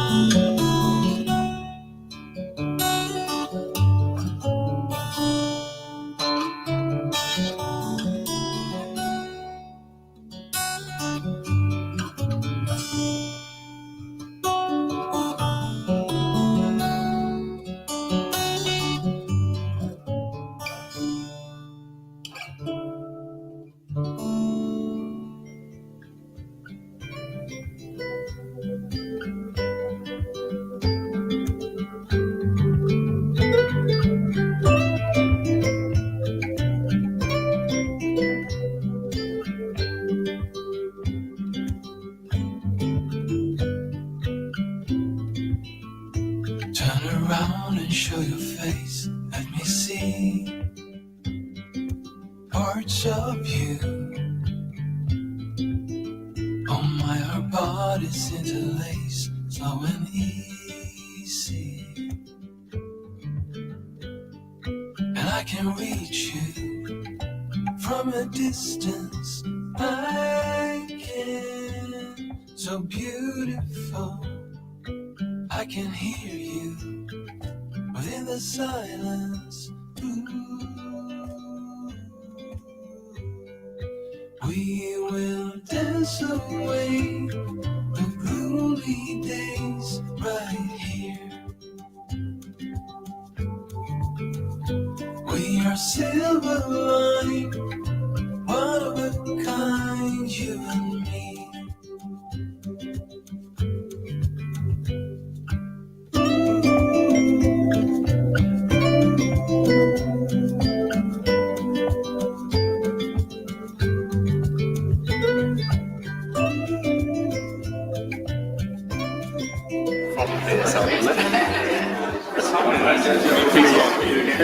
I saw that.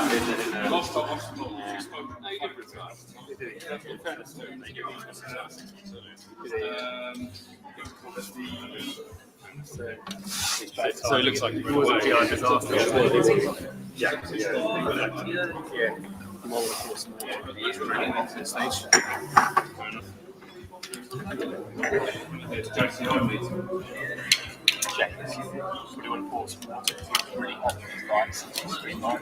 You don't want me stripping off, do you?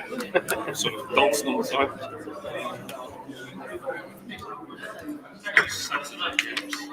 Do you know what I count to? You wouldn't be a remedy on the Saturday. I was going to stop putting it online, that's all. I'll have to work with my PA for doing it. One of a kind, you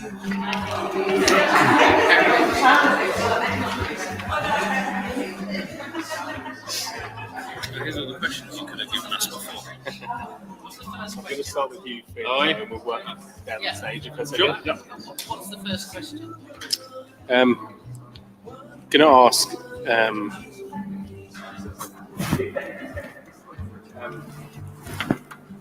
I can reach you from a distance. I can, so beautiful. I can hear you within the silence.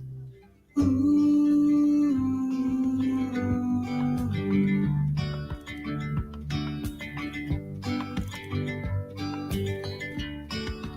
Yesterday there was sun and there was rain, beauty in the mundane. And as the light startled our eyes, we let go of disguise. And now there's something in the air and a sparkly shimmer on our skin, restoring everything within. Oh,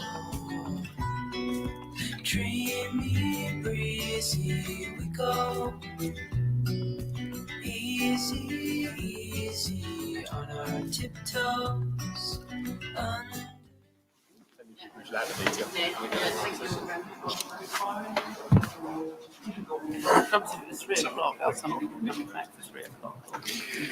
Good afternoon and welcome to the last panel of Vision Construct. Certainly not the least of the panels. I'm very much looking forward to the input here. Got a brilliant lineup with a good variety of different viewpoints as well. We will be taking questions on Slido. There's a QR code to the top left-hand side of the screen there. If you scan that, or you can go onto www.sli.do and ask questions via hashtag VC23. We will be looking at those live as we go, so do keep those questions coming. In the meantime, I'd like to welcome the panel and introduce each one of them. We'll be tackling a variety of different topics, primarily focused around competency. So Without further ado, I'll introduce myself and then the rest of the panel. I'm Nick Haughton, work for Sapphire Balconies, and John, over to you. Good afternoon. I'm John Vanstone. I'm chair of the Industry Competence Committee for the Building Safety Regulator. Yeah, hello there, everybody. My name is James Allen. I'm a glass safety risk consultant for a family-run business. Good afternoon. I'm Natasha Wells-Dixon. I own a small training and consultancy health and safety company. Hello, I'm Debbie Carlton. I have a consultancy that deals with AI in competency management. Good afternoon. I'm Dan Brown of GQA Qualifications, Strategic Relationship Manager, quite active in promoting the Building Safety Act and compliance. So I think with competency, obviously, we've seen the recommendations from Dame Hackett in the wake of Grenfell. We know why we're here, if you like. But I think to set the scenes, it'd be good from the building safety regulator's point of view, understanding the expectations. And really, much of this act is understood or there's lacking clarity in many respects. But it'd be good to get a bit of an overview from yourself, John, if we could, as to the approach the HSE is taking and why.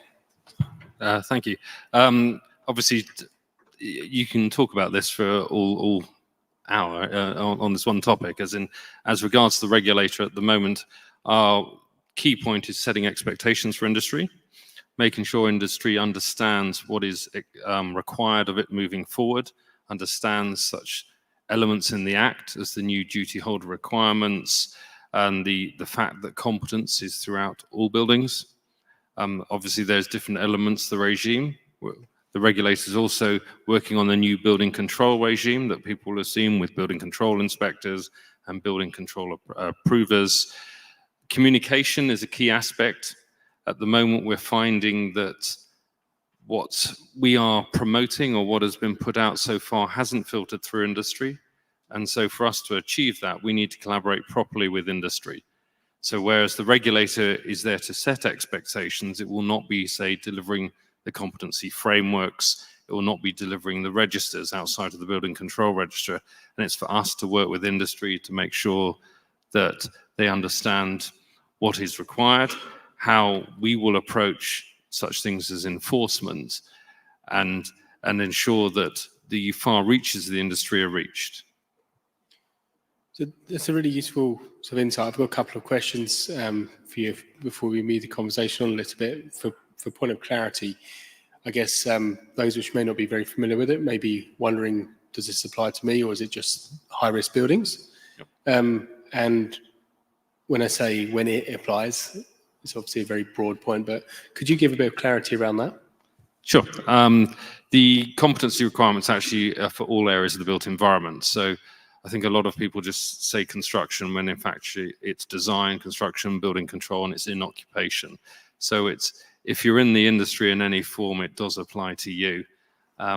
As regards, you mentioned that the high risk or high rise buildings, obviously there's a more stringent regime there, and determining people's competence and what we'll require to record, because it's not just about being competent, it's about being able to prove it, being able to ensure that we have the data and the insights so that we can look both forward and back and ensure that we make decisions in the future based off what we understand and what we know. So as regards the HRB regime, there'll be, due to the nature of risk, a much higher expectation, but then it will be proportionate, I think, as other people have spoken about earlier, as you go through the different tiers of the industry. The second question for me is around the piece. You mentioned that you won't be getting involved in a lot of the other conversations. Is that about ownership, or is it beyond just the ownership of that and the industry leading itself? Sorry, I may have misspoke then. We are going to get involved, as in our job is out there to actually make sure that people understand and communicate and help them where we can. As in, a lot of what the regulator will be doing is analysing what is going on to a level that has never been done before. So where there are gaps, where people are actually working on the same areas, try and get them to collaborate, work together. We're going to do a lot of collaborative working groups, and I think you'll find over time that the reach of the regulator will get further and further. But we can't do it without industry, and we can't do it without innovation, and we can't do it without the other people that are on the stage here who work in different areas. It's so involved, and I think, unfortunately, when a lot of this first came out, I think people were trying to redress what had happened before and say, well, if I change it slightly, I'm in line and I'm okay, and on we go. And what we're finding is when you properly look at what's been done and properly look at performance and look at the standards and look at the Act requirements, we are quite a long way out. And so there is a lot to do over the next few years. So taking this directional piece into consideration, what are the thoughts on the panel more generally about the direction of where competency is going and what the barriers may be in shifting towards that? Debbie. I think competency is very immature in the industry. I think it's misunderstood. I think we have to sell it better. At the end of the day, this is a quote not from me, my friend Peter McAteer, competency is personal. If you're not competent, you can't do your job well, you can't look after your family, you can't protect yourself, you can't deal with your mental health or whatever. So I think there's a selling job to be done. My frustration is personally is I think technology can be a big enabler here, but at the moment that doesn't seem to be on the table as a conversation piece. Dan, what's your... Sorry, Natasha. Sorry, I think me and we were having a discussion about this earlier on, weren't we? Yeah. And we were talking about how you were saying about it being personal, and we were talking about how there's still a lack of understanding of competence across the industry in lots of sectors, lots of areas. It's easy for me to define competence. I'm a health and safety consultant, have been for many years, so I've looked at competence a lot, but there are a lot of particularly SMEs that are further down the chain. We talked a lot about tier ones and tier twos, and in some of the other talks that we've had already over the last 2 days, people have highlighted that tier ones and twos are good at this stuff, but actually it's where is it in the rest of that chain, in the rest of the construction arena, which makes up most of the construction that we have in the UK. It's a really valuable point, and I come from a fairly niche industry. And when the cards were being reduced to CSCS cards, we were pointed towards using an NVQ in carpentry. Now, wood is banned on balconies, so the relevance of it is very low. But there's, I wouldn't be surprised, there's many niche products out there suffering that same kind of challenge as well. But did you want to jump in there, Debbie? I just think I think the tier ones are more aware, but ultimately that the client is responsible for ensuring that the competency demand profile is explicit. If we look too much at the supply side, have we got the competent actors? But actually we have to look at the demand side, and that demand side is driven by your project, your program, the outcomes you want to achieve, the value you want to do. Competence can add value to any tier one's book. If you have competent people and you have a DNA of all those individuals and teams, it's a capital asset, it's a human capital asset. It's not a cost. Training is a cost. Competent people mitigate risk and they add value. Incompetent people are probably the cost, aren't they? Dan. Yeah, I think competency is a term that everybody's hearing quite a lot, just like sustainability, but it's kind of what exactly does that mean? And the more that we hear people talk about competency, and you can define it as skills, knowledge, experience, and behaviors, it doesn't mean a lot to a lot of people. And I've spoken to people from all ends of the contract chain, from client to site. And what I'm seeing is a bit of a class divide, if I'm honest, in competency. We're getting people at the front end that went through university, professional route, got qualified and got a job at the front end generally of the contract. As you slide further towards site, we have sometimes the installers, as an example, coming from different industries where they didn't have to qualify to start with, and they may have moved in, and now we're asking them to get qualified. And I saw there's quite a big shift there in thought. Front end, where they're just thinking we just need to carry on as we are doing. Installers, they need a lot of guidance. So competency, I think, needs to be clarified. I think people misunderstand what it means, and it needs to be represented in a way that everybody can take something and apply it in a personal way to themselves. James. Yeah, if I could just sort of add a little bit to what Dan has just said. My idea of actually what competency is in a way, I think it's very much like what we have now with the Building Safety Act. It's got too big, too quickly, and everybody has their own interpretation of what competency is. And everybody then starts shouting and having a comment and saying what they think it is. And everybody's trying to shout everybody else down.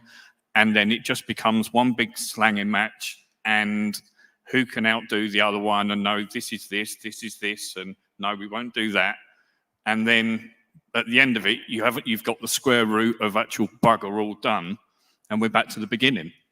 And so I think fundamentally what competence is, it's the interpretation from individuals, because nobody has actually managed to really write it on a piece of paper and say this is what competence actually is, because in reality it's going to be different in different aspects of construction, depending what type of construction you're involved in.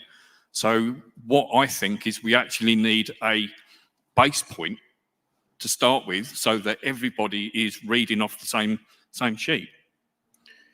Interesting points you make there, James. And one of the questions we've had in the panel sort of links with what you were just talking about. It says about competency and compliance are often confused with one another. What's the difference? So who wants to take that on? Well, competency is essentially the human compliance aspect, yes? The compliance of individuals and teams being able to go about their duties and tasks in accordance with regulations or procedures or other policies. You know, it's the human side of compliance, competency. They're two sides of a coin. Dan, what's your thoughts on this?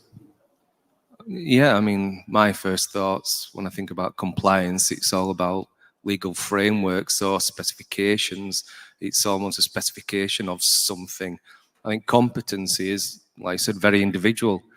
It's the skills, knowledge, experience, and behaviors that person has, the qualifications to be able to then produce something that is compliant with that specification. So, yeah, I agree. I think the competence is a very human element about it, and the compliance is the legal requirement, I think. John. Yeah, sure. Well, there is a legal requirement on competence within the Building Safety Act, and as regards the client, there is a requirement to ensure that the people that you appoint and employ are competent, and you actually have the evidence to back that. So gone are the days of just being able to say, well, this is where we've been for some time. It's an experience-based thing. There will be a requirement to retain that in a digital format. Debbie mentioned it earlier. We actually are a long way behind on the digital aspects and use of technology in this, and I think that is hampering our progress. As regards the different elements, when James was talking about competency, if you look at some of the work done by such groups as the Competence Steering Group, where you've got the 12 different working groups, looking at the different areas of construction, obviously that is based around the HRB element, but that needs to be brought through. And some of what we're seeing, as in one of my other roles, I sit as the chair of the National Home Improvement Council. And we're talking about SMEs. I think it's, 98% of people in our industry have 25 or less employees. I think 93 have 8 or less. So this understanding that seems to at the moment be reasonably well understood at a tier 1 level has not filtered through. And you go to event after event and you talk to people about what their belief on it is, and they just believe it comes back to what I learned on the job. And so there is far too much to do. And as the BSR and the ICC element of it, our job is really to get out there and communicate and get connecting up with people and make sure that gaps are being covered, and start making very clear statements on what is good, what is bad, what needs to be improved, and signposting people on where to go. Debbie. I just want to say that really, even in my experience of tier 1s, and I was a civil engineer a long time ago, they're crap at doing, sorry the language, work and workforce planning, yes? They don't have those capabilities. Yeah, how many tier ones have a role called workforce planning? You know, if we don't have decent workforce planning, you can't enable competency management across the organization or supply chain. So, you know, we need to look at other industries that do this well. You know, the military, oil and gas sectors, yes. And we need workforce planners. We need to train people. It's maybe a missing role that isn't in any of the occupational groups or competency framework stuff that's going on at the moment. And that's adding in the SME comments, you know, and what you're saying. It's about simplifying things. We had that comment earlier on a panel about simplifying things for SMEs. SMEs do not have the time to understand and read through competency frameworks and spend days and days trying to understand and unpick all of the standards and the PAS documents that we've got. They need a simple method to follow to help them understand what we mean by competence or compliance, whichever one. Is competency beyond compliance purely though? Yeah, yes, because it is personal. And I think competency you have to look at from the individual perspective to the team level. Most people operate and do things in teams, to the project level, to the organizational level. So it's layered, it's multifaceted, it's multidimensional. You know, if you're looking for the next opportunity, there's other dimensions. What are your interests? What are your natural aptitudes? What are your abilities? It's not just about knowledge, skills, and behaviors. It's much more. It's not an exact science like chemistry. Yes, this is about human behavior. Yes, so it's a more complex area to address. We've had a question, Dan. I might aim this your way. What should the baseline for competency be? Lucky you. Well, there's been a lot. Everybody's doing a lot of work on this.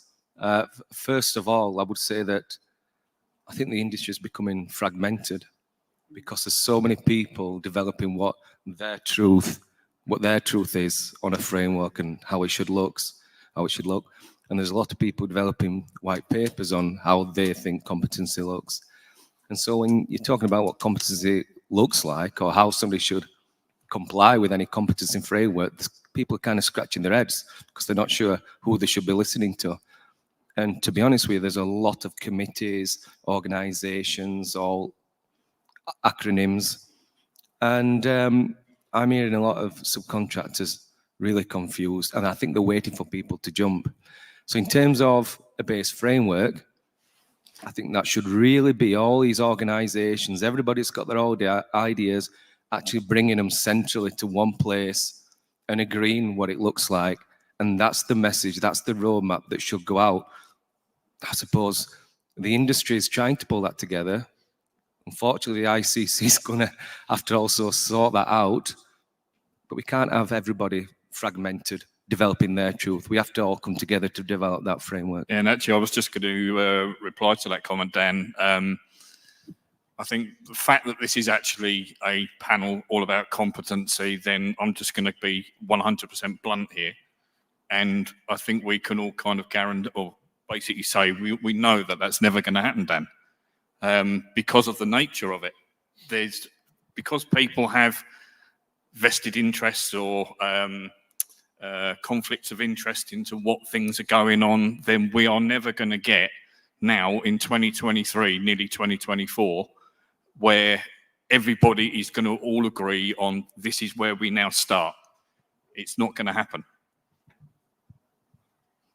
It is going to be tough. But you've got to start with something. You can't just throw your hands up and say, well, let's have nothing. You know, you've got to start, okay, I don't know where the best place to start is. Because I've run a poll before on what's the best runner for competency. And a lot of people say it's experience, a number of years experience in the industry. Because that is an element of competency, as well as the qualifications and the course and the technical knowledge that underpins that. Bringing it all together, yeah, it's tough. It is. But I think we've got to be careful of people that's misdirecting for their own interests, like you say. But I'm optimistic, and I kind of hope that it'll take time, but we will get there. John, what's your thoughts on this? I was going to say, actually, when you talk about the baseline, and we've referenced skills, knowledge, experience, and behaviours, the old SCEB statement, it actually comes down to the ability to perform the job role and function that you undertake in a competent manner. And as regards the organisation, it goes beyond that. You know, the organisation has to have the capability to work on the jobs and tasks that they are taking on and be able to prove this and retain the records. It will vary, as in someone mentioned earlier about the difference between professions and occupations. It is a major concern across the industry, in the way that they communicate, in the way that they learn, in quite simply in the amounts that they're willing to actually look at and review. And as a sector, we are going to have, you know, those base statements on competency and the flex, the 8670, there is a statement on competence in the Act. There are interpretations, but I think as regards industries, we need the associations to step up and start saying, well, this is what it means to you. Because as someone made very clear earlier, they're not going to read all this. And actually what they want to know is what is relevant to me, how do I approach it, and what is expected. But what we don't want to do is have it that people say, well, here's my checkbox that, so actually I don't have to think about this. I'm just, if I do that, I'm okay. Actually, it needs to come into, this is the base part of what you do is your job. And you will see a lot of this element actually being put in with the building control profession. You'll see it in the building competence frameworks that are coming out, but there is still more to do, particularly on the organisational level. So some interesting points there. We referred about the nature of these being a lot of small companies involved across construction. If we play out the scenario Dan and James are just referring to there, if we have a company which is perhaps not got guidance from an association yet or clarity on that, may not have the resource to read all these documents at some length, but decides to implement something their own way. Is that a good thing or a bad thing if they're starting to drive some kind of cultural method of actually working out what they need in their position, perhaps a niche position, to actually achieve their job in a meaningful way and actually work towards that, but with the absence of that kind of other formal guidance as such? I think you have to make it as simple as possible.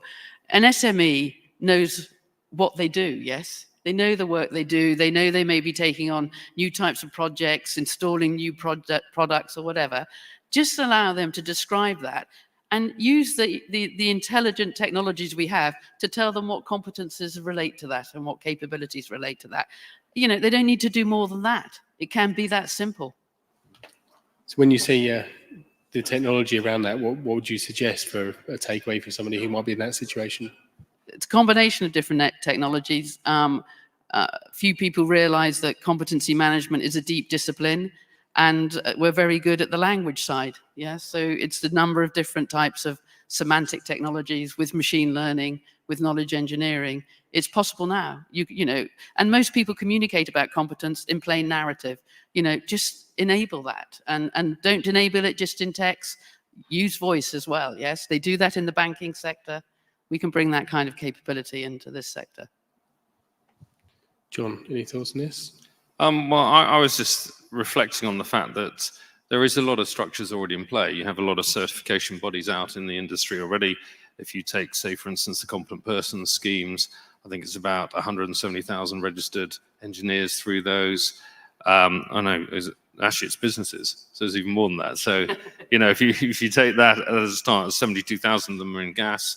You have the Gas Safe Register, you have NIC, you have NAPID and electric. So you have a lot of bodies already there out assessing competence. Now, it may have been that historically, in a number of these structures, what has been required has been a lower level, but a lot of that has been down to a lack of recording of data. I think when Debbie's talking about technology, it's part of the role of the regulator is to analyze and evaluate, and it can't do that without a lot more information than it currently collects today and is available. So we need to get over the fact that people will give you the minimum they need to. You know, if you're doing any sort of form of construction type work, I would always want to know about the environment that I'm working in, the products that I'm using, and the individuals that are actually undertaking this work. I would also be interested in the competence management around them. So, do they have the right tools? Do they have the right products? Do they have the right time to actually undertake the work? So that looks at more the management style framework. This is the sort of stuff we actually need to really start recording. Interesting. So we've had another question in relation to the certification and so on. The question at the root is, do qualifications lead to competency?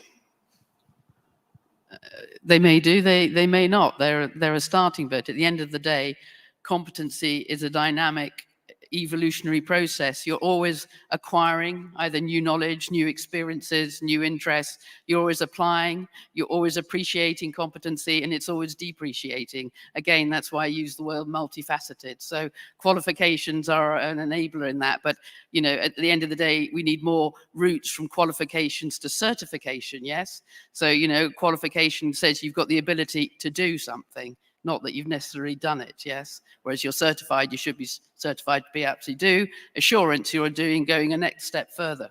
So it's an evolutionary process. But it's about having that process within organisations, isn't it, to make sure that people are monitoring. So competence is one thing. Proving competence, having the qualifications, the experience, the knowledge, all of those things, but actually monitoring that it's like that and you're continually competent, that your workforce maintain that. Competence fluctuates. So that's the other thing to remember. Although we are trying to got a framework that we've got in place, we have got standards we want to meet, but actually it does fluctuate. The organisational competence of an organisation will fluctuate depending on how many projects you're trying to manage, how busy you are, what your financial standpoint looks like, what your labour skills shortage is. Your competence may decrease at that point, and leaders of the organisations need to manage that, and individuals are the same. Individual competence changes. If you feel good on a good day, your competence can be higher. If you've had a bad day, if you've left the house in the morning, you've had an argument with your wife or your husband, or you've nearly run over the dog, I don't know. If something's happened in your day, that's going to decrease your competence on that day. You're going to potentially make the wrong decisions, not apply the things that you've learned. So you've also got to, if you're thinking about competence as a cornerstone, you've got to look at how competence is implemented, how you look after your workforce to make sure that that competence remains at the standard that the accreditation said you had at the time.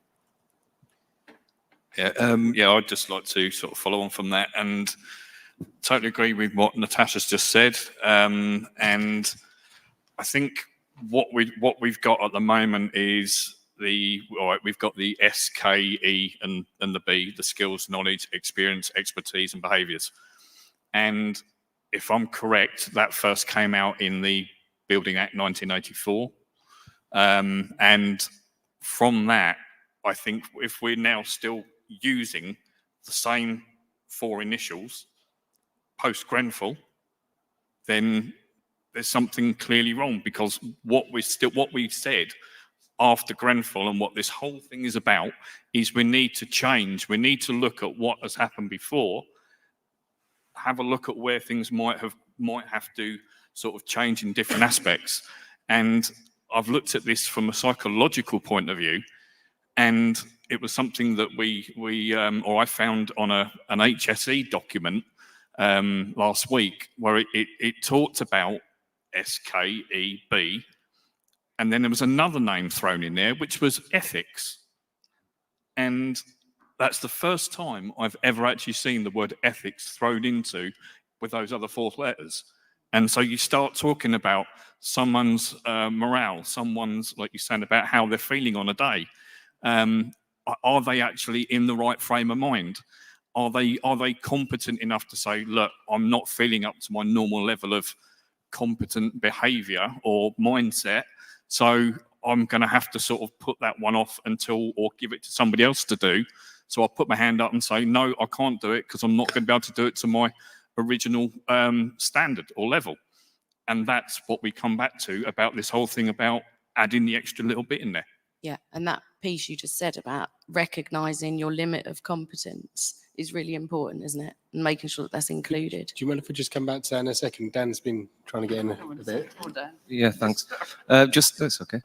It's just, we asked about qualifications. Obviously GQA qualifications are, and I'm likely, I think you probably know what I'm going to say, but I think the qualifications has to be key to competency. You see it across different professions, whether it's medical, whether it's engineering, because qualifications really help somebody demonstrate a greater depth of knowledge. It helps them show critical thinking skills. And also, because you can go through the different levels, it creates a pathway for professional learning as well. So I think qualifications, it should be really key to what defining competency is, but also bolstered with the additional technical courses, accredited training, which goes sit alongside it, which add on to that spine, really, that spine of knowledge, which I think is qualifications. Actually, can I just quickly say one thing back there? Honestly, I don't want to be nasty when I say this, if you get what I'm trying to say, but I disagree in a way that qualifications don't equal competence. No, it's a part of it. It's part of it, yes. But what we need to do is we need to look at the bigger picture. We need to see what's going on with the individual and organisation, because the individuals make up the organisation. Yep. And if we're just going to say that qualifications, it's like what you're saying about compliance and competence, and people saying, oh, well, if I comply with that, then I'm competent. No, they're completely different, two different things. So that whole idea about qualifications has to be at the hub. I disagree with that. I'm not sure why you disagree when nearly every other profession that you're on the planet, qualifications is the demonstration of that greater thinking, that, like I said, critical thinking skills. That's not the be-all end-all, because just like when you pass your test you're driving, you continue to learn through experience, and different things that you come across help you to start thinking differently. And you might think, well, I never knew really why that happened. Perhaps there's another course out there that helps me understand. But I think when you talk about professions, you think about a career path, I think qualifications help that, because it's a demonstration at what level you are, especially when you're talking about Building Safety Act and hierarchy of decisions in organisations, and knowing when actually your limit stops. I think it's a good indicator. John, what's your thoughts? I was actually going to go back on something else first, but I'll come to that. I think some of the issue there around qualifications, as Dan was talking about, actually wraps up into the behaviour. And the historical fact, well, if you're holding a qualification, you're okay, irrespective of whether your learning is up to date, whether you've actually been practicing, you got this in the past. And I don't think that is seen in a lot of other industries. Unfortunately, it's been quite prevalent on construction sites. Earlier, James, you were referencing, I think, the Building Act with the skills, knowledge, experience, behaviours. Yeah. I think behaviours was the bit that actually came in. The Building Safety Act. So if you go back to CDM, it was skills, knowledge, experience, training. And I think that's the big differentiator that Dame Judith was trying to make. It's how we perform, and it's the decisions we make based off, and yeah, ethics is a good word. It's ethics and morals, unfortunately. And we need to do a lot of work on there, and ensuring that the behaviors and the culture that we speak about actually is pinned to the boards of organizations that make decisions. Too often, historically, it's been pushed to the lower levels, say the installer on the ground, when actually this resides with the board, and it starts there. So you've answered the question I was just about to ask, Sorry. partially, which is who actually is responsible for it. And obviously, we're talking about companies and organisations, the point you're just making there, but is there personal ownership which should be taken here, and actually making sure that you are competent in whichever role you're taking on, or do you wait for employers to actually push that? I'll have a go at that. I think this is part of the culture shift. I think this is part of changing how people think and understanding that the decisions they're making has ramifications on somebody that they may never meet in their life, but may end up in that building that you're designing. I think that a lot of this mindset, which I agree with, is a mindset required, is also leadership. And I think we need to really bring this into the people that's coming into the industry. So they start thinking in that fashion about, how do I self-improve? What formal training do I need? Who can mentor me as well and get me into that position? Sorry, what was the question again? I'm rambling a little bit. It was about who's responsible. Oh yes, so yeah, I think there's a personal responsibility there, but I think it also comes to enforcement as well. If anything in the Building Safety Act is not going to be not enforced, but perhaps in the awarding of contracts, if there's no real pressure for somebody to demonstrate they've gone through a framework, therefore you're not really proving responsibility yourself during that contract making process. Yes, you'll be hit with the penalties, and yes, you've got to go through the process through the gateways. But so yeah, I think there's a personal responsibility, but also responsible of those that's actually the mentors, the people that's awarding the contracts as well. So yesterday, in one of the discussions, we had the parallel drawn to driving licenses and driving, and there was a suggestion made that perhaps not everyone has always driven in accordance with their sort of test conditions. But enforcement playing a key role in making sure that people do. Does the HSE have the ability to actually enforce this? What's your thoughts on this, John? Well, the HSE is the building control approver for high-risk buildings, so it obviously has a structure there designed to oversee that, as well as all the gateway processes. Beyond the HRBs, obviously it's working with building control. That's hence the new register, as in by April, every public and private sector building control professional will be on a record on the register or will not be working. So it will be using others there. So I think with anything, it's going to be the proof of how it happens. I actually think to have an effective enforcement regime, one of the things that HSE has shown historically is it sees it as a positive tool, and it will wake industry up when people start getting fined, potential jail sentences, depending on the nature of what occurred. And I think it will then be how industry responds and the contract it sets up and the way that processes are undertaken. But so yeah, it's as with all these things, we will only see as we go. But the HSE isn't taking it lightly, and it does understand how to do these things. And as it was referenced earlier, they're not just looking at construction, they are looking at industries that are far in advance of ours in their understanding, including such things as nuclear, and seeing what they have done to embed safety, what they have done to advance their industry. But I did want to say one thing earlier, as in on competency, you were talking about whose responsibility is it. I actually liked the example you gave earlier, Debbie, which was Peter's on the it is an individual thing, but actually what Dan was talking about as well, it goes to the organization as well. So there is legal responsibilities, there's legal duties on businesses and individuals.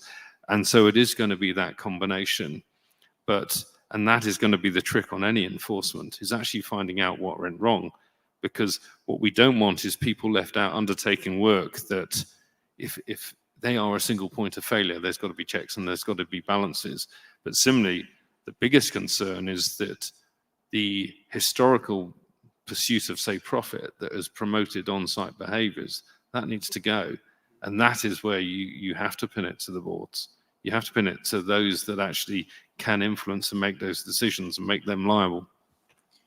And correct me if I'm wrong here, but I understand from a conference I was at a few months ago that the HSE has got a very successful prosecution record. And it's something which we'll probably see more of, but it should be a wake-up call as well, but it shouldn't need the stick to actually move us into this now. We've had enough warning through what happened a few years ago with Grenfell and moving on from that. But so I was just going to say, I think it's human nature to wait and see what the people do sometimes. As in, HSE has obviously done a lot of things, particularly on health and safety on sites. But when enforcement starts happening, some people will change their attitude there and then. Some will move, you'll get the early advances, and there's a lot of work being done, particularly by people on this stage.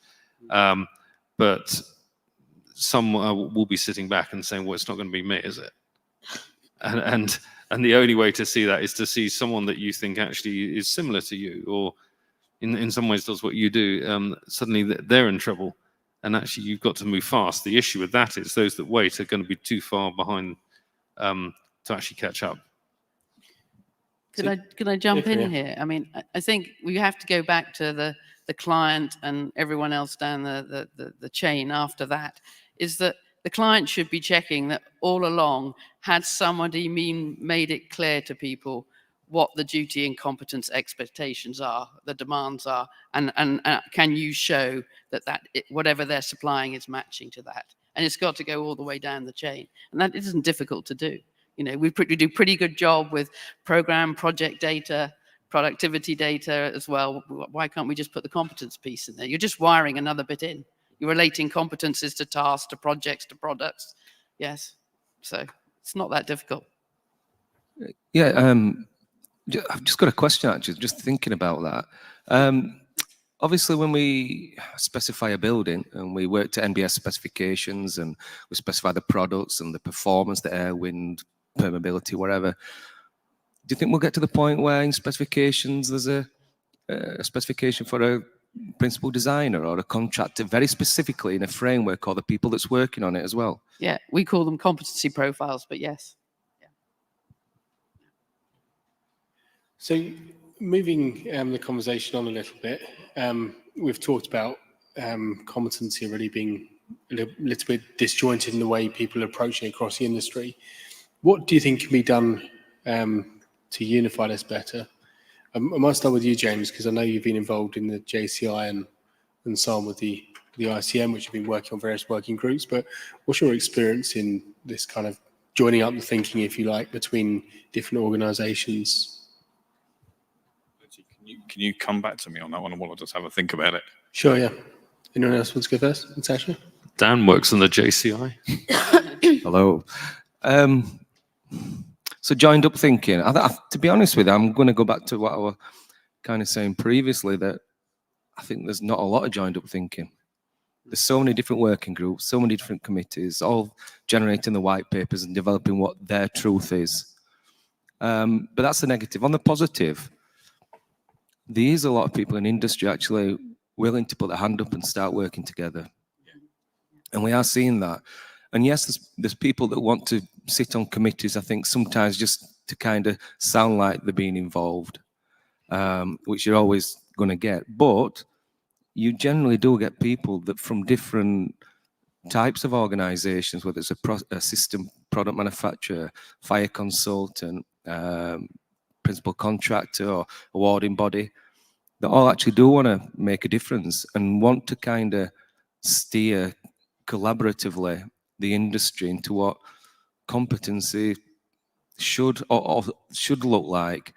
But then through the competency steering groups and the ICC, that's all going to come together anyway. So it is going to align, but I just think we've got to be wary of people selling their truth for the wrong reasons and signposting what to look out for to identify that, I think. Could I just add something? I think it goes back to a point I made earlier, is competency adds value to an organization, adds value to a society. Yes, it's key to productivity. We need better mediation. We need better ways of interpreting it. One unifier is, it's no problem tomorrow to have every competence framework and standard thrown into some engines, and they will make sense of it for you and make it accessible. So technology is a key unifier here. You know, it should be a utility, just like water. If competency doesn't flow, a bit like money, it's hoarded, it's stored, it's misrepresented it. So we need to take a much more sort of utility approach to this, and let's let competency just go through the whole system, yes, and ignite it and give people, you know, good work and work they feel safe in and work they want to come into. Yeah, I've actually had a chance now to have a think about it, so sort of got the old grey cells moving a bit. Basically, I can, looking at it, I wrote a post on LinkedIn last week, and basically after many conversations with people over the months, and I just kind of sort of peeled the layers off an onion, whatever, went back to basics, and I just said, when the Building Safety Act first came out with the Building Safety Bill, before all that, I looked at it and just thought, we are still in a mess. And I wasn't a fan of it because of looking at what we have got in place or had in place before that in the CDM Regs 2015 and Building Reg 7, which is for materials and workmanship. And I think the clue's in the title there. And we've just done those two things really, really badly.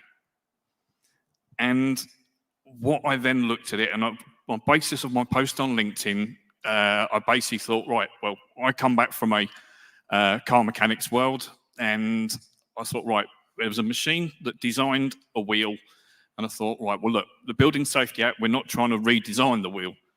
So this machine manufactures a wheel. It has 6 spokes in it. Halfway through production, this machine has a major malfunction, and instead of 6 spokes, it adds in 21. And what those 21 spokes are basically all the frameworks, steering groups, everything all been thrown in all at once, and the wheel turns around, looks at itself and thinks, I don't know what to even identify as anymore, because it's just through no fault of its own. And I think that is still where we are today, is that we've just got so many things that have been thrown into the mix, and from all the associations out there, and people going, well, you need to do this, you need to do that. People are still going, I don't know what to do. Because nobody, and sorry, John, I'm up there from the Building Safety Regulator and the HSE and the government are still not actually saying, this is actually what you guys need to do. We're just going to leave it for all the associations in the industry to set out their own competence levels. So all these working groups, steering groups got put in, created it all, and I think we are just still in a big, big mess.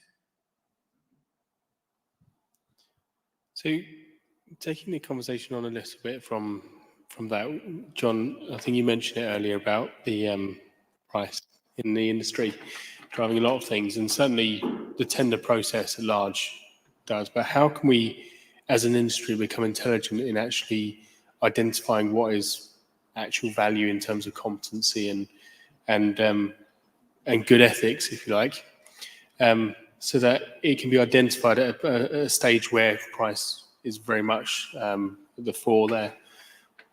I'd be interested in any of your comments, really, from the panel. You said John, so is that me first then? I think the issue is the way that construction contracts have historically been done. I think you will naturally see a shift, because it's not just, say, the principal contractor, it's not just the designer, it's the client as well. So both sides are actually vested in getting these things right. It's interesting that the element of behavior hasn't really been defined. I know as an interim committee, we wrote a Culture of Competence initiative, and yeah, you're right, James, we haven't put it out in the industry yet. So actually it's something that will go into the ICC to look at and review, to start working on getting some better communication out there. We are going to be pretty reliant, though, as a sector, on some key bodies. We mentioned the JCI earlier, which is one of the super sectors under the Construction Leadership Council. It does also connect into the Competence Steering Group and Working Group too. But when bodies such as that are taking a move forward, as is the Construction Industry Council, as is Build UK, to actually say, well, we need to change, I think we've got a pretty good chance that in the end, those that actually operate the framework contracts will be looking at them a different way, because it just simply won't be supported. So it's a big change. But obviously people are still delivering upon contracts that were done a while ago. Tasha? Yeah, I think the other thing, talking about how construction industry can improve in what they're doing in that way, you mentioned accreditations earlier on, and the reliance when we go through contractor management processes of the reliance that we have on accreditation schemes that approve the safety standards of the contractors that you're using. You know, well, you know, we're on a panel anyway, so, you know, but some of the accreditations that are out there for safe contractor, CHAS, I could go on, even so far as 45,001, 9,000, 14,001, and the international standards are not worth the paper they're written on. And I think someone needs to say that and actually recognise it. In industry, we've continually spoken to each other as safety professionals or environmental professionals, business consultants, about the fact that we know that contractors can get through safety assessments with paperwork. We know that there's a lot of remote assessment going on. We know that some of the awarding bodies for international standards are not necessarily doing full and complete audits. Yet on tender documents, we're ticking a box to say, yes, we've got this standard, and that includes the elements of competence that are assessed, and we're happy with that. And that still happens in the industry. And many of those overlap as well, don't they? Yeah. They do, very much so. And that's half of the issue. And we're spending a lot of time doing the same thing over and over again, which is time wasting. It's not time efficient, so it's costing us more money, more resource. So, you know, if you are a smaller contractor, particularly in the chain, and you've got to, for different projects that you're on, you've got to have all of those accreditations. Those contractors are paying out hundreds of pounds a year for each accreditation. They're then having to create paperwork that they don't need. You know, I had a small contractor who has got about 12 staff, independent. They do fine repairs as finishers on new house build projects or on high rises or any construction project. And they have to have 4 accreditations. 4. They're all based on the safe standard, but they have to pay out for those. They then got asked they've got a suite of toolbox talks specific to what they do, specific to their industry, specific to their exact work tasks, and they were told that they needed to do some training on work at height. They use step stools occasionally to reach a high cupboard. No word of a lie. They could not get through their assessment with the body they were trying to get an assessment through unless they'd done an online course for each of their staff in work at height. So they could get a certificate to send to that accreditation body. That's just the tick the box culture, isn't it? It's where the disconnect is. What's the solution then? Well, I think, you know, we take some of the standard setters like British Standards Institute, yes, who manage ISO 1001 and all of these, yes, and they have a smartification program, yes, that these standards are going to be more digitized and available and all the rest. But there doesn't seem to be any kind of rationalization lens, yes. There doesn't seem to be any concern for the ultimate users in all of this, yes, and yeah, and they're behind the game in what they're doing in terms of their approach to machine readable stuff. Yeah. You know, who regulates it? Yeah. Who regulates that? Yeah. Who regulates the organisations that are charging all of these SMEs extortionate amounts of money to go through all of these accreditations to prove competence? That's one of the things that's causing the SME world to struggle. Is the time, the headache, the effort, the resource they're having to put into those things to prove competence.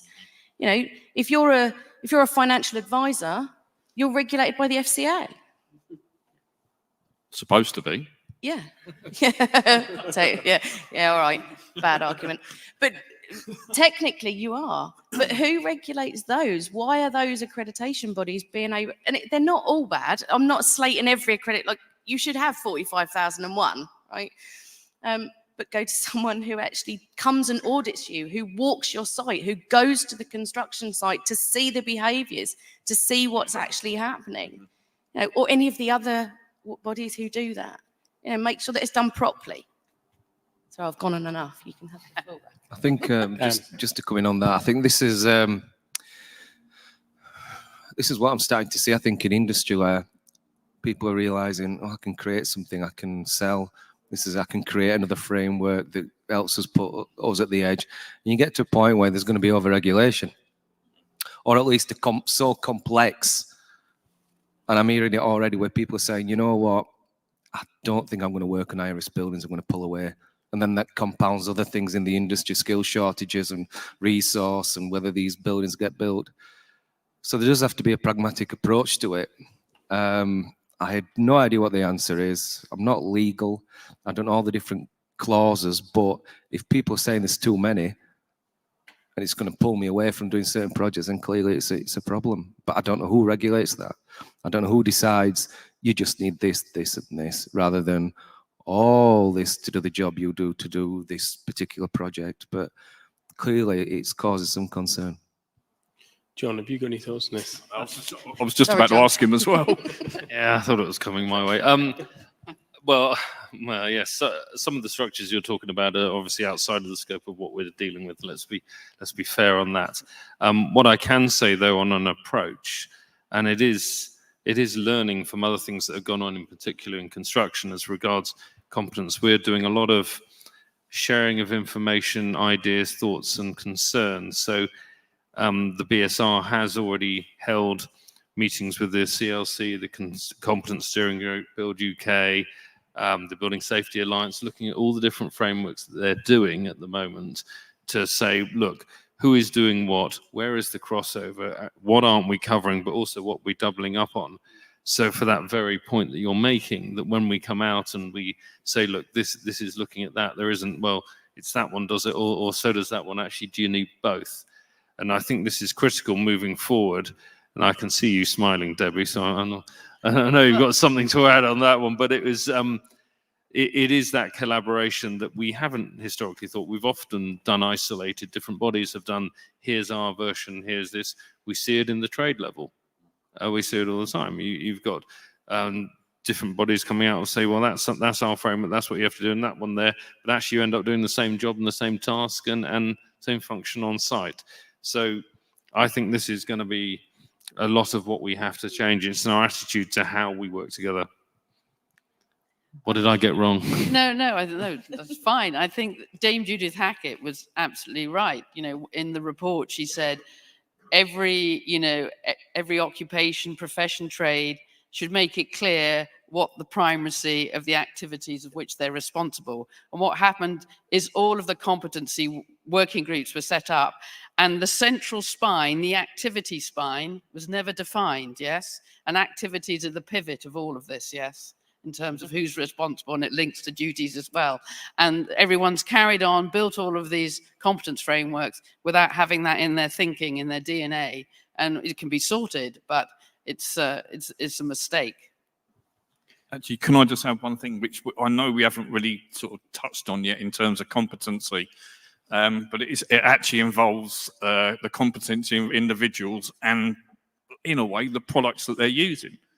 Because construction products are always changing, new advances of things like that. And I come back from the glass industry, and I've seen a few things over the years with that, and the impact test, which is kind of known about, but there's other parts to that. But the thing is that I find is that we are not the individuals that are being out there fitting the products or working with the products don't get to actually see the new products that are out there until they're literally in their hand, ready to go on site. And what I feel is that we need to start going back to, if we're going to start looking at the SKEB and the and ethics and everything else like that, we need to have a look in a way like material science. We need to start looking at what the component of what is the makeup of that product. What are its risks? How is it made? And this is one thing that I wish the construction industry and all the people that feed into that industry, the manufacturers of construction products, would do, is engage more with the people who use the products, get them to go to the manufacturing site, take them around and actually show them how the products are made. What are the processes? And from that, then the individuals who are out there having to make a a risk assessment as part of the design, like the design risk assessment, will have a better idea of what risks would then be involved with that product because they've seen the process of that thing being made from start to finish. Really good point, James, and there's nothing like seeing these sort of things in action. Open offer from us if you would like to, if anyone would like to visit a factory, we've got 9 in the UK. If you'd like to see how in practice we make sure that we can trace every nut and bolt and who did it and what their training was behind that, we can show you that that process through the technology we use and so on. So open invite if anyone would like to arrange something, feel free to reach out to me. I'd like to conclude this panel discussion by asking each one of the panelists for a key takeaway. We'll start down your end, Dan, and work this way. One key thing which you feel the audience should be taking away. I think if you look at what we're trying to do with terms of Building Safety Act and frameworks and competency, it's quite easy to be negative. There's so much work needs to be done. There's a lot of people sending the industry in different directions. But I think we need to have a focus here. And the real focus of it is that when we've done our job and we've done our all advisory capacity of information, that building's got to be fit for the people that's living it. So they're not having to raise concerns like what happened previously. So I think it might be a behemoth of a task, but ultimately it's heading the industry in the right direction for a safer future. I think over the last 2 days, elephants have come to the table a number of times. Don't leave the rhino out. And I don't think we need to, bite off everything in big chunks. We can start and build up. And I think the other key message is this can't be done without collaboration. And I truly believe that technology is a big enabler in that collaboration, even if there are some competitive elements that have to be addressed as well. Never think what you want to say at this point, can you? I think for me, it's probably about making sure that everyone in the industry knows that we all have a limit. We've all got a competence limit. We've all got levels that we can work at. And I think the industry, whilst we debate and we carry out, discussions and work out what that means, I think it's about promoting throughout the industry that everyone, from the person working on the shop floor making the products that are coming into the builds to the person who signs it off, we've all got levels of competence that we can hit, and we need to all be willing to say, I've reached my limit now. Can someone help me? I think my key takeaway has got to be, and look, we've got the Building Safety Act here. We've got to work with it, and what we've got to do is, and I agree with what all the comments have come just before me, but I'm going to refer back to literally my comment a minute ago about construction products, and that without a construction product, we don't have a building. We don't have what the whole purpose of construction is for. And so we've got to talk, but at the end of the day, we've got to stop the talking, and we've got to actually walk the walk. We've actually got to put what we're talking about into the process and actually get on with it.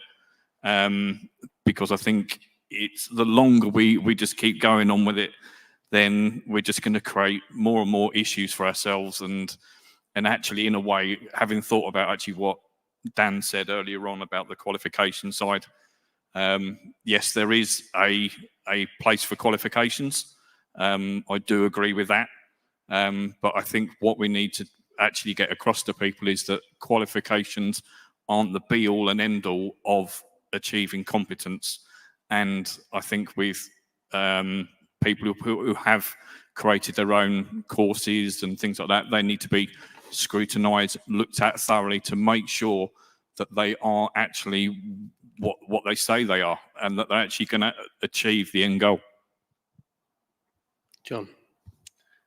Okay, follow that. I actually probably I'll nick a few from my fellow panelists, if that's all right. I absolutely agree with what Dan was saying about it comes back to the residents, and it's supposed to be resident centric, a lot of this, and decisions we make to make sure people feel safe and are safe in their homes.